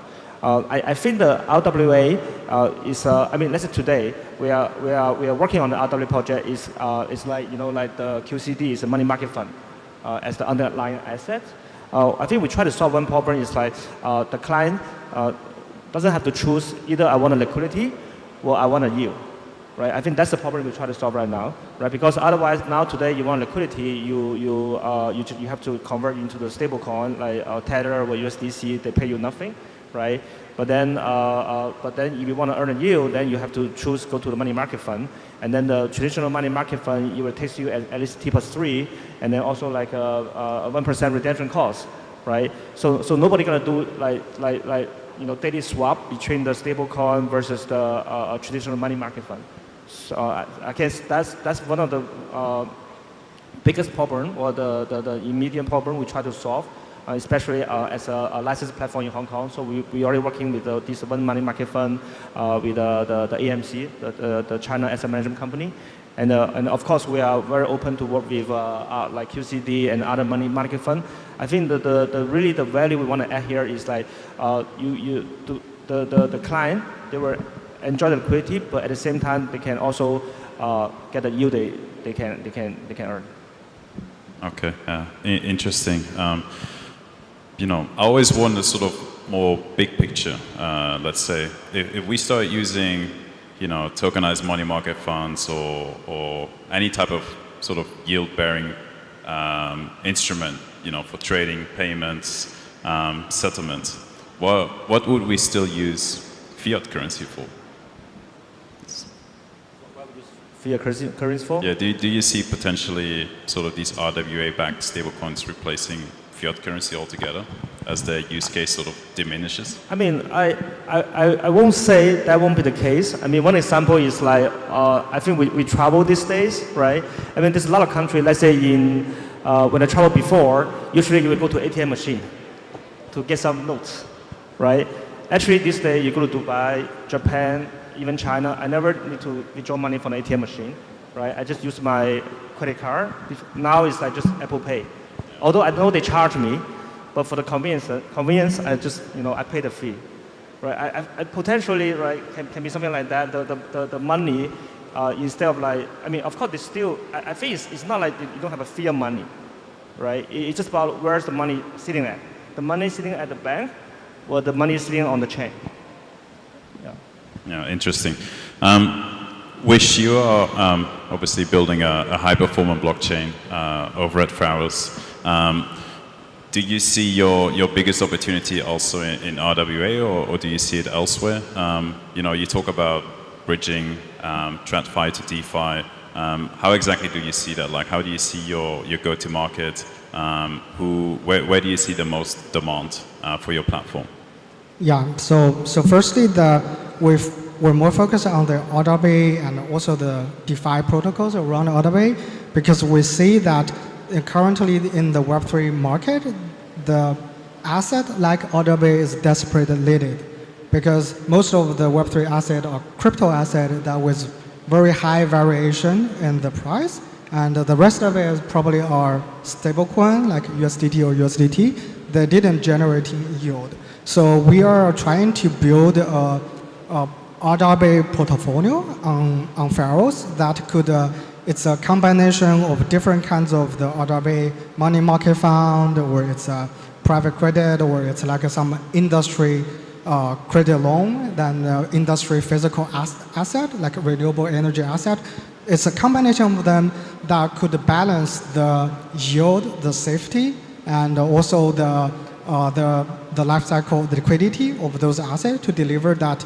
I think it should be an alternative financial product for the Web3 users or institution to invest, so that besides of the traditional like cryptos or the stablecoin things. So I think it's a very huge, we see a larger huge potential for that, and for users can buy those stable yield asset. And we are going to build in this portfolio of the RWA on Pharos. Yeah, that's right. I think, so far, when TradFi people think about tokenization, there was a study from BCG a few years ago that quoted this huge number in the trillions of assets to be tokenized in the future, and everyone wants a slice of that. So I think a lot of them, they thought about just tokenizing assets, whether it's bonds, treasuries, even things like real estate or watches or diamonds. But the real bottleneck today is still liquidity. And I think making integrations with exchanges could potentially solve this. But really, maybe Yi, how do you think about sort of building liquidity for RWAs? How do we create more healthy secondary markets, even for products like even the BUIDL? I think there was an article yesterday that BUIDL is essentially held by 4 wallets. How do we create a wider distribution for these types of products? Yeah, I think for the building a quite robust and solid liquidity markets for the RWA side is maybe more than just tokenization itself, right? I think it involves like maybe regulated fiat on the ramp solutions, fractional like ownership framework, and also maybe an integrated settlement network, etc. And from because Amber is also a huge market maker in this market, right? From our angle, I think I can maybe break it down into 2 buckets. First is like maybe for the primary issuance side. So like the RWA issuer and also the market maker, maybe other some authorized participants need to work very closely, I would say, to ensure a very user experience, friendly user experience, and very seamless meantime redemption SOP for the process to be happen, right? And also, I think we need to have a proper fractional framework to maybe enable, which can be applied to a very small unit of the RWA, which can maybe get more tractions from the retail markets in a later stage, right? And the second bucket would be like the secondary trading side. So initially, I think the issuer, together with the market maker, also needs to take a lead to at least inject some decent initial liquidities to some pools to kickstart the flywheel. And then I think maybe we then get into the access to some permissioned like DEX and also licensed and regulated exchanges for distribution. And then with more clear, I would say, guidance and regulatory requirements, we can expand it to the, permissionless DEX level and to broaden the audience and to get more tractions for the massive retail. Yeah, so this is how we think about this. And yeah, also in Amber Group, I think we're trying to bridge the primary issuance together with the secondary trading side and to foster a very deep and a robust liquidity, and also partner with maybe the ecosystem players to have a proper distribution mechanism, which subject to the local compliance regulatory. Yeah. Makes sense. Perhaps Lennox, OKX operates as a licensed platform here under VARA in Dubai. Are you speaking with projects to potentially onboard RWA-backed stablecoins or RWA products to use as collateral on the platform for trading, particularly as margin on perps accounts, perhaps? Yeah, properly Standard Chartered and OKX Corporation. I was deeply involved in the project. To actually, you raise a good point is, what's the best way to build the liquidity of RWA, of this kind of tokenized assets? After deeply involved in Standard Chartered corporations, I think tokenization is just the first step. And this lies, and the key of liquidity lies on the process afterwards, which involve liquidation and settlement on multiple other parties, the duration of the settlement, the pool, the liquidity involved during the settlement process, the process of transferring ownerships of token versus underlying under framed regulated environment and also process, which has to be involved multiple counterparty and also automated process. And you mentioned secondary market of the RWA, which is Right now, it's not easy. It's not easy for an underlying, which is something like bonds, funds, and other maybe probably eventually tokenized securities. It's gonna have a secondary in the stock exchanges, but it's relatively difficult to have a secondary market for a tokenized version of these type of financial asset classes. So not to mention we can move those out tokenized assets to off-chain for staking and defined purpose. That's a lot of difficulties need to be step by step breaking through in order to bring real liquidity for RWA. But at this particular point in time, pragmatically, I think the industry is starting to recognize that we need to optimize the process of liquidation and settlement and this kind of tri-party ownership movement. If that is somehow polished and fixed and automate this kind of process, that already is sufficiently good enough at this stage. Yeah, I tend to agree.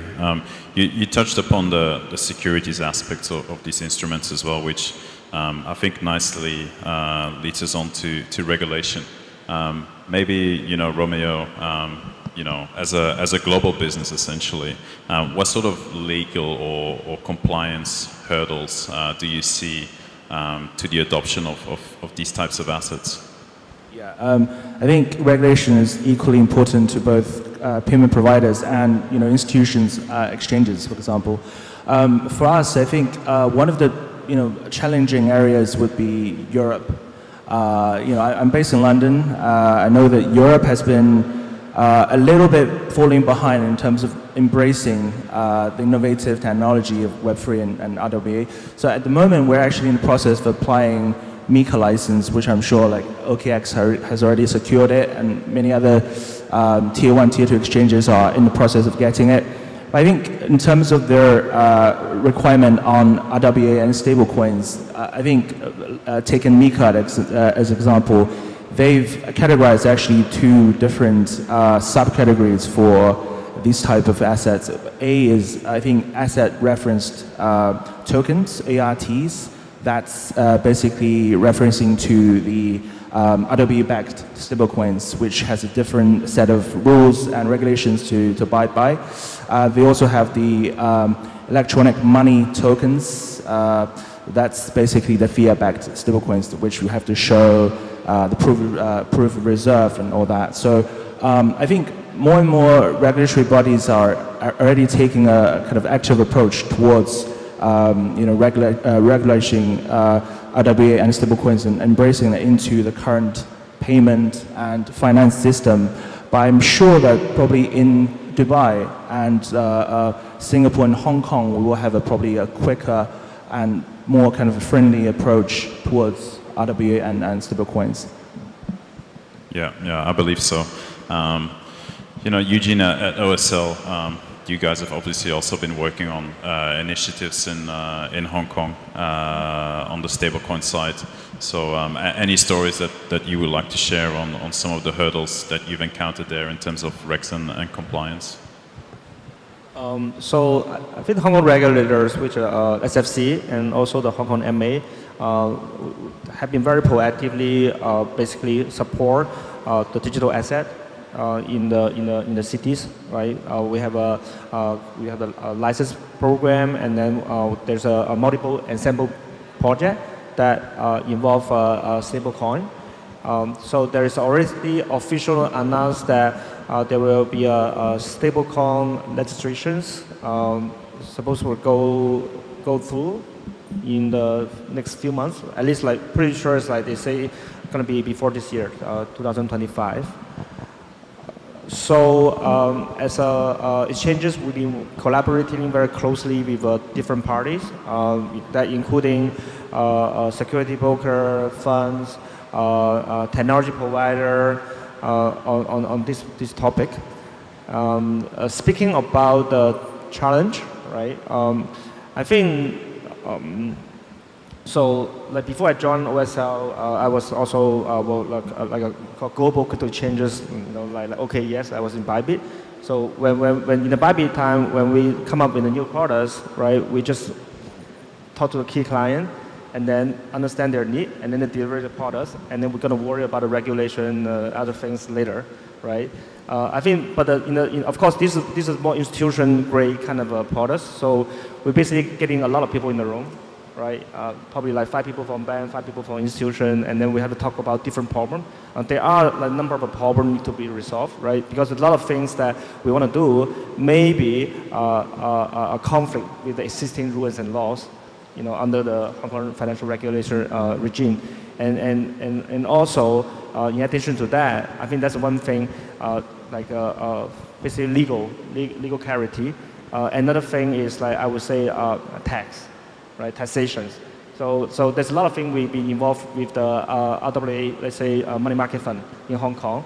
Right now, we only allow to subscription redemption, right? We don't really allow the secondary market. One of the main reasons because there's no particular item for, like stamp duty item for the secondary market transfer of the ETF, the RWA fund, right? And then I think the third thing will be because the blockchain itself is a global. Right, the blockchain board itself is a global. There's no China blockchain, US blockchain. It's a global blockchain. And then I also can see that once basically the international impact, the implication, right? That if I launch the border and what kind of implication if we use this product in other jurisdiction, whether the rules are able to support that. I can see that's a third main challenge we have when we try to do this. But let's put it this way. I think we are everybody moving in a very good direction. We definitely see making progress on a daily basis. Yeah, I agree.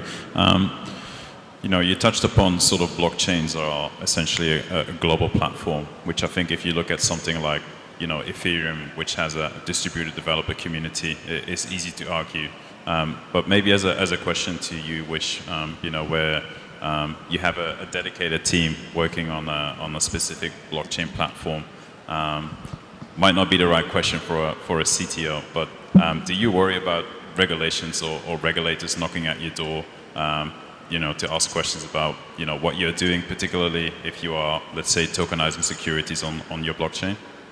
Yeah, so as a layer 1 blockchain, I think we are a technical platform to providing the technical services for all those tokenization. So R itself, I don't think there is any regulatory issues on that.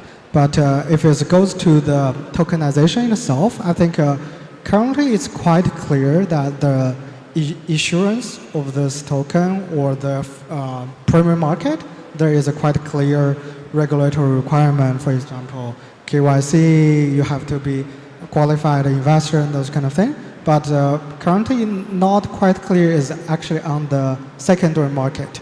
So I've saw some of the common practices. They use pledged token or derivatives to create a DeFi token that can be traded on the DeFi protocol on the blockchain. And I would say that it's just a common practice right now. I'm not sure if it's still waiting for another regulation to make it clear it's okay or not. Yeah. I see we're almost running out of time, so maybe I'll put this one out to whoever wants to take it to close it off. But I think traditional stablecoins like Tether, USDC, they were sort of the first wave of tokenization in a way, just tokenizing a US dollar. And then now we have this second wave where we're tokenizing money market funds, which again are stable but yield generating. What do you sort of see as the next step beyond this for the future? Anyone? I foresee and we're backed on the tokenized deposits. For one point, because once a stablecoin is, in terms of regulatory, is accepted, the bank is starting to feel more comfortable, and tokenized deposits actually a crucial element during cross-border trade remittance. So stablecoin already kind of like reducing remittance cost for like 99% or 9%. The next step is adding trust element in it. It's gonna be using tokenized deposits as a collateral during cross-border trade settlement. That's what I think. Okay. Any other ideas from anyone? Or? So, I mean, I'm probably going to say something a little bit crazy. It's like, I think there's a whole RWA, basically you're putting a lot more financial assets on chain. It's a quite interesting timing because we are facing a very interesting world these days, right? I think this is like a regime change for a lot of things. I mean, potentially, US could be not a safe haven anymore, right? And could potentially, like, nobody gonna trust US dollar in one day. Who knows, right? But then we have this new backbone in terms of to do the blockchain that, you know, efficiently to settle and to clear a lot of financial products, right? Instead of rely on today's traditional infrastructure, right? Like SWIFT, for one example, right? So I think it's a very interesting timing. Like today we talk about RWA because potentially that can be the future of, you know, the whole financial backbone. Yeah, I fully agree, and thank you for that. I think with this we'll close off the panel. I would like to thank our wonderful panelists for sharing their valuable insights, and also a big thank you to Qatar National Bank, CBI, and DMZ for putting up such a great event. I think, you know, as we've heard today, collaboration between technology providers, financial institutions, regulators is essential to navigate the complexity and to unlock the full potential of this new asset class. So we look forward to witnessing the continued innovation and growth in this space. And yeah, thank you all for attending and have a great day ahead. Thank you.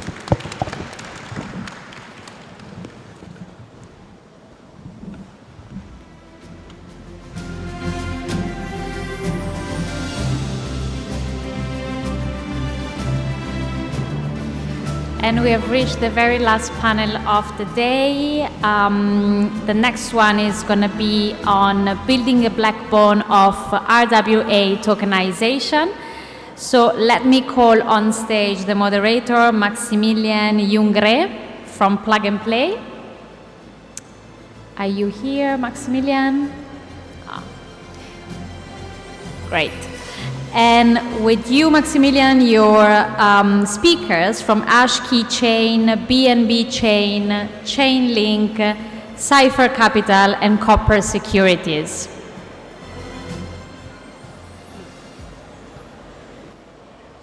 To introduce them directly.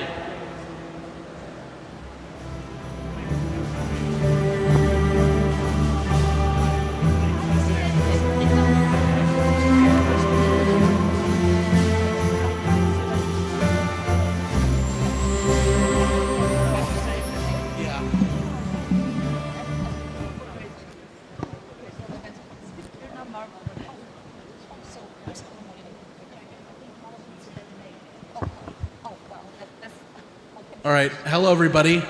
Thank you for sticking around until now. We have one panelist who I believe is stuck in that famous Dubai traffic that we've all heard about. This panel is focused on real-world asset tokenization and how it moves from concept to implementation. The underlying infrastructure becomes critical, obviously, as to ensure scalability, security, and institutional adoption. So this panel will explore the evolving technological and operational stack and the landscape enabling these markets. So first off, I'll introduce myself. My name is Max Youngrice. I'm the head of crypto and digital assets at Plug and Play. Plug and Play is one of the world's most active VC firms. And in addition to that, we also run about 125 accelerators globally in 60 cities across 40 countries. RWA and tokenization has been something we've been really exploring a lot of over the past 2 years, and just recently we launched an accelerator focused on this topic with XDC Network, so really excited for that. So without further ado, I'd like to introduce my esteemed panelists. We can move from left to right, and maybe just tell us a little bit about yourself and your role in the ecosystem.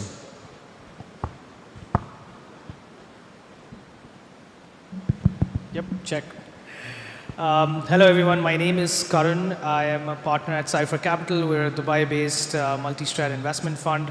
I think we're pretty much the most active fund in Middle East than the global markets. We've been investing in infrastructure for the last 3 years, have been pivotal in projects like SUI, TON, also one of the largest holders of Solana. We've started dabbling into RWA and tokenization sort of last year and been very active in the space, trying to understand what's going on and also sort of guiding some policy making across in the Middle Eastern market as well. So excited to be on the panel. Hi, I'm Phil Langton. I'm the COO for Copper Securities. We're a regulated broker-dealer in the UAE, and we've been playing with tokenized securities for the last 5 years. And our main sort of function at the moment is seeing those move on to exchanges as collateral and being used for bilateral credit arrangements. So we're very interested to see how this evolves. Hello, I'm Sarah. I am at Chainlink, so I lead partnerships for the global tokenization team, which means that I look after the whole ecosystem around the tokenization value chain, which is quite broad, and our goal is to make the whole ecosystem more secure while using our decentralized Oracle networks to bring data from off-chain sources on-chain, if that is a NAV feed or proof of reserve. But we also use our decentralized Oracle networks to move tokens from one chain to another, so cross-chain interoperability. And our goal is really to work with the projects that use our technology, and where I come in is where we want to help our projects grow. And if this is now through utility, you mentioned collateral, so that is a big topic for us, but also how we can integrate into traditional financial systems more efficiently and more securely. Hi everyone, I'm Kay. I'm from Hashkey Chain. For Hashkey, I think it's one of the most influential regulated institution based in Hong Kong, but also very influential in Asia and even globally. And for Hashkey Chain, we are a layer 2, and our focus is to be the bridge between Web 2 and Web 3 to introduce more traditional financial asset on-chain.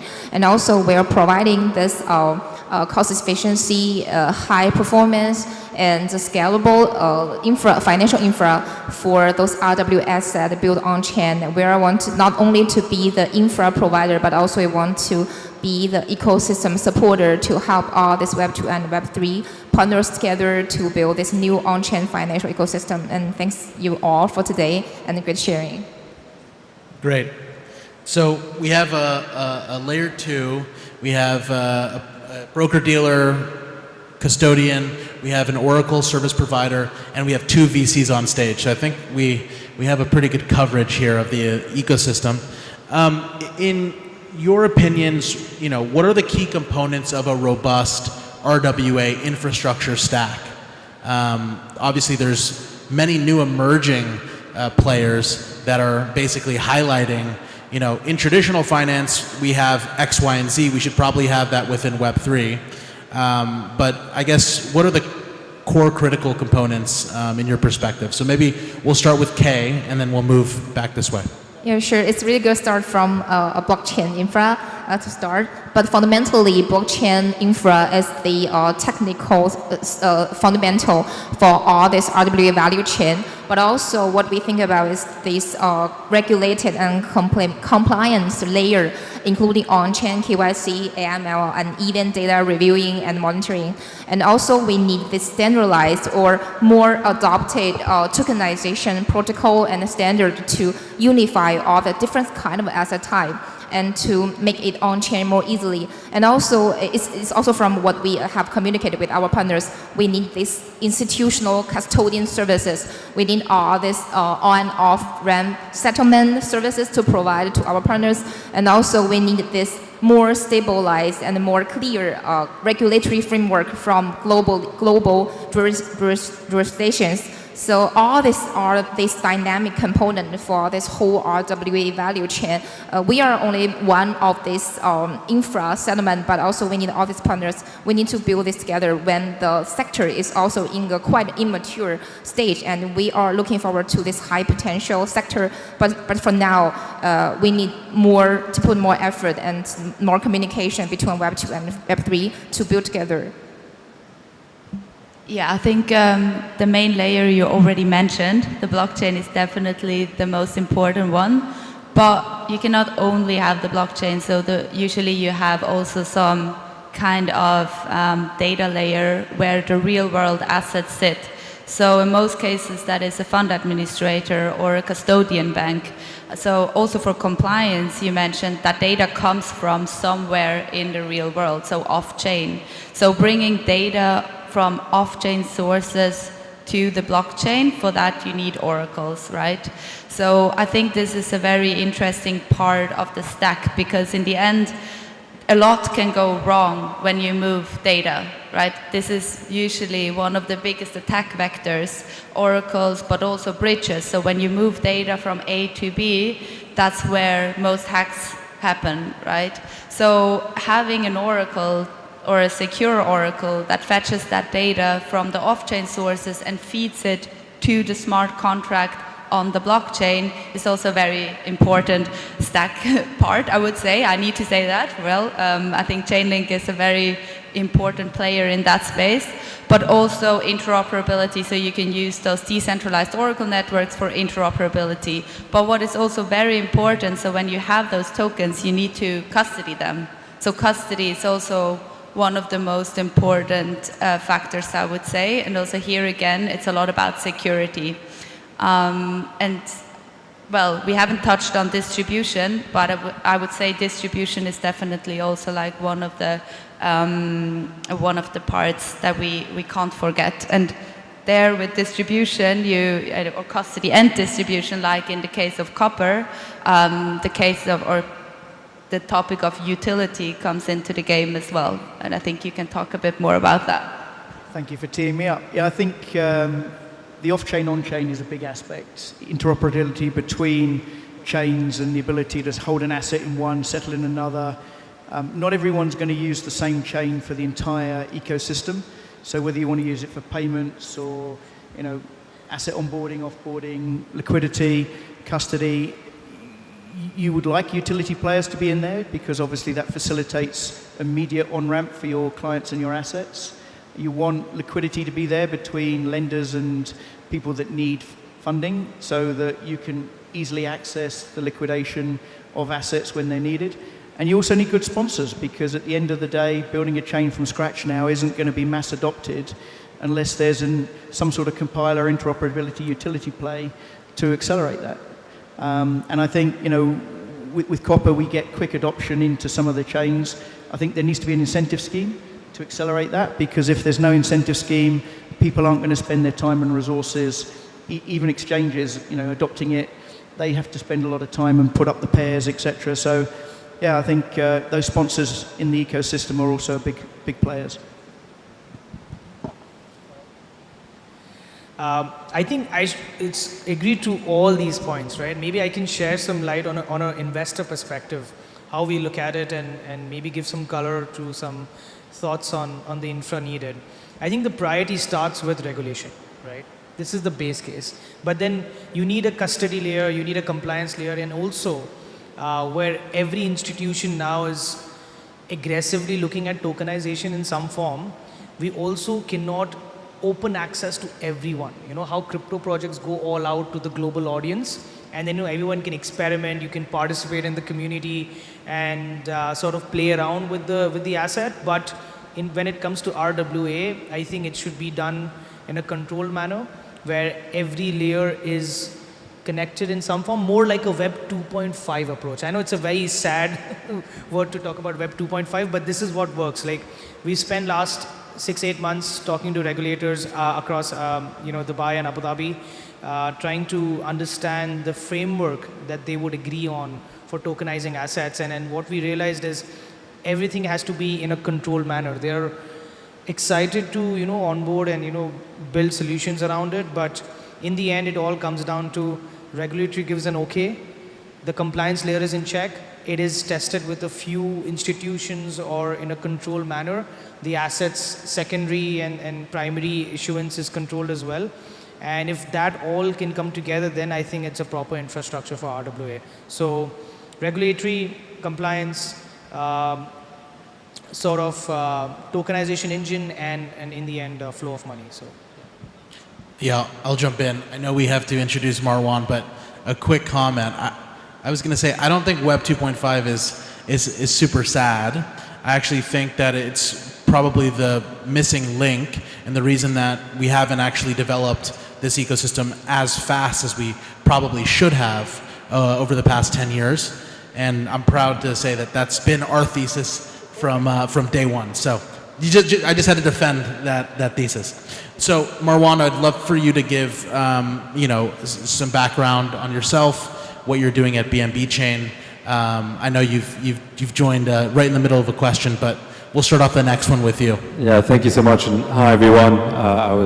There you go. I was stuck in real world traffic just outside. So I'm Marwan. I head up our EMEA team at BNB, which is the layer 1 blockchain that was incubated at Binance back in 2020.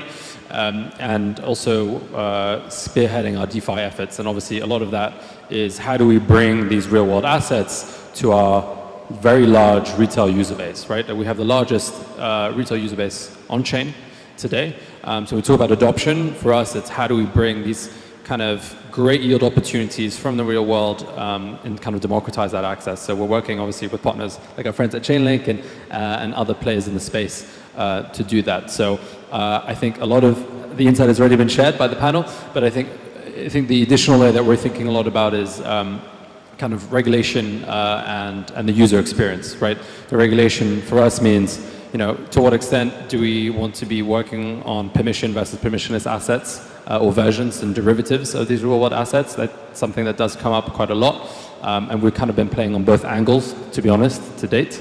And obviously, it's the user experience. This entire industry is super complex. There's a reason why we still think it's quite early, and it's why we're very excited. But a lot of what we're doing as well is making sure that people can very seamlessly access these assets. So we've been focusing on T-bills, which is no surprise, but obviously moving more towards private credit and tokenized equities as well. So now we have a layer 1 who also joined the panel. So I think that's a good segue into this next question, which is, given the diversity of blockchain networks, tokenization standards, global regulatory environments, how can we address the current fragmentation to enable tokenized assets to be interoperable, composable, and cross-chain compatible? Maybe for that one, we'll start over here, and then we'll move backwards. I think there has to be one chain that sort of proactively promotes this, right? I mean, maybe BNB chain, since it has got a huge user base, can be the front runner in creating that narrative and actually creating a case study that everyone can look up to, right? For instance, because whenever with the advent of DeFi, we had fragmentation across all chains, right? Like every chain was trying to do its own DeFi layer, trying to bring liquidity, and then we had this whole war of liquidity, right? And we came into a different mindset, not to only talk about liquidity that time, but also talking about rewards, yields, looping, and a lot of other strategies. So I think every chain would sort of do its own thing, but maybe one front runner would sort of create a case on how to proceed with this particular sector. I think there's a lot of interest in every infra to look at tokenization and RWA, but the starting point has to be someone who can take it forward and consistently focus on that particular niche, is what I feel. I guess I'm going to be controversial and say I don't think you're going to see one winner. If you look at how infrastructure has grown with the TradFi world, banks sponsor their own in-house or buy something and they become the thing they're going to use. And with all the banks in the world that you have, them collectively picking a winner between them isn't going to happen. So I think you've always got the fragmentation. I do think you're going to see more mass adoption from the big players coming in now. Not because of the infrastructure being an issue to date, but more now that they can reach, with all the compliance and the acceptance and the trust coming in, now that they can reach a faster solution, then they can see light at the end of the tunnel. And, the consolidation aspect, I think, needs to happen around the token standards. I spoke to 40 largest fund managers in the world last year and said, why do you use Bloomberg? And they go, it's the only thing we can use to find assets. Find me another way to find assets. So if we could create a token standard on the chains that will allow our client franchise to search and find all of these tokens, companies, etc., you could replace Bloomberg. And really, that's the sort of standard we need.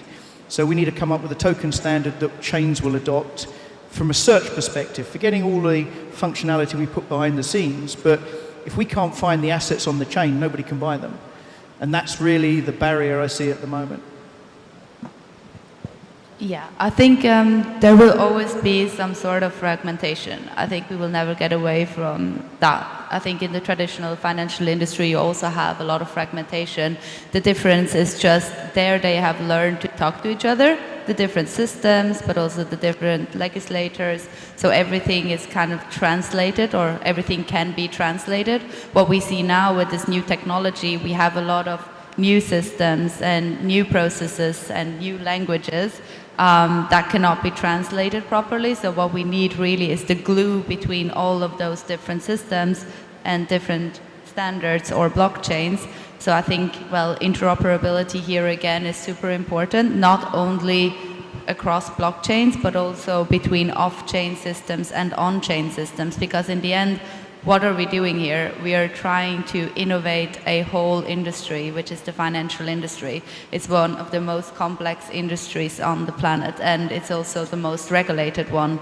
And all the different messaging frameworks, all the different ways those systems communicate, it's not made for distributed ledgers. So we need to come up with new translation tools. And I think with now having the signal in the market that regulation will become more clear in the US, that's already like giving us a lot of upside, because in the end, a lot is happening in America. It's the biggest economy. So when they start like actually going full speed, and this is what we see now, right?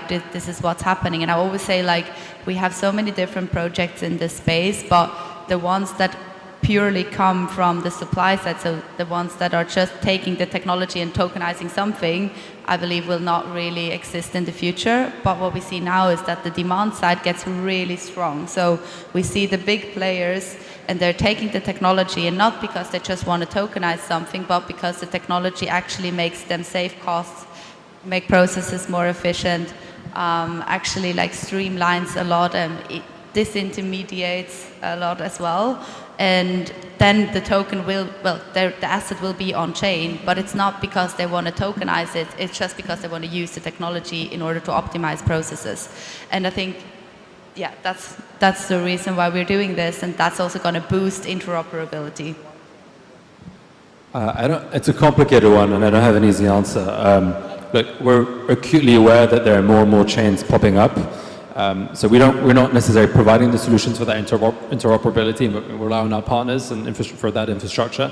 I think from our standpoint, as long as we're a key liquidity hub and people are bringing those real world assets first to BNB, and then we just act as a distribution player, and to kind of, a lot of that will naturally go to other chains perhaps over time and back and forth.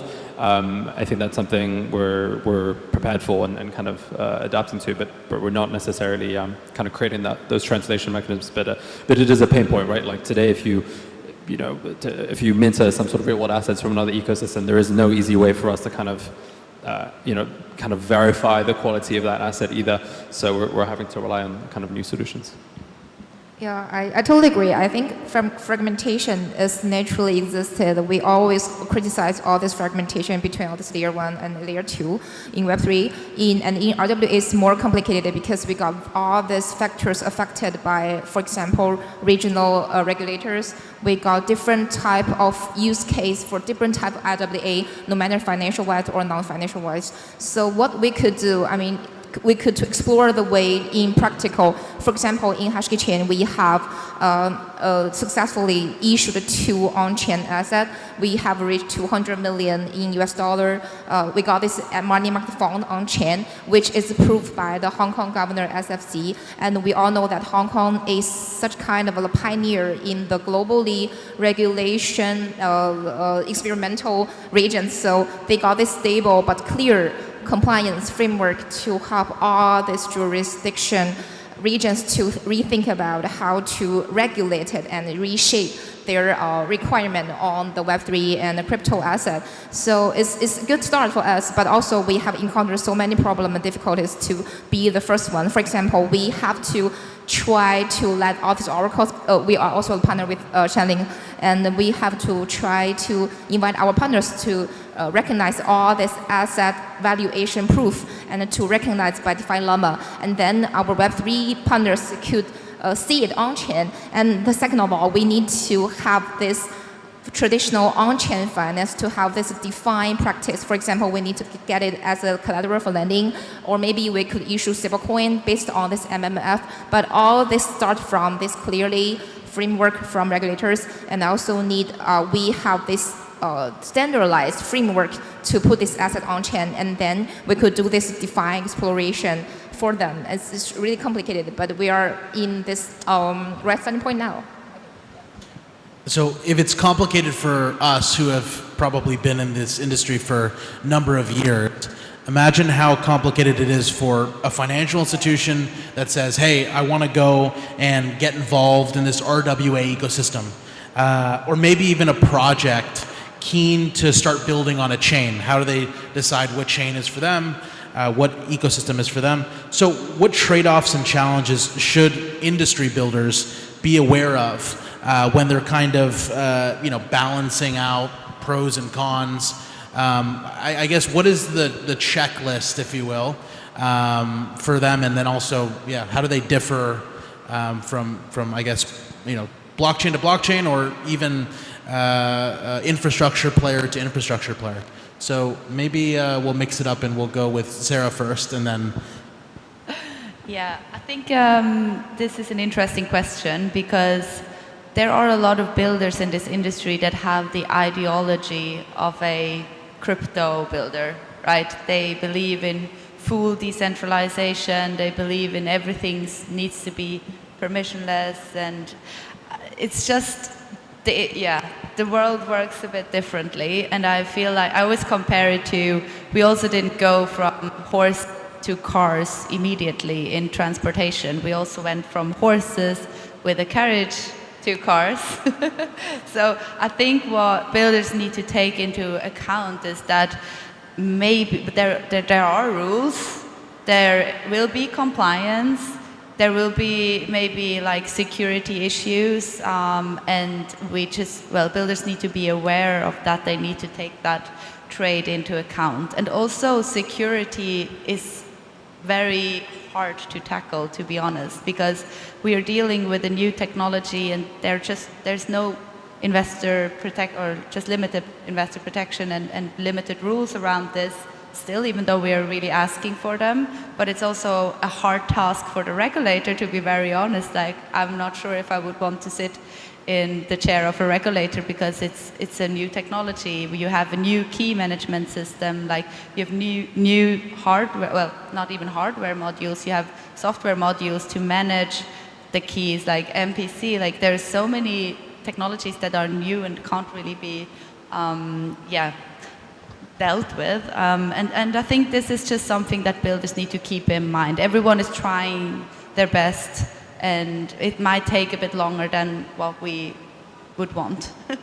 Phil, I'd love your take on this. Yeah, I think, I'll try and keep it simpler, but if I look at the pros and cons, I don't think regulation's the problem for real-world assets. Today, as you said, it's been regulated for decades. They don't need to invent any new regulation to regulate your house, the sale of securities, or any other real-world asset you want to bring on chain. But if you look at what they're trying to do, and that is say, how do I protect the end user, and how do I find the dodgy deals? Who's accountable is always the question the regulator asks. It's not, I'm going to overedge and control on you, but if something goes wrong, not the happy path, but when it breaks, who's accountable? All right, so being a DeFi evangelist, I'd love everything to be available to me, but I can't walk into a casino today, and just go and play the $1 million craps table. They walk in, they ask me questions, they say, have you played before? I say no. They take me to a trading table, they give me some free coins, I go through a process, and in the end I come out with a limit that maybe I can trade $10,000, but I certainly can't access the $1 million table. So the regulators would say, how do you replay that in DeFi? How do you put control in place so that your granny can't lose $1 million by betting the house on the value of Bitcoin next week? How do you, if you're investing in a long-term RWA asset in structure where somebody says, hey, help finance my property, that in 3 years the property's still there? So the regulation is not around the tokenization. It's not around the regulation of anything that is changing.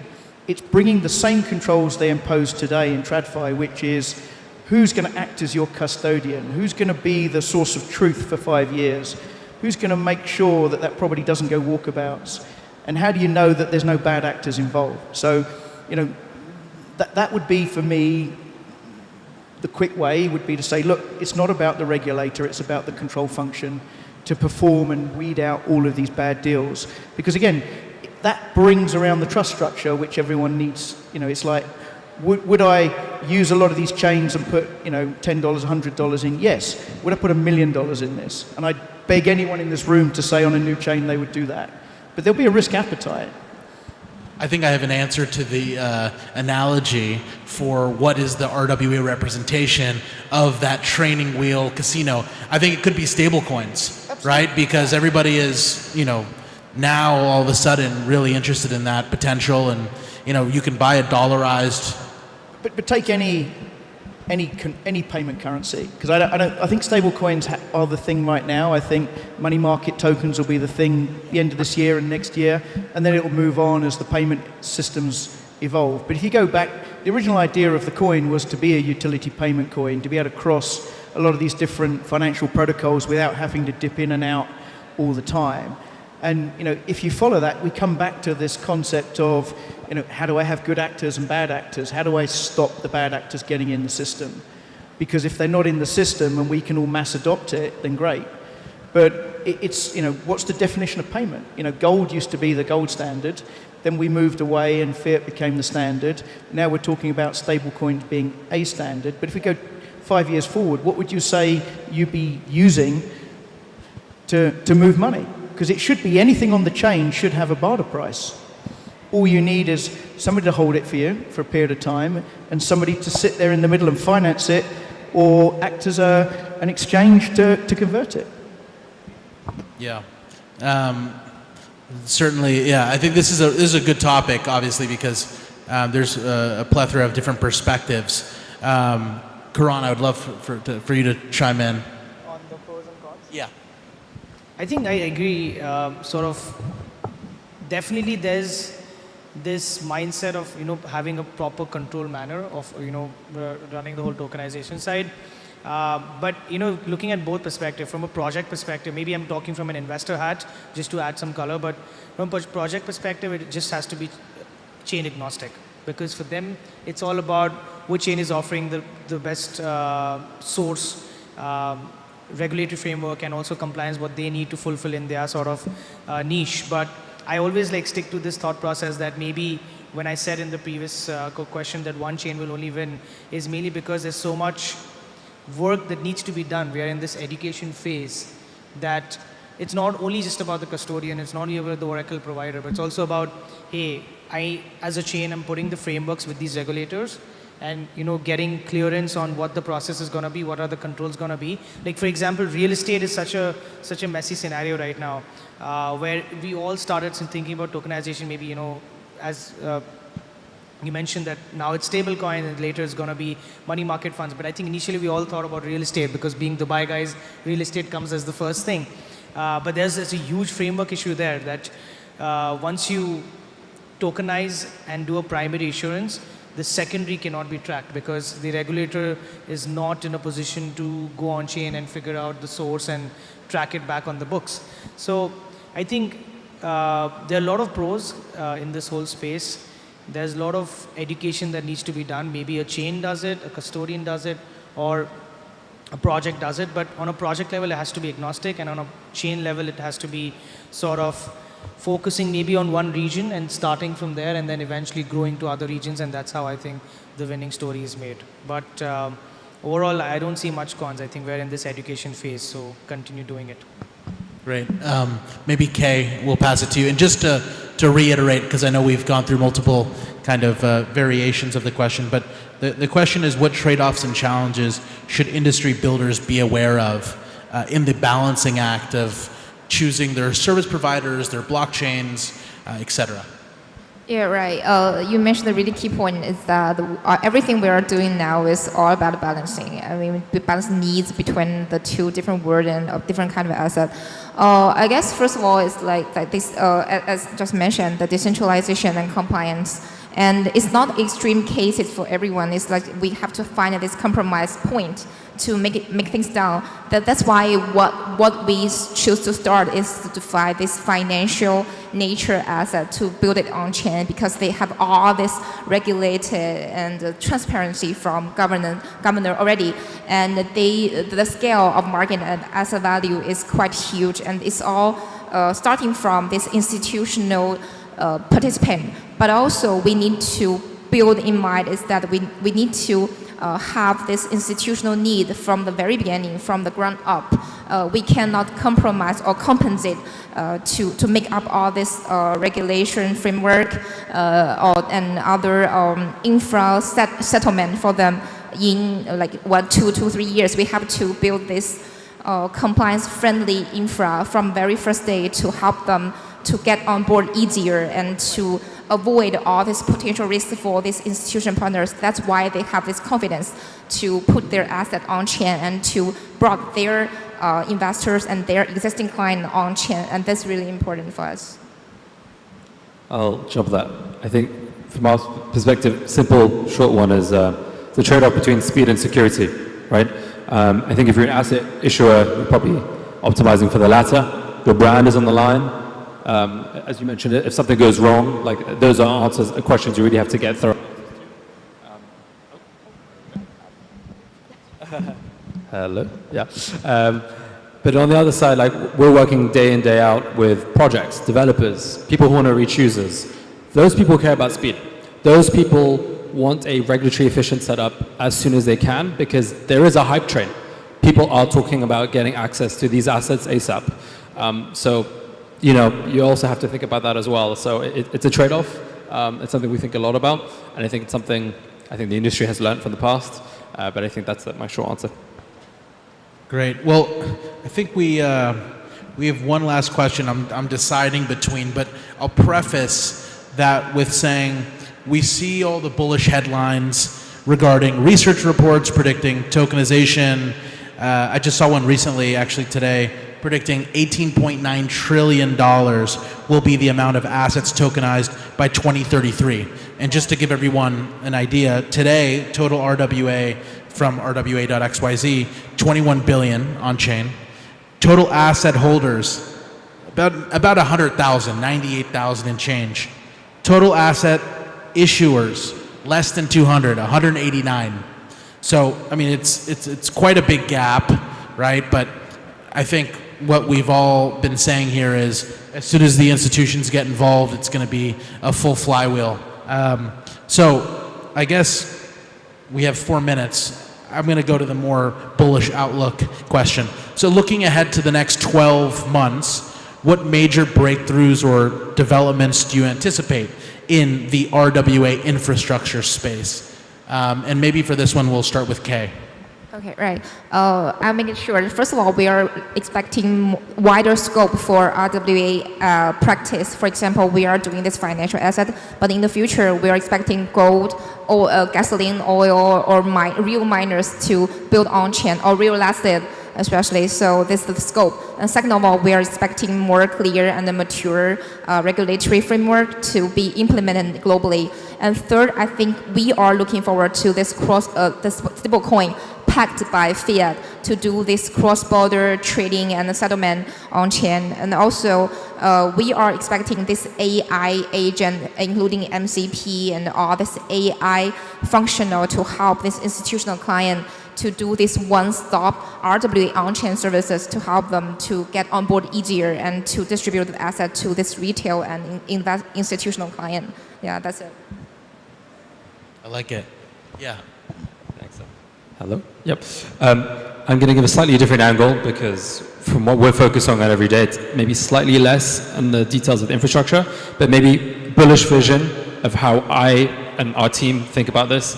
A few years from now, potentially you'll have your own agent or multiple agents managing many aspects of your life.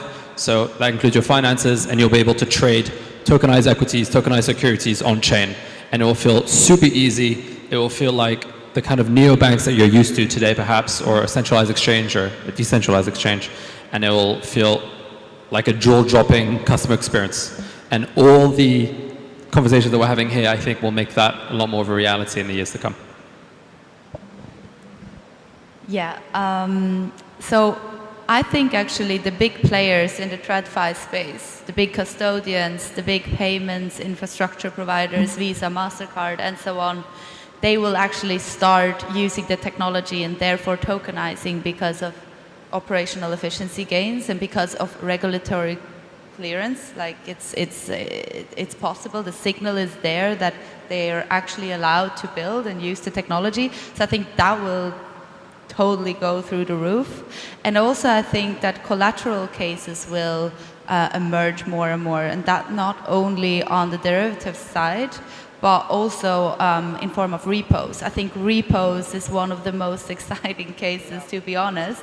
It's funny because back in the days, I published a paper about how to use the technology in the construction industry, and repo was like the conclusion, one of the main conclusions. And I really love seeing so many repo projects coming to life now, and that actually the technology is being used not because it's trendy, but because they're actually saving a lot of costs. It's so much easier, or it's so much more efficient to manage the capital. Capital is not locked for too long, it's instant, so you don't have that many intermediaries. It's just such a good case. I think that will double in next year. Yeah, I think 12 months versus 2 years. 12 months, I think you're going to see a lot of the liquid assets come on chain, so the commodities, the securities, things that trade today within restricted market hours will move to 24/7. And things that settle for 2 days will take 10 seconds to settle. I think that's where you'll start to see the big boys coming in, is about, that side of it. I think the other big area, though it's going to take a little longer, is the disintermediation finance. So, where we start seeing the repo agreements coming online, where we start seeing the collateral management of things. So, if I'm in the construction industry, taking a crane, I've got to put up assets as collateral. I may have trucks, I could have many different things. I see all of those real-world assets moving into the chain, with collateral management being, the main function, the lending collateral. If we're going to do a bilateral loan on the chain, what are you going to give me as collateral? Today, it's a letter that says, here's my legal agreement that says I own a house, here's the deed to my house, some trucks, a car, a boat, a plane. If we move that entire process into the blockchain and put DeFi and disintermediation in, it'll be so much more efficient, it'll be quicker, there'll be access to a lot of money, everyone's chasing yield all the time. So I see in the next 2 years, that's the credit intermediation, I think, is going to be the big thing. Rest of this year, I think the stable coins, the liquid assets such as money markets and commodities are going to be the big thing. I'll keep it very short. I think as an investor perspective, we're definitely mostly excited on two sub-sectors, right? One is definitely tokenized stocks. I agree on the efficiency of the market. And then tokenized private credit is where my interest is sort of aligned right now. As a fund, we're also starting to think about how do we segregate our DeFi yield generation strategies and also think separately on an RWA strategy, which is sort of diversifying even the DeFi portfolio, right? Maybe in 2017, investors were investing across sectors, and maybe we didn't have any sectors. Now we have infra, DeFi, gaming, and a few others. It's the same thought process with DeFi now. Now you think for DeFi, you keep a separate, bifurcate a separate allocation, and then for RWA, you need to build a separate allocation. So looking forward to getting into that space heavily once regulatory framework is much more clear. So yeah. Great. Well, that brings us to the conclusion of the panel. I'd like to thank the panelists. I'd love to thank the sponsors of the event and the conference organizers. So thank you, and I guess with that, we're going to the after party, right? Is that right? Okay. Thanks, everyone.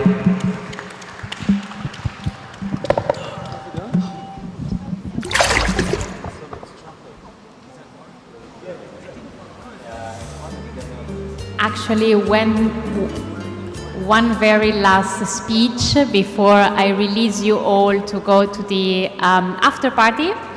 And but before that, let me thank all the speakers, the moderators, the partners, the sponsors, and the guests of this amazing afternoon we have all shared. And I would like to welcome on stage the co-founder and chairman of DMZ Finance, Nathan, for the very last remarks.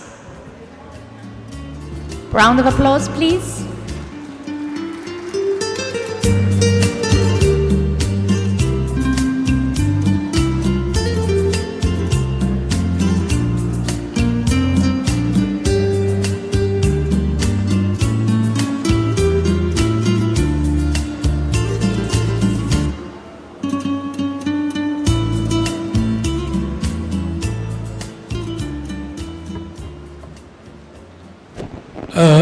I guarantee very short. Okay, ladies and gentlemen, at the end of the first RWA Golf Summit, I would like to take a moment to thank my deepest gratitude and thank you for all our distinguished speakers, our valued partners, and our every participant who come from all over the world. When we first envisioned this summit, we hoped to create more than an event. We wanted to build a platform for action. Today, through the powerful conversation we've had, the insight we've shared, and it's clear that RWA tokenization is no longer than a concept. It's beginning to reshape the trade finance. As a DMZ Finance, we are proud to work with the Qatar National Bank and the Commercial Bank International and the powerful partners. The power of the collaboration between the crypto exchange, the GCC largest bank, and the crypto institution clients and the custodian VC is unlocking the full potential of the new asset class. As we move around from today, I invite all of you to stay engaged and to continue the conversation we've started to explore new collaboration. We look forward to working with many of you to pioneer the future of the tokenized finance. Thank you once again for your trust, your valuable insights, your strong belief in next generation of the finance. Thank you very much.